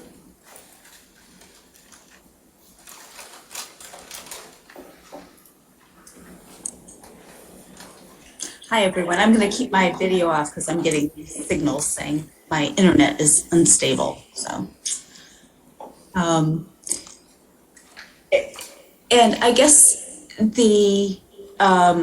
if you want me to address the community waste issue,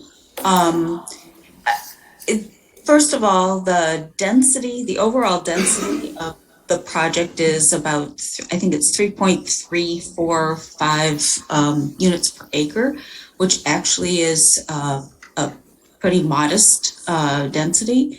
The other issue from an environmental standpoint is the percentage of open space is about 59%.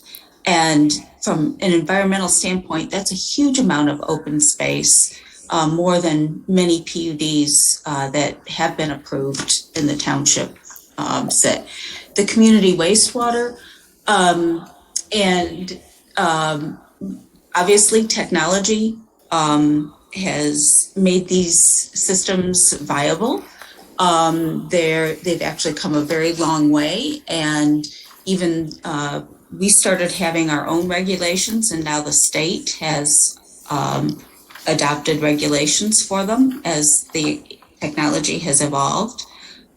So it really does make it suitable. In this case, there was one community wastewater that was rejected, and that was because it was flowing, the outflow was going into Mill Creek. This, my understanding is this one does not go, it goes back into the aquifer underground as opposed to being surface discharged. So big differences. I think from an environmental standpoint, the layout and the open space, we'll have to work quite a bit on the landscaping, but there are an awful lot of opportunities to actually restore what's been sort of a monoculture site. And so I think there is a benefit there environmentally to bring back some site diversity.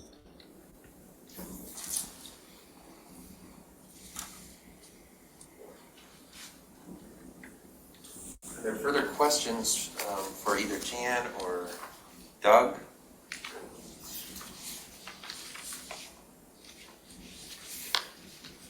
I would like to say, I served on the planning commission when this proposal first came, and I don't even know when that was. Was that 2019 or?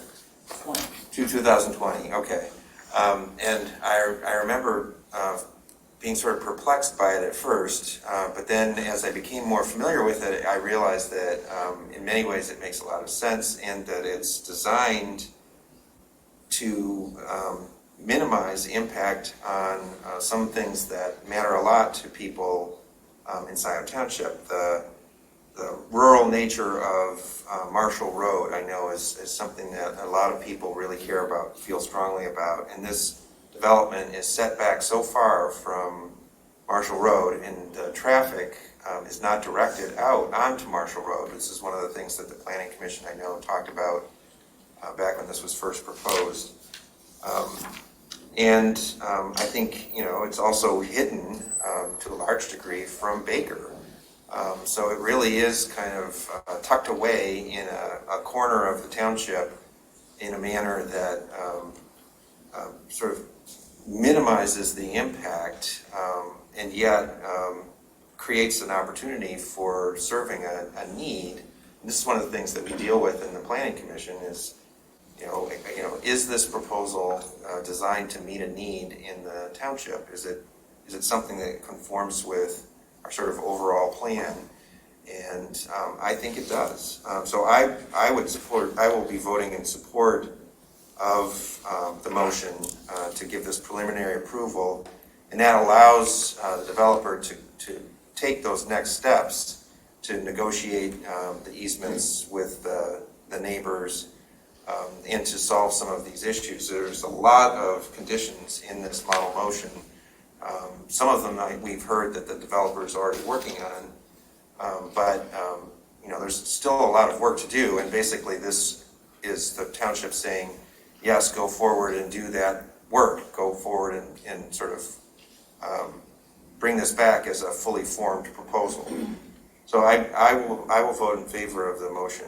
Are there other comments from other members of the board? Well, I'm relieved to know that the next step is going to be an opportunity for the developers to collaborate with the local homeowners. I really wasn't clear about the easement question. Frankly, I was trying to figure that out from the map. It was unclear to me, but I'm impressed with the design of the facility, and I'm hopeful that you can come to a resolution that satisfies their concerns. If there aren't other comments, I know Trustee Courteau, you've spent a lot of time thinking about this because you currently serve as our representative to the Planning Commission. I don't know if you wanted to add anything from your perspective. Thank you. Well, as Chair Culbertson said, I think this plan does have some very desirable environmental features. I share some concerns about the wastewater treatment technology, but I also think that we've heard both in the master planning process about the priority for senior housing. We've heard from Dexter that they want more residential along Baker because it will help to support their downtown.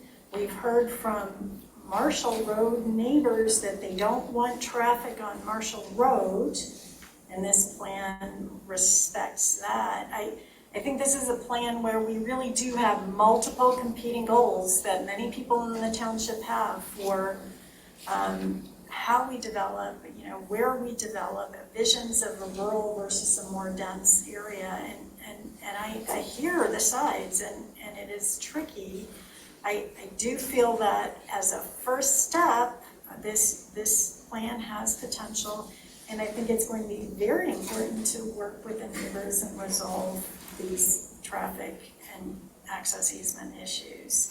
But I'm willing to support it knowing that it comes back again, and if we don't find your solutions acceptable, it can be turned down. You know, I know there is a certain momentum that happens with the initial approval, but it's always a possibility that it can get turned down if the resolutions aren't reached.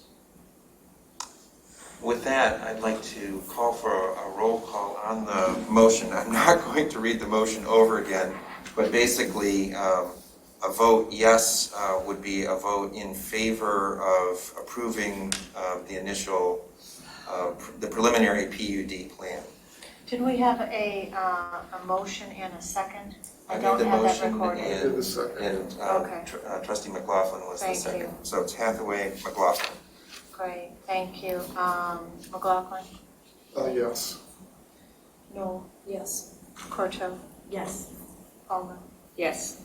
Hathaway? Yes. Motion passes. Okay.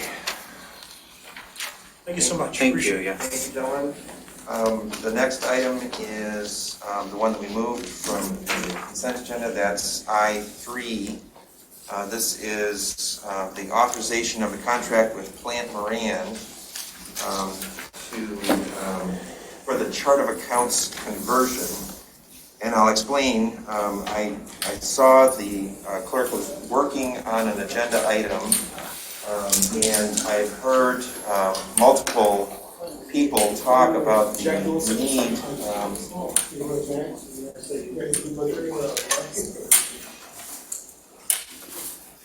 Talk about the need to move forward with this particular project because there is a state requirement, a deadline that we're operating under. The rest of the details of what Plant Moran might do in their scope of work weren't clear, and so the idea of this agenda item is to isolate that project that everyone, I think, agrees about, move that forward so that we are starting the work to meet that deadline. And I talked with the principal, sort of the lead for Plant Moran, Brian Camelier, and clarified with him that if there are additional sort of elements of work that the board agrees that could be added to that scope of work, that can be done through an addendum to the engagement letter later. So there is a way to incorporate that, and I could see that it just wasn't quite ready, that aspect of it. But this other part of it, I think we're all in agreement on. That's why I put it on the consent agenda. So that's the reason I didn't want to pull it entirely from the agenda is that I don't want to miss the opportunity to move forward with a kind of a project, something that has a stated deadline that we all agree needs to move forward. And actually, I think this opens up an option for modification of the scope of work later if we can agree to do so. So, excuse me, I might be able to shortcut this. The clerk has informed me that Plant Moran does not have time to begin the work for 1 month. So we do have time to wait until the next meeting when the clerk can get a complete proposal to the board. So we can do this once instead of twice. Did Brian, when you talked with him, did he tell you that? He didn't say that it was going to take a month for them to get started, but on the other hand, why would we delay approving going forward with a project that we know that we need to have done and that we can add to later if we agree to do so? Why not move forward with it now? I mean, one of the things that Brian is going to have to do, he and his team, is come up with a new letter of engagement because the one that is provided is out of date. And so he understands that from the conversation that I had with him. I think we could get them started on that. We could get that letter of engagement and we could have the conversation about additional things that the clerk hopes that Plant Moran will be able to do and add that as an addendum to that letter of engagement. I think since they can't start for a month, we aren't losing anything by waiting 2 weeks. I mean, you could still ask them to draft a letter of engagement so that we have it in 2 weeks at our board meeting. But that way you could give Jessica the time that she needs to. She has the time she needs. That's what I don't understand. So we all are in agreement that this project needs to go forward, that there's a deadline. We've been, in some ways, we've been battered over the head with the deadline of this, the need to move forward with this, to take action. And now I'm just puzzled why suddenly it's time to wait and not move forward when we have the capability to do so. The clerk They can can't add. move forward anyway. They can. need a month apparently, is what we've But heard. will that time, will that change if What are if we wait? I buying don't know, I'm with just that asking. time? So we could wait 2 weeks and then they need, there's no rush, is what I'm saying. Yes, there is. It's right here. There's a document right here that says there's a rush. It's highlighted. And we've been told over and over again by the clerk and others that this is an item that has to move forward. It's But we not want our her deadline, here, it's the state's because deadline. this is different from what he was probably going to propose. It is. So we want her here so it can be complete. This element is exactly what she was going to propose. Okay. It is not exactly what she was going to propose. Oh, how is it? How is it different? It deletes let me find my note. It deletes the clause that says, and we ask them to provide feedback and suggestions for possible process improvements based on our observations of the township's accounting practices and software configuration during this assignment. That is no longer part of this agreement. Just this piece. Just this piece. Yeah, just the piece that has the state deadline. That's the piece that we're approving. The other part that is very vague is not being approved. I think that it is significant that what you deleted from this motion has to do with the sorts of things that the clerk has been asking for, and that she and Administrator Rowley have said, we need process improvements based on observations of the township's accounting practices and software configuration. There's a lot of work to be done here. Why do we not want them, if we have a rush to get them started on stuff, why do we not have to have them do this stuff? Why was that deleted? Well, this is the part, it's kind of self-evident, right? This is the part that has the state deadline.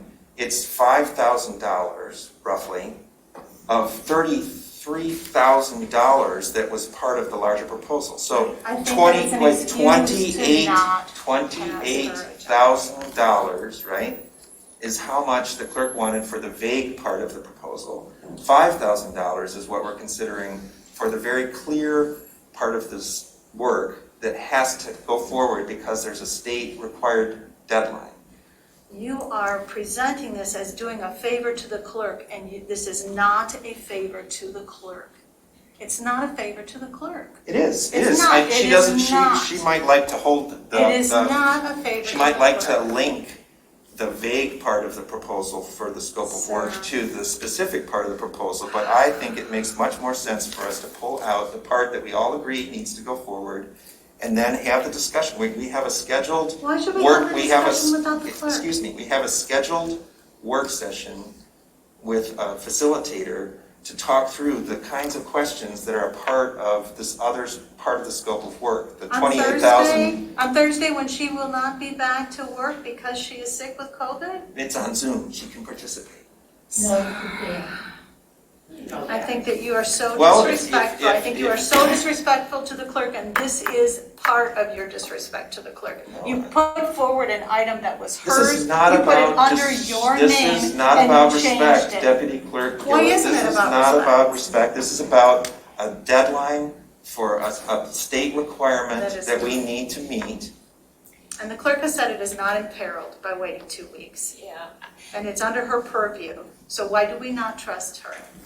Out of respect for Jessica, I propose we wait 2 weeks, we table this, bring it back in 2 weeks, where we can have the complete discussion, and we can all ask our questions.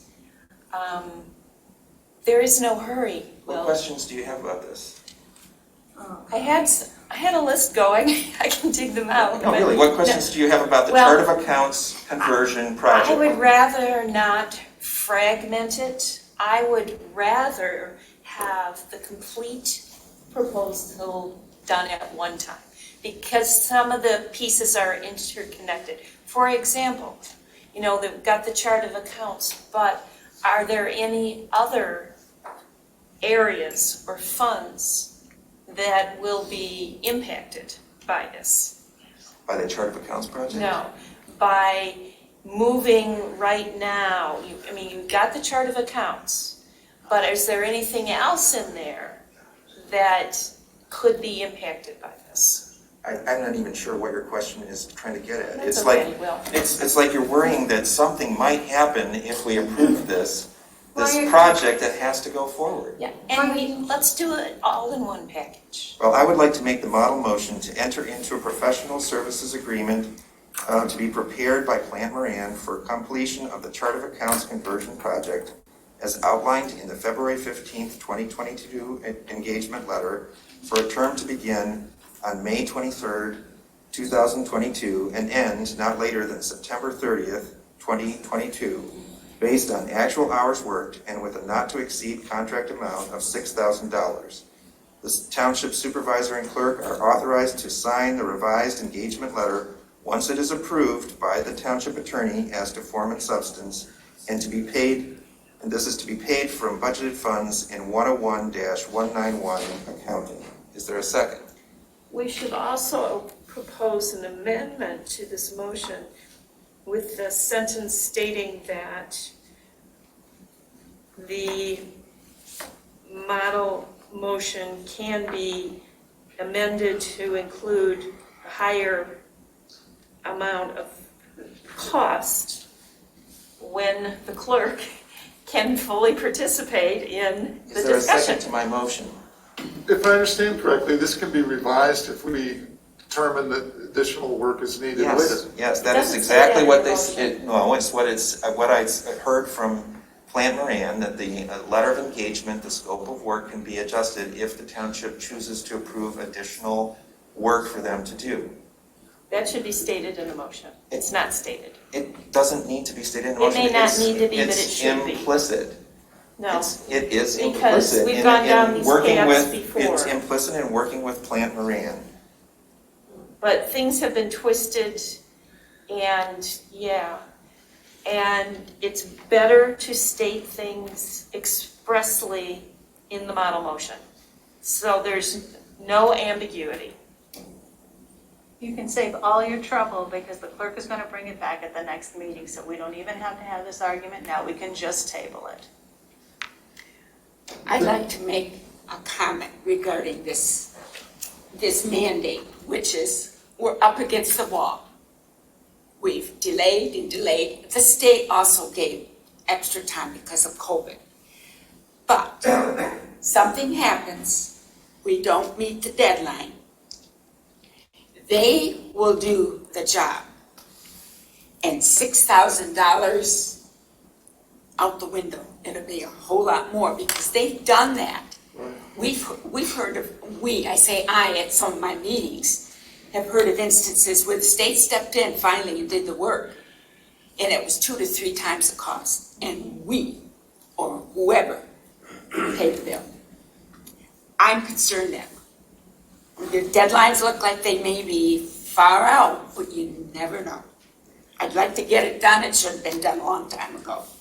I support. Okay, so we have a motion by Hathaway, support by McLaughlin.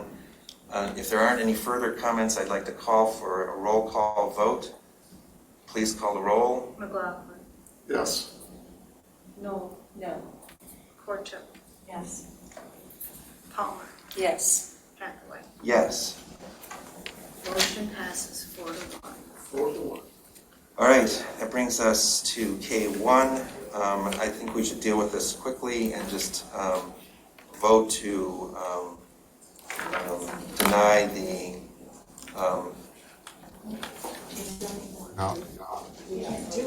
know, I should clarify, I asked whether we needed to take action on this, and because it's on the agenda, I was told that we do need to take action on this, so I would make a motion to.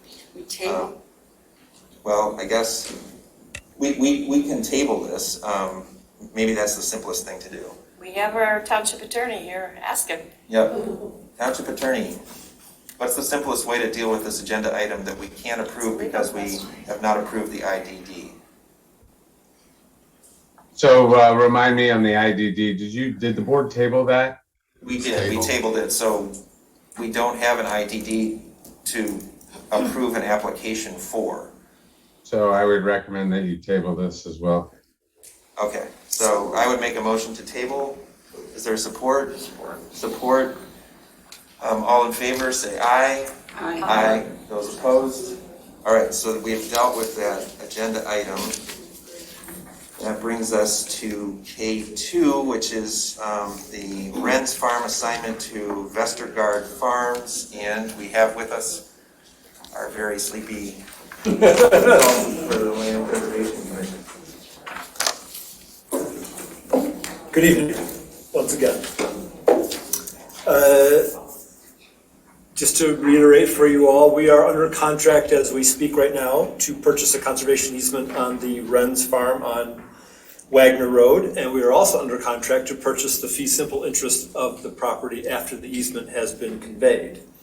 We must assign the latter of those two purchase agreements at or before closing to another party. We cannot be the owner of the property and also the holder of the conservation easement. A couple of months ago, following the process that was approved by the Board of Trustees for the buy, protect, sell policy and evaluation criteria, a request for proposals was posted on the township website for 45 days. And I want to say thanks to Mary for helping with that. She did a terrific job putting a great RFP together on that. The notice for that also went out through the Washtenaw County Conservation District, MSU Extension, the Michigan Land Link website, and also an email list that I've been compiling for a number of years now. We held an open house and we had about 60 attendees come to that. And by the deadline, we received 7 proposals. There was a committee of 3 people of the Land Preservation Commission. That was Lisa Pappas, Liz Wiseman, and Tim Redmond, and I helped them with some support. We had 3 very solid proposals that came in. We created a scoring process. We had a great deal of discussion and presented to the LPC last month the ranking of those 7 proposals that were received.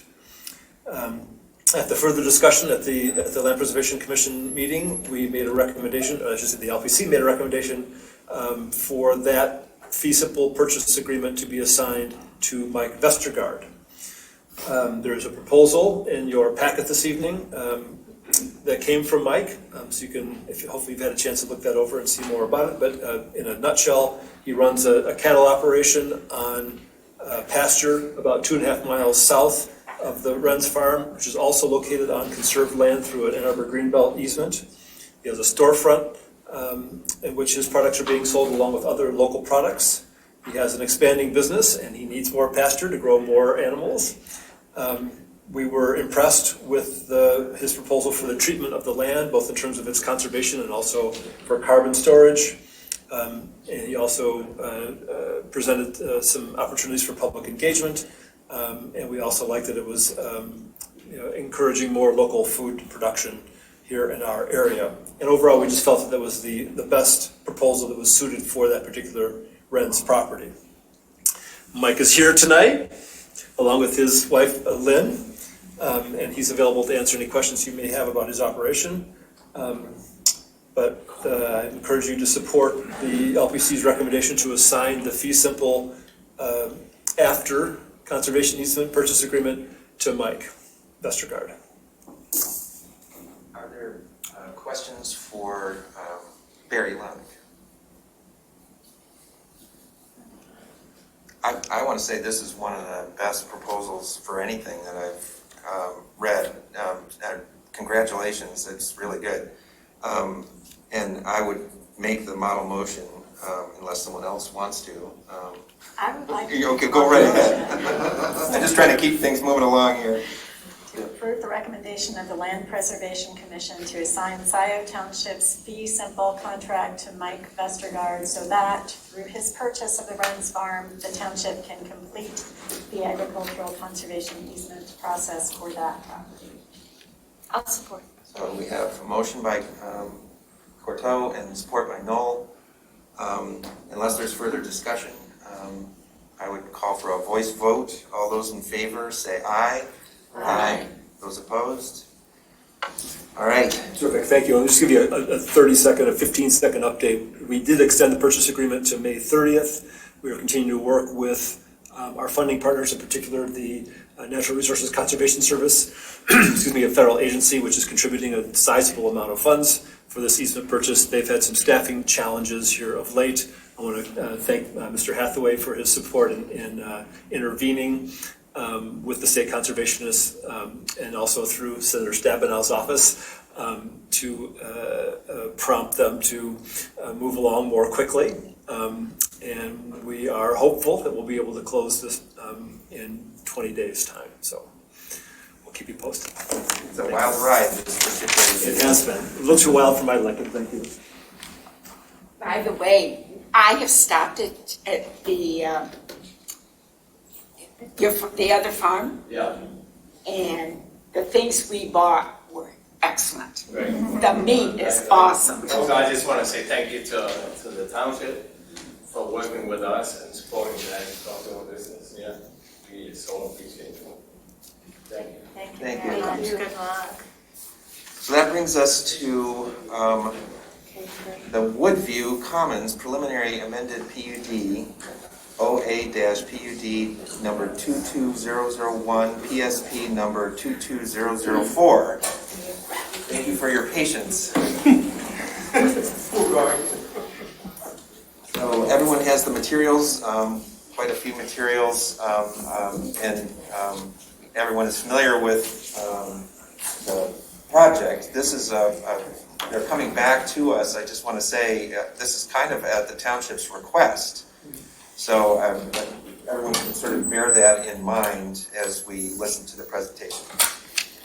Well, my presentation said good evening, but I'm changing it now to good morning. Nice to see you all again. My name is David Stolman, and I'm here tonight representing Jackson Road Sobey LLC, the petitioner for tonight's amended and restated Woodview Commons preliminary PUD plan.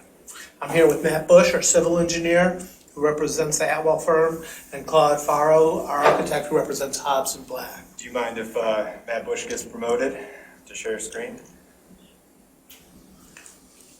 As he's doing that, I'll keep going.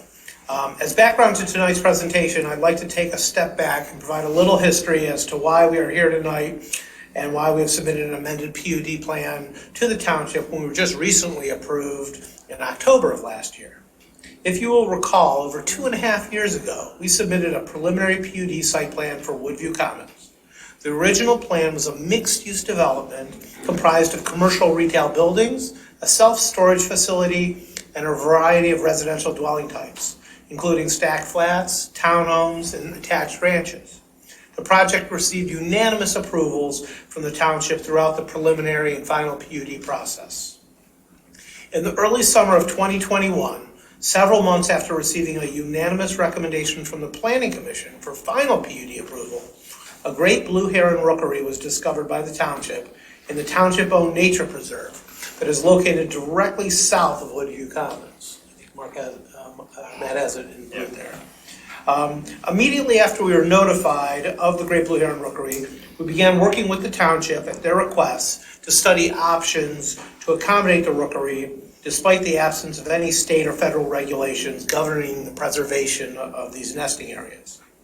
In October of 2021, the Scio Township Board of Trustees approved the final Woodview Commons PUD plan, but simultaneously requested that we study options to redesign the approved site plan. The township asked us to create a 300-meter radius area surrounding the nest to create an area of limited disturbance. After many months of exploring all options to accommodate the township's request, Our amended plan was submitted to the township on February 16th, 2022. Subsequently, on March 28th of this year, the Scio Township Planning Commission unanimously recommended approval of the amended preliminary PUD plan. We are proud to present our amended PUD plan to you this morning. While the original plan and the amended PUD plan before you are the same in spirit and intent, nearly the same in massing and density, and retain a mix of uses, the original plan has been modified to provide significant protection and buffering for the rookery. The amended and restated PUD plan has moved virtually all land development improvements and homes outside of the township requested 300-meter rookery buffer zone. The minimal construction within the 300-meter rookery buffer zone is only the rear walls of 9 ranch units and a necessary detention basin. Construction will be reduced to avoid disruptive activity in this area during the township requested season of February 14th through August 15th. We had proposed to August 1st based on state, I guess you want to call them guidelines. The Planning Commission asked us to increase that by 2 weeks, and we agreed to do that. So we've now agreed to do that through August 15th. With that background, I'd like to provide an overview of the amended PUD plan, and then my team and I are happy to answer any questions that you have. On the screen in front of you are both the original approved plan and the amended plan, of which we are seeking approval from you tonight. While I'd like to highlight the differences in the plan, I would like to point out first and foremost the strong similarity. The plans are virtually identical. That said, let's discuss the changes that relate directly to the rookeries.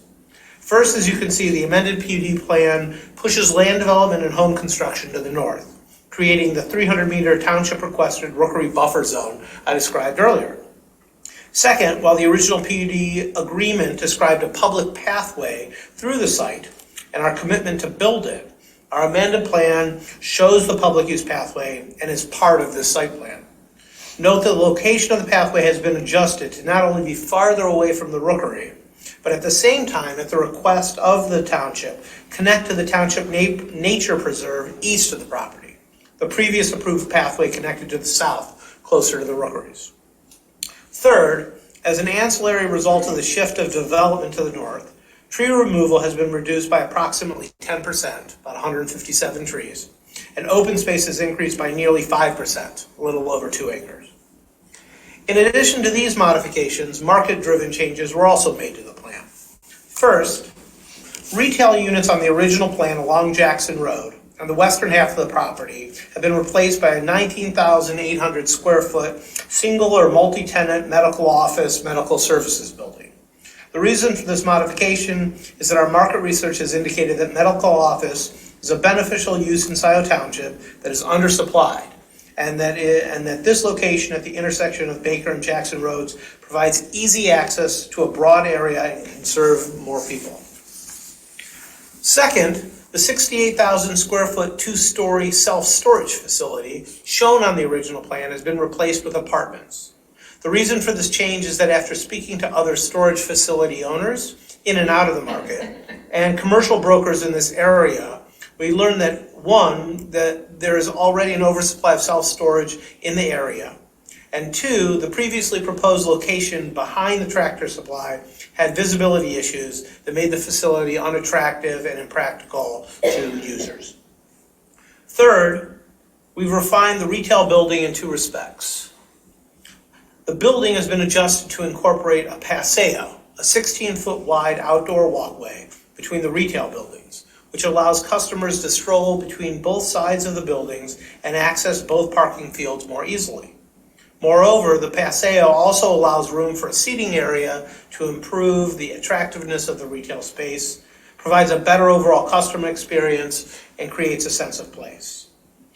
Next, to enhance the Jackson Road facing elevation of the building facade, additional projections were provided, along with strategically placed glazing that wraps the corners of the tenant spaces for additional views. Historically, changes such as these enhance both the shopper and tenant experience. Lastly, the 156 resident senior care facility on the original plan has been replaced by a 92-unit elevator-served apartment building. The reason for this change is that a new nearby assisted living facility is in the approval process, Encore at Heritage Woods Village, which is a 120-bed assisted living facility, you know where it is, As such, we felt we could supply a more flexible housing type that is attractive to a broader group of residents, including independent seniors, and would fill a niche in the housing market. Our 4-story apartment building will have exclusive dedicated amenities, including a pool, outdoor patio, and workout facility. It targets tenants, including seniors, that want a more communal, elevator-served, single-level living experience. That was a mouthful. Before I conclude, I would like to take a moment and discuss timing. I'd like to make clear that as a result of accommodating the blue heron rookeries and revising the plan, the amended plan in front of you tonight is a fully engineered site plan that provides the level of detail typically seen at the final PUD review level. Tonight, we are seeking township preliminary PUD approval. Subsequently, we will be back to you as quickly as possible for review and approval of the final PUD plan. All of OHM's engineering review comments, Carlisle Wortman's planning review comments, and the Planning Commission's conditions and comments have been incorporated into a revised final PUD set. This includes a draft development agreement, which was submitted to the township several weeks ago. We would very much appreciate an expeditious review of our amended plan tonight, as we have delayed construction of the project for almost a year, redesigning the site plan to accommodate the rookery buffer. But for the requested changes, we would be well into construction at this time. To conclude, we are very, very proud to be here tonight to present this plan to you.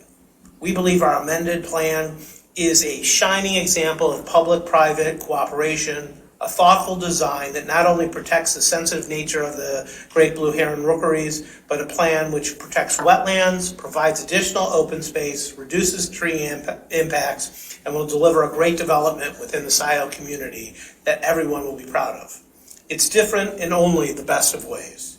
We ask for your support and approval tonight so that we can move forward quickly with the amended final PUD plan. We intend to be back before the Planning Commission and then this board for a review of the final PUD in the coming weeks. Matt, Claude, and I are happy to answer any questions that you have.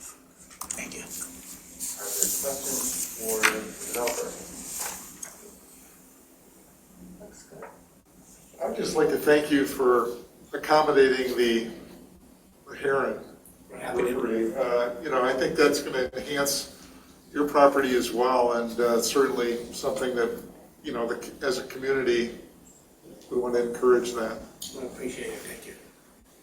Trustee Cortell. And seconding that, just wanted to appreciate the care that you've taken to move out of the rookery area and also to adjust your construction schedule, including adding those extra 2 weeks in August. Thank you. And also I did appreciate that you, in talking with the Planning Commission, were willing to adjust your landscaping species list to remove a couple of... They're gone.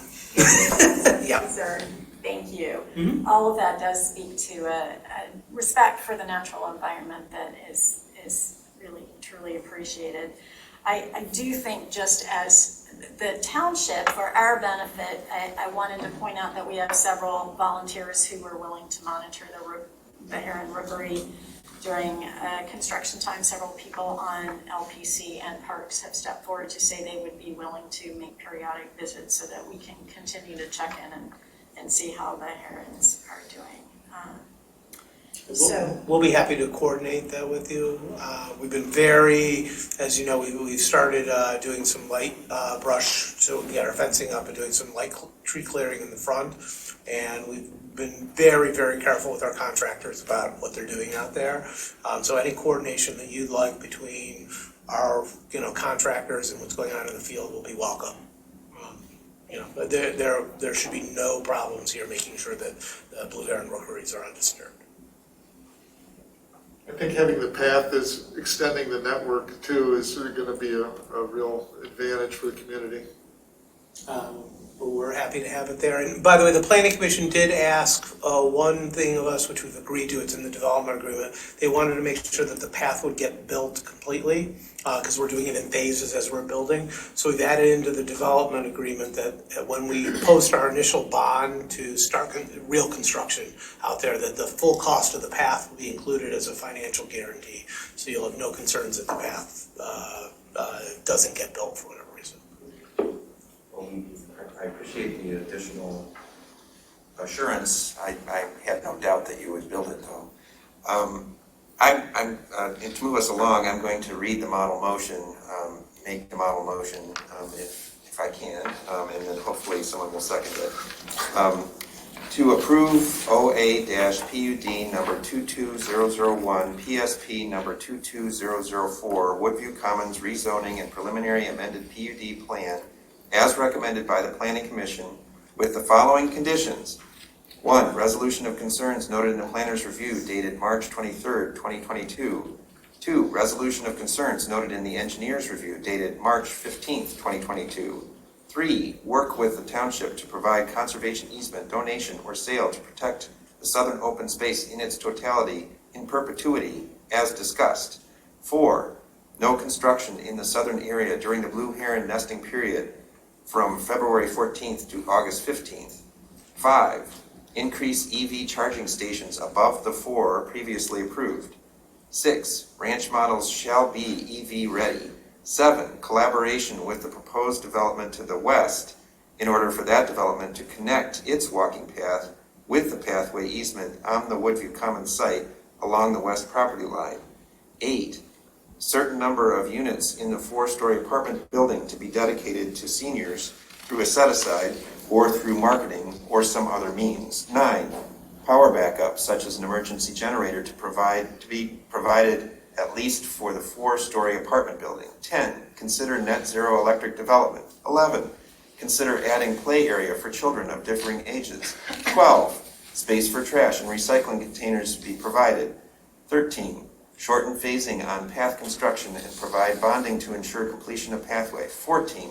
Deviations approved. A. To allow for increased building height for the apartment community building for 4 stories, 56.5 feet building height, exceeding the allowable 2 stories, 30-foot building height maximum per section 36-75. B. To allow a maximum floor area of 25% or a 5% increase from the 20% allowed under the existing A1 zoning for the residential portion of the development. C. To allow the apartments to have an individual 2-sided freestanding sign with each side containing 48 square feet of sign face area located along the internal development roadway, section 36-371 to section 2, section 1. I'm not sure. I'll read that.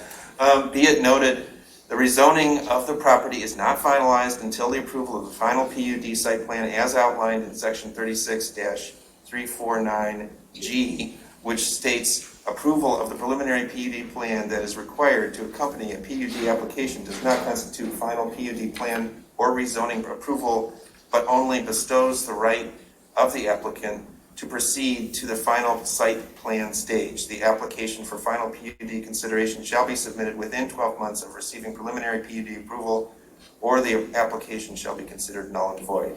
Is there a second? Okay. There's one thing, you read section 36-249 is what it should be. Because this is, the audio and everything is available to the citizens, I think. Section 36-249G? Did I misread You said it? 3. Oh, sorry. I just wanted to be sure that that was. Okay. Well, as printed here. I know. I know. So we have moved by Hathaway, support by Corto. Unless there are further comments, all in favor say aye. Aye. Those opposed?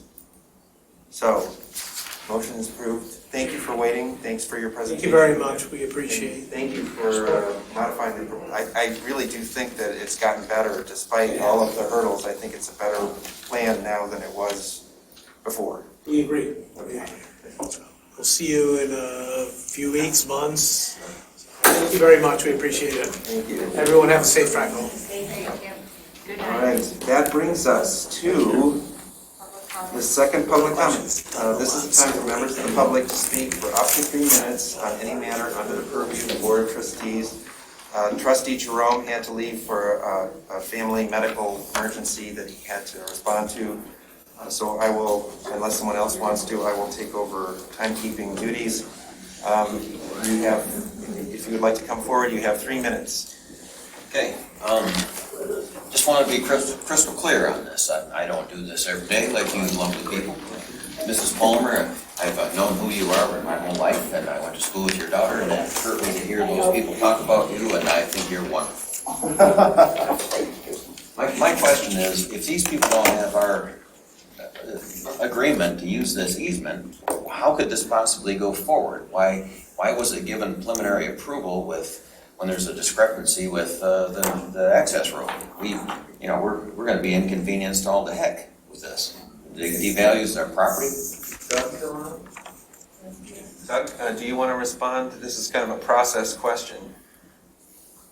I don't know if you heard the question. Yep, I did. Okay.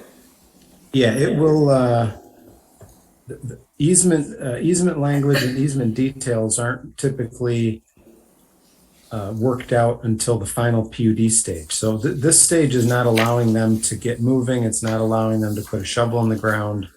This is just allowing them to go beyond the concept plan stage and then prepare the final PUD package that will be reviewed again by the Planning Commission and then back to the Township Board. And then even at that point, there's a development agreement that has to be reviewed by the Township Attorney. I mean, this has a significant amount of review time and just time before this developer's anywhere close to putting a shovel in the ground. Well, I can appreciate this, but it seems like, he might as well be getting this approved before they agree to the price of what they're gonna pay the Smiths and Deeds. We're that far apart on them either buying our property or compensating us for having to use the access. This whole development's been throwing feces at a fan until something's stuck, and this is as good a proposal as it was gotten so far. They shot down the access off Marshall Road because people complained, just like the development that was approved a minute ago. The blue herring hung that up, and gosh, I'm just feeling a little put out over this. I didn't realize that we even had a voice in this. I was told this was jammed down our throat months ago when I first came to the first meeting about this. I didn't know that we had a choice, and now I question if we have a choice or not. Yes, you do. So if we agreed just not to participate, we don't want to use the access road. Well, the hope is you will participate. Well, why would you? Would you want to sign off and a piece of your property to have to use that neighbor's property every day coming and going off? I don't know the details the way you do. Gosh, The hope is that you will at least try and see. well, I've been trying for 5 hours and 45 minutes today just to cover my, I not wanting to lose any value of my property and any more inconvenience. Just blown away by the concept, I guess. I would have thought that they would have to lock us in, appease us, sell our property. We agree to use this crazy boulevard and have to do the 180 turnaround every day to come into the driveway. Just seems a little much to ask for a person, I would say. We're making newly minted millionaires out of this, and we're the ones suffering the consequences. Just doesn't seem right. Doug, if I could pull you back for just a second.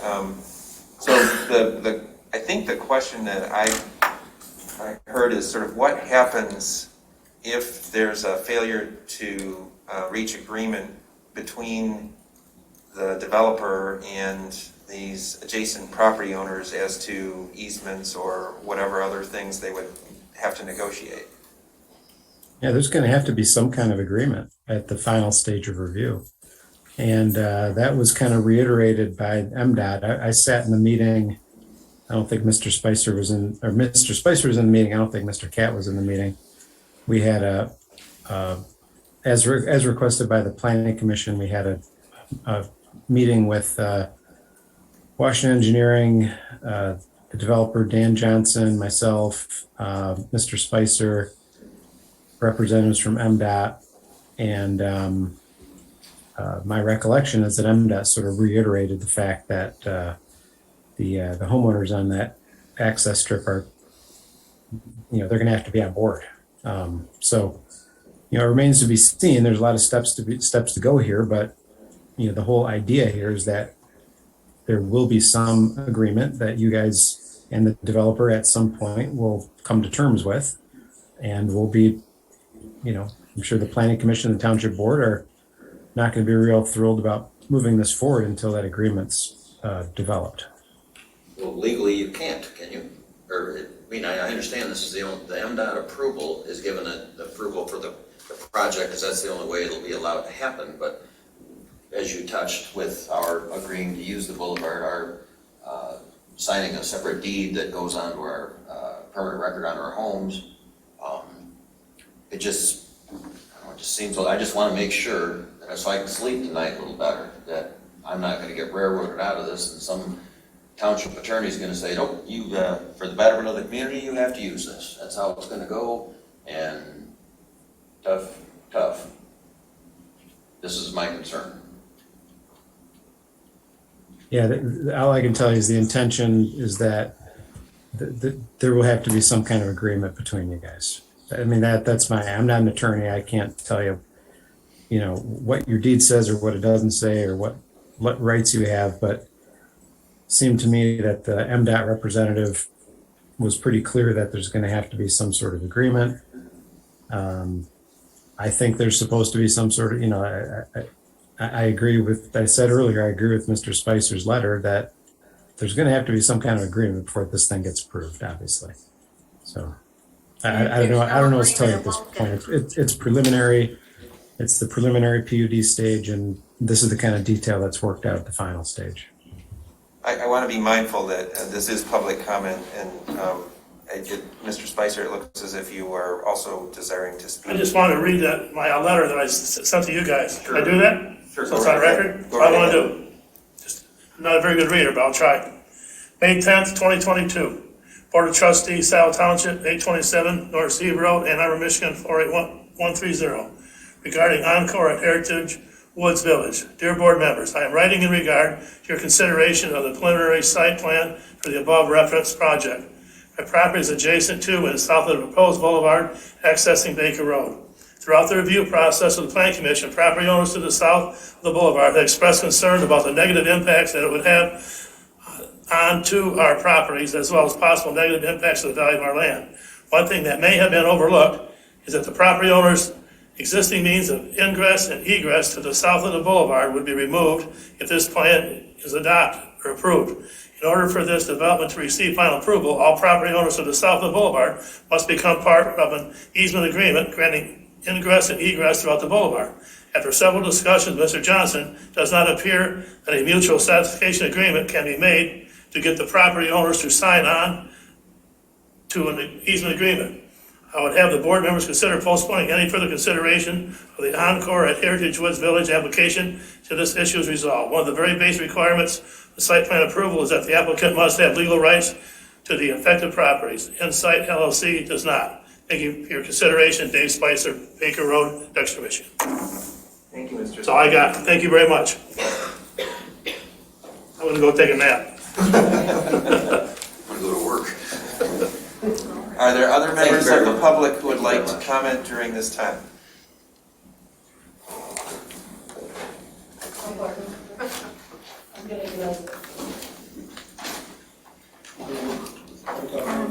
I really think that residents need more help when it comes to these things, that we tend to get screwed, that the builders get help, but the residents get notification at last minute. Pam Boyd, a Scio resident. Mayor Hathaway, during the report section of this meeting and over the previous year in reports, you tend to have little to say. Tonight was a prime example. I've never heard you talk about goals that you have set and accomplished for the previous 2 weeks. Now I see that you have kicked Mr. Raleigh into the dustpan, and you've hired people to benefit mostly you without more than a few minutes of surprise, and then let's call the roll. You are not a supervisor working with the entirety of the board. You are working as the highest authority, well beyond a general law township supervisor. And your bullying behavior does not make a good example of a leader. But you're certainly getting stuff done that you want done. Thank you.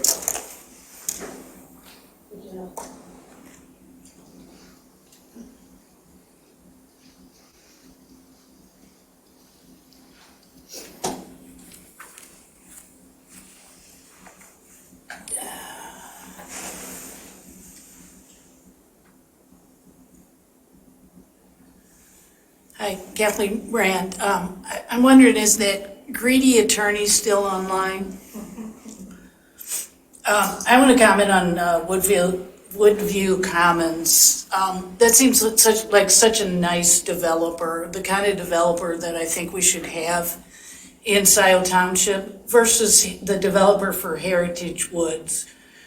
What I understand is that they continue to increase their density as their process has gone along, and they've given absolutely no justification, no data for why they increased their elder care building to 3 stories. Absolutely no justification, no data. And this was echoed by the chairperson of the Planning Commission, who stated the 3 stories is the sweet spot for a building of this size, with no data, no justification. So they started, I think, at 1. I know they were at 2 stories, and then they just bumped it up to 3 stories with no justification, no data. I want to ask if Mr. Rowley's recommendations to the township will be provided to the public without a FOIA request.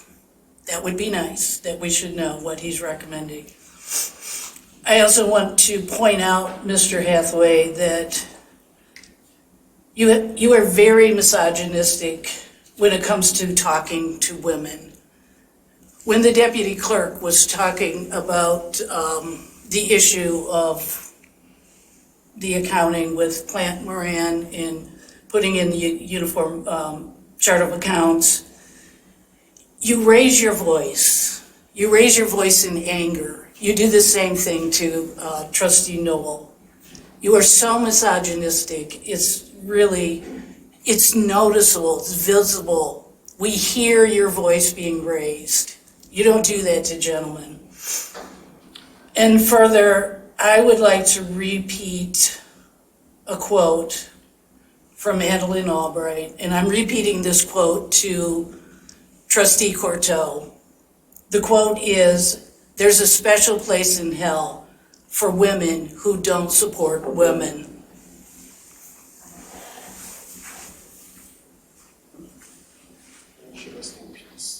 Any other people who would like to speak during public comment? Jillian Carey. Is Administrator Rowley still on? Yes. Edmund Rowley. Good evening. Good morning. Or good morning, right? Okay. Well, thank you so much for your service to Scio Township. You know, when you were hired in, as you know, that I was against the manager model. However, you have been a breath of fresh air. You gave residents hope. You gave our township hope. And somebody said, well, there's no such thing as a perfect administrator or a perfect manager, or hopefully, you know, when we're looking for a new one. You were the perfect one for Scio Township. You really did a lot in a short period of time, and I apologize on behalf of our township for the way that you were treated and for the way that you are leaving. And I also apologize for that nasty article that was written with things that said about you that were not true. Thank you so much for everything. And I read something, a man of integrity is a man of peace. That is you. Thank you. Thank you very much. Is there anyone else who would like to speak during public comment? Please, come up to the table. Oh, can you keep him up there for a minute? I want to thank him as well. And Mr. Riley. We'll bring him back, please.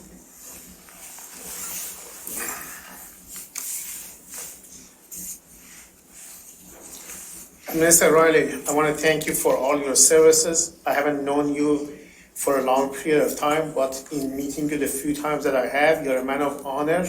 Our township is worse off with you gone. It would have been much better off with you staying here. I wish they would have reached out to you and tried to mend fences. Not so much because of you, because you'll be fine, but for our sake. for the sake of this township is already understaffed. You had many transferable skills that you were helping many of the departments. You were the bridge builder between the people, the different segments on the board which didn't get along. That being said, I just want to cover a few other issues. I wish you the best, and I hope that we'll be able to stay in touch with you. I've made few comments about the people who have run as imposters before.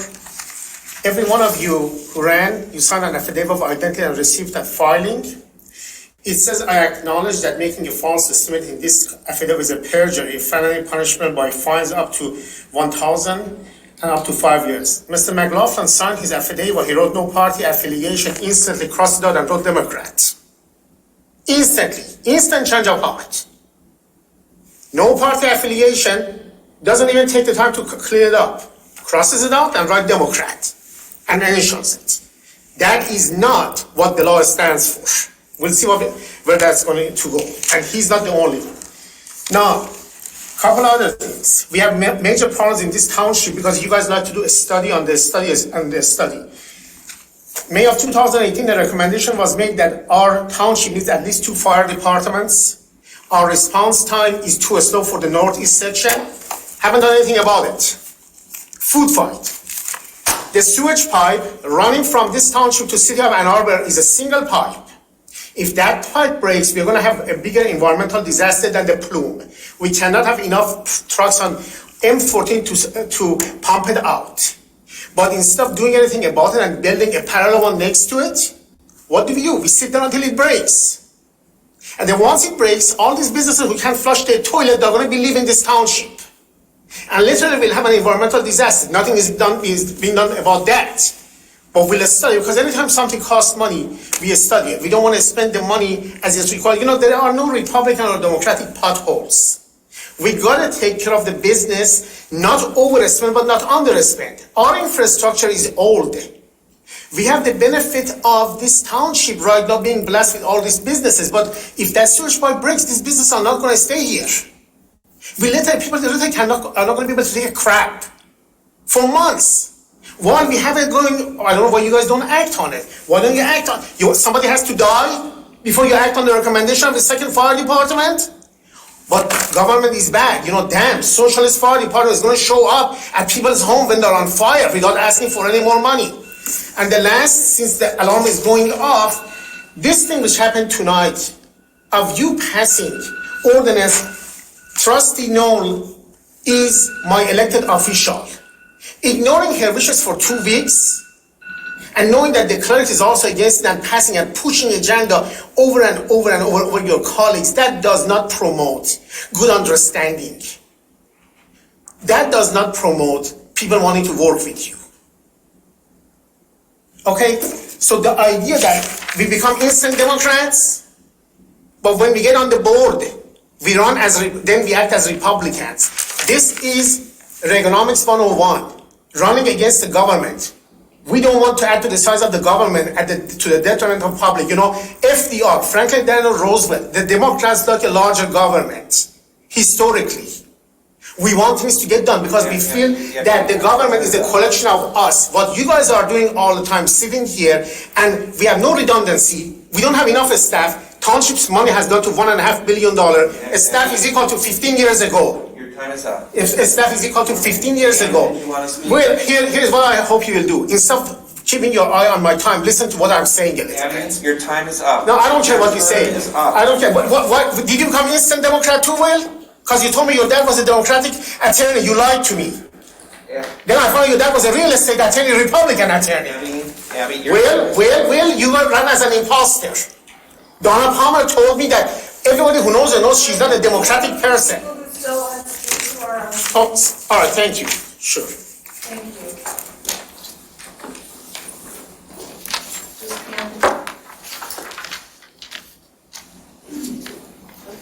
We have Paula G. followed by Rob Pattinson. Paula, you can go ahead. I'm unmuting now. Number one, I would like these agendas to be a little shorter so that when we get near the end, it just isn't rushed through and people can actually discuss it on the board And this is a question people have been asking me, and I'm throwing it out there. People that have bought many homes have sold in here because of many different reasons, but I won't go into those reasons tonight. What is going to happen to the new owners that bought their homes, and they're very concerned about being assessed at a higher for this millage problem that has occurred? And I think I told you, Donna, I don't blame you, I blame the system, but there's a lot of concern about that. Just throwing that out there because I've had the new people asking me, what's going to happen to us? What's going to happen? So they better not be assessed at their higher rate for the millages on, because they shouldn't even owe that tax. Anyway, that's it. Have a good night. Make the agenda shorter so it won't be running like this, please. Thank you. Thank you. Rob Pattinson, followed by Pat Stein. Rob, you can go ahead. Thank you, Rob Pattinson. I believe it's important to use direct language to summarize what you have done tonight.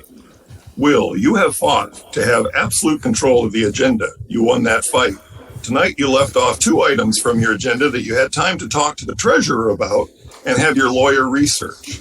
Yet you chose to leave these items off your agenda and spring them on the board as a late night surprise. I believe many would call that unethical, and it certainly could be seen as indicating corruption. At the very least, it's undemocratic. In appointing your 2 surprise positions tonight, you have removed the normal and accepted checks and balances. You now have more control and have removed the checks and balances designed to prevent corruption. David was too professional to say what you're doing is unethical and corrupt, but that's what it is. No wonder you couldn't follow his previous advice. It didn't match with your intention to seize control of the township government. The treasurer asked Jim Murdy to come in and help her with the winter taxes since he's done that job for her for the last 30 years. He was paid to come in after he retired to do this. Murdy was one of the 3 people who made the $750,000 mistake on the taxes. Now he's the township administrator. Sandy Egler was one of the 3 who made the $750,000 mistake on the taxes. Now she's the deputy supervisor. The treasurer, deputy treasurer, and former assessor represent somewhere between $275,000 and $300,000 a year in salary. Yet all 3 made the $750,000 mistake in the taxes. Normally, those kinds of mistakes would be career-ending. Instead, you have awarded them the important roles with great responsibilities in our government. So just to be clear, Jim and Sandy are 2 of the 3 people who made a $750,000 mistake. They are now the township administrator and deputy supervisor. You have blocked helping the finance staffing crisis for over a year. Yet tonight you only took 15 minutes to appoint a deputy supervisor. Oh yeah, and you did it by taking someone from the finance staff to do it.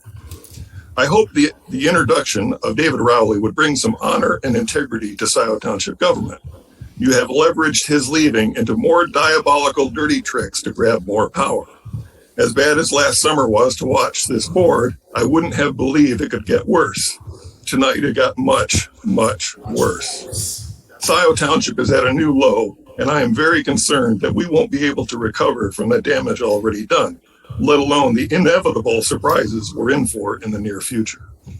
And for David Rowley, I echo the comments of Jillian Carey. Thank you very much, sir, for your service. Good night.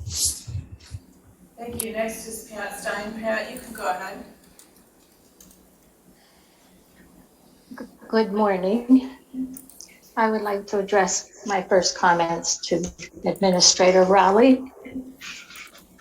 David Rowley, I cannot thank you enough for all you have done for Scio Township. Your efforts are greatly appreciated, and I hope your next employer, you receive all the respect you deserve. I know you didn't get it at your position here at Scio Township, and for that I'm very sorry. You deserve much more than you can get. Thank you, and good luck to you. My next comments go to Will. And Will, what can I say except really smooth move tonight? First, I want to address your inconsistency in timing the public during the public comments period. Last meeting, you let Marty Mayo speak for almost 5 minutes. Now, I understand that she was hosting a fundraiser to cover your legal fees 4 days after that meeting, but that was no reason to give her preferential treatment. And then tonight, Mr. Abbey wanted to speak to you about some pretty unflattering and very incriminating meetings that he had with you and previous supervisor Jack Knowles, but that was no reason to cut him off. He should have been given the same opportunity that you gave to Marty Mayo. So tonight, you had private, we understand that you had private powwows with Donna to blindside the rest of the board with two very, very sneaky motions. That brings more power to your position as supervisor. That's called power grabbing. You know, power grabbing, the very action that you and Jack Knowles regularly and falsely accuse our clerk of doing. Dirty tricks tonight included hijacking the clerk's motion to revise it and make it your own. You could have put that agenda item off for another 2 weeks. You know you could have. Everybody knows you could have. Your motives are very transparent. You asked Trustee Knoll, what was she afraid of? I ask you, Will, what are you afraid of that you couldn't let that wait 2 weeks? A lot of underhanded goings on here. There are many words to describe your behavior. I know autocrat is one, but another one is unmitigated bastard. Where the hell did we come up with you? As it comes to supervisors, you are a total failure, and you need to resign and take your Scio sheep with you. Useless. That was fantastic. Yes. It was fantastic. Any more? All right, motion to adjourn. Support. All in favor, say aye. Aye. Opposed? Motion carries. We are adjourned at 1:10. I guess trustee. Recording stopped. Asked that those exact words be put in the minutes. And I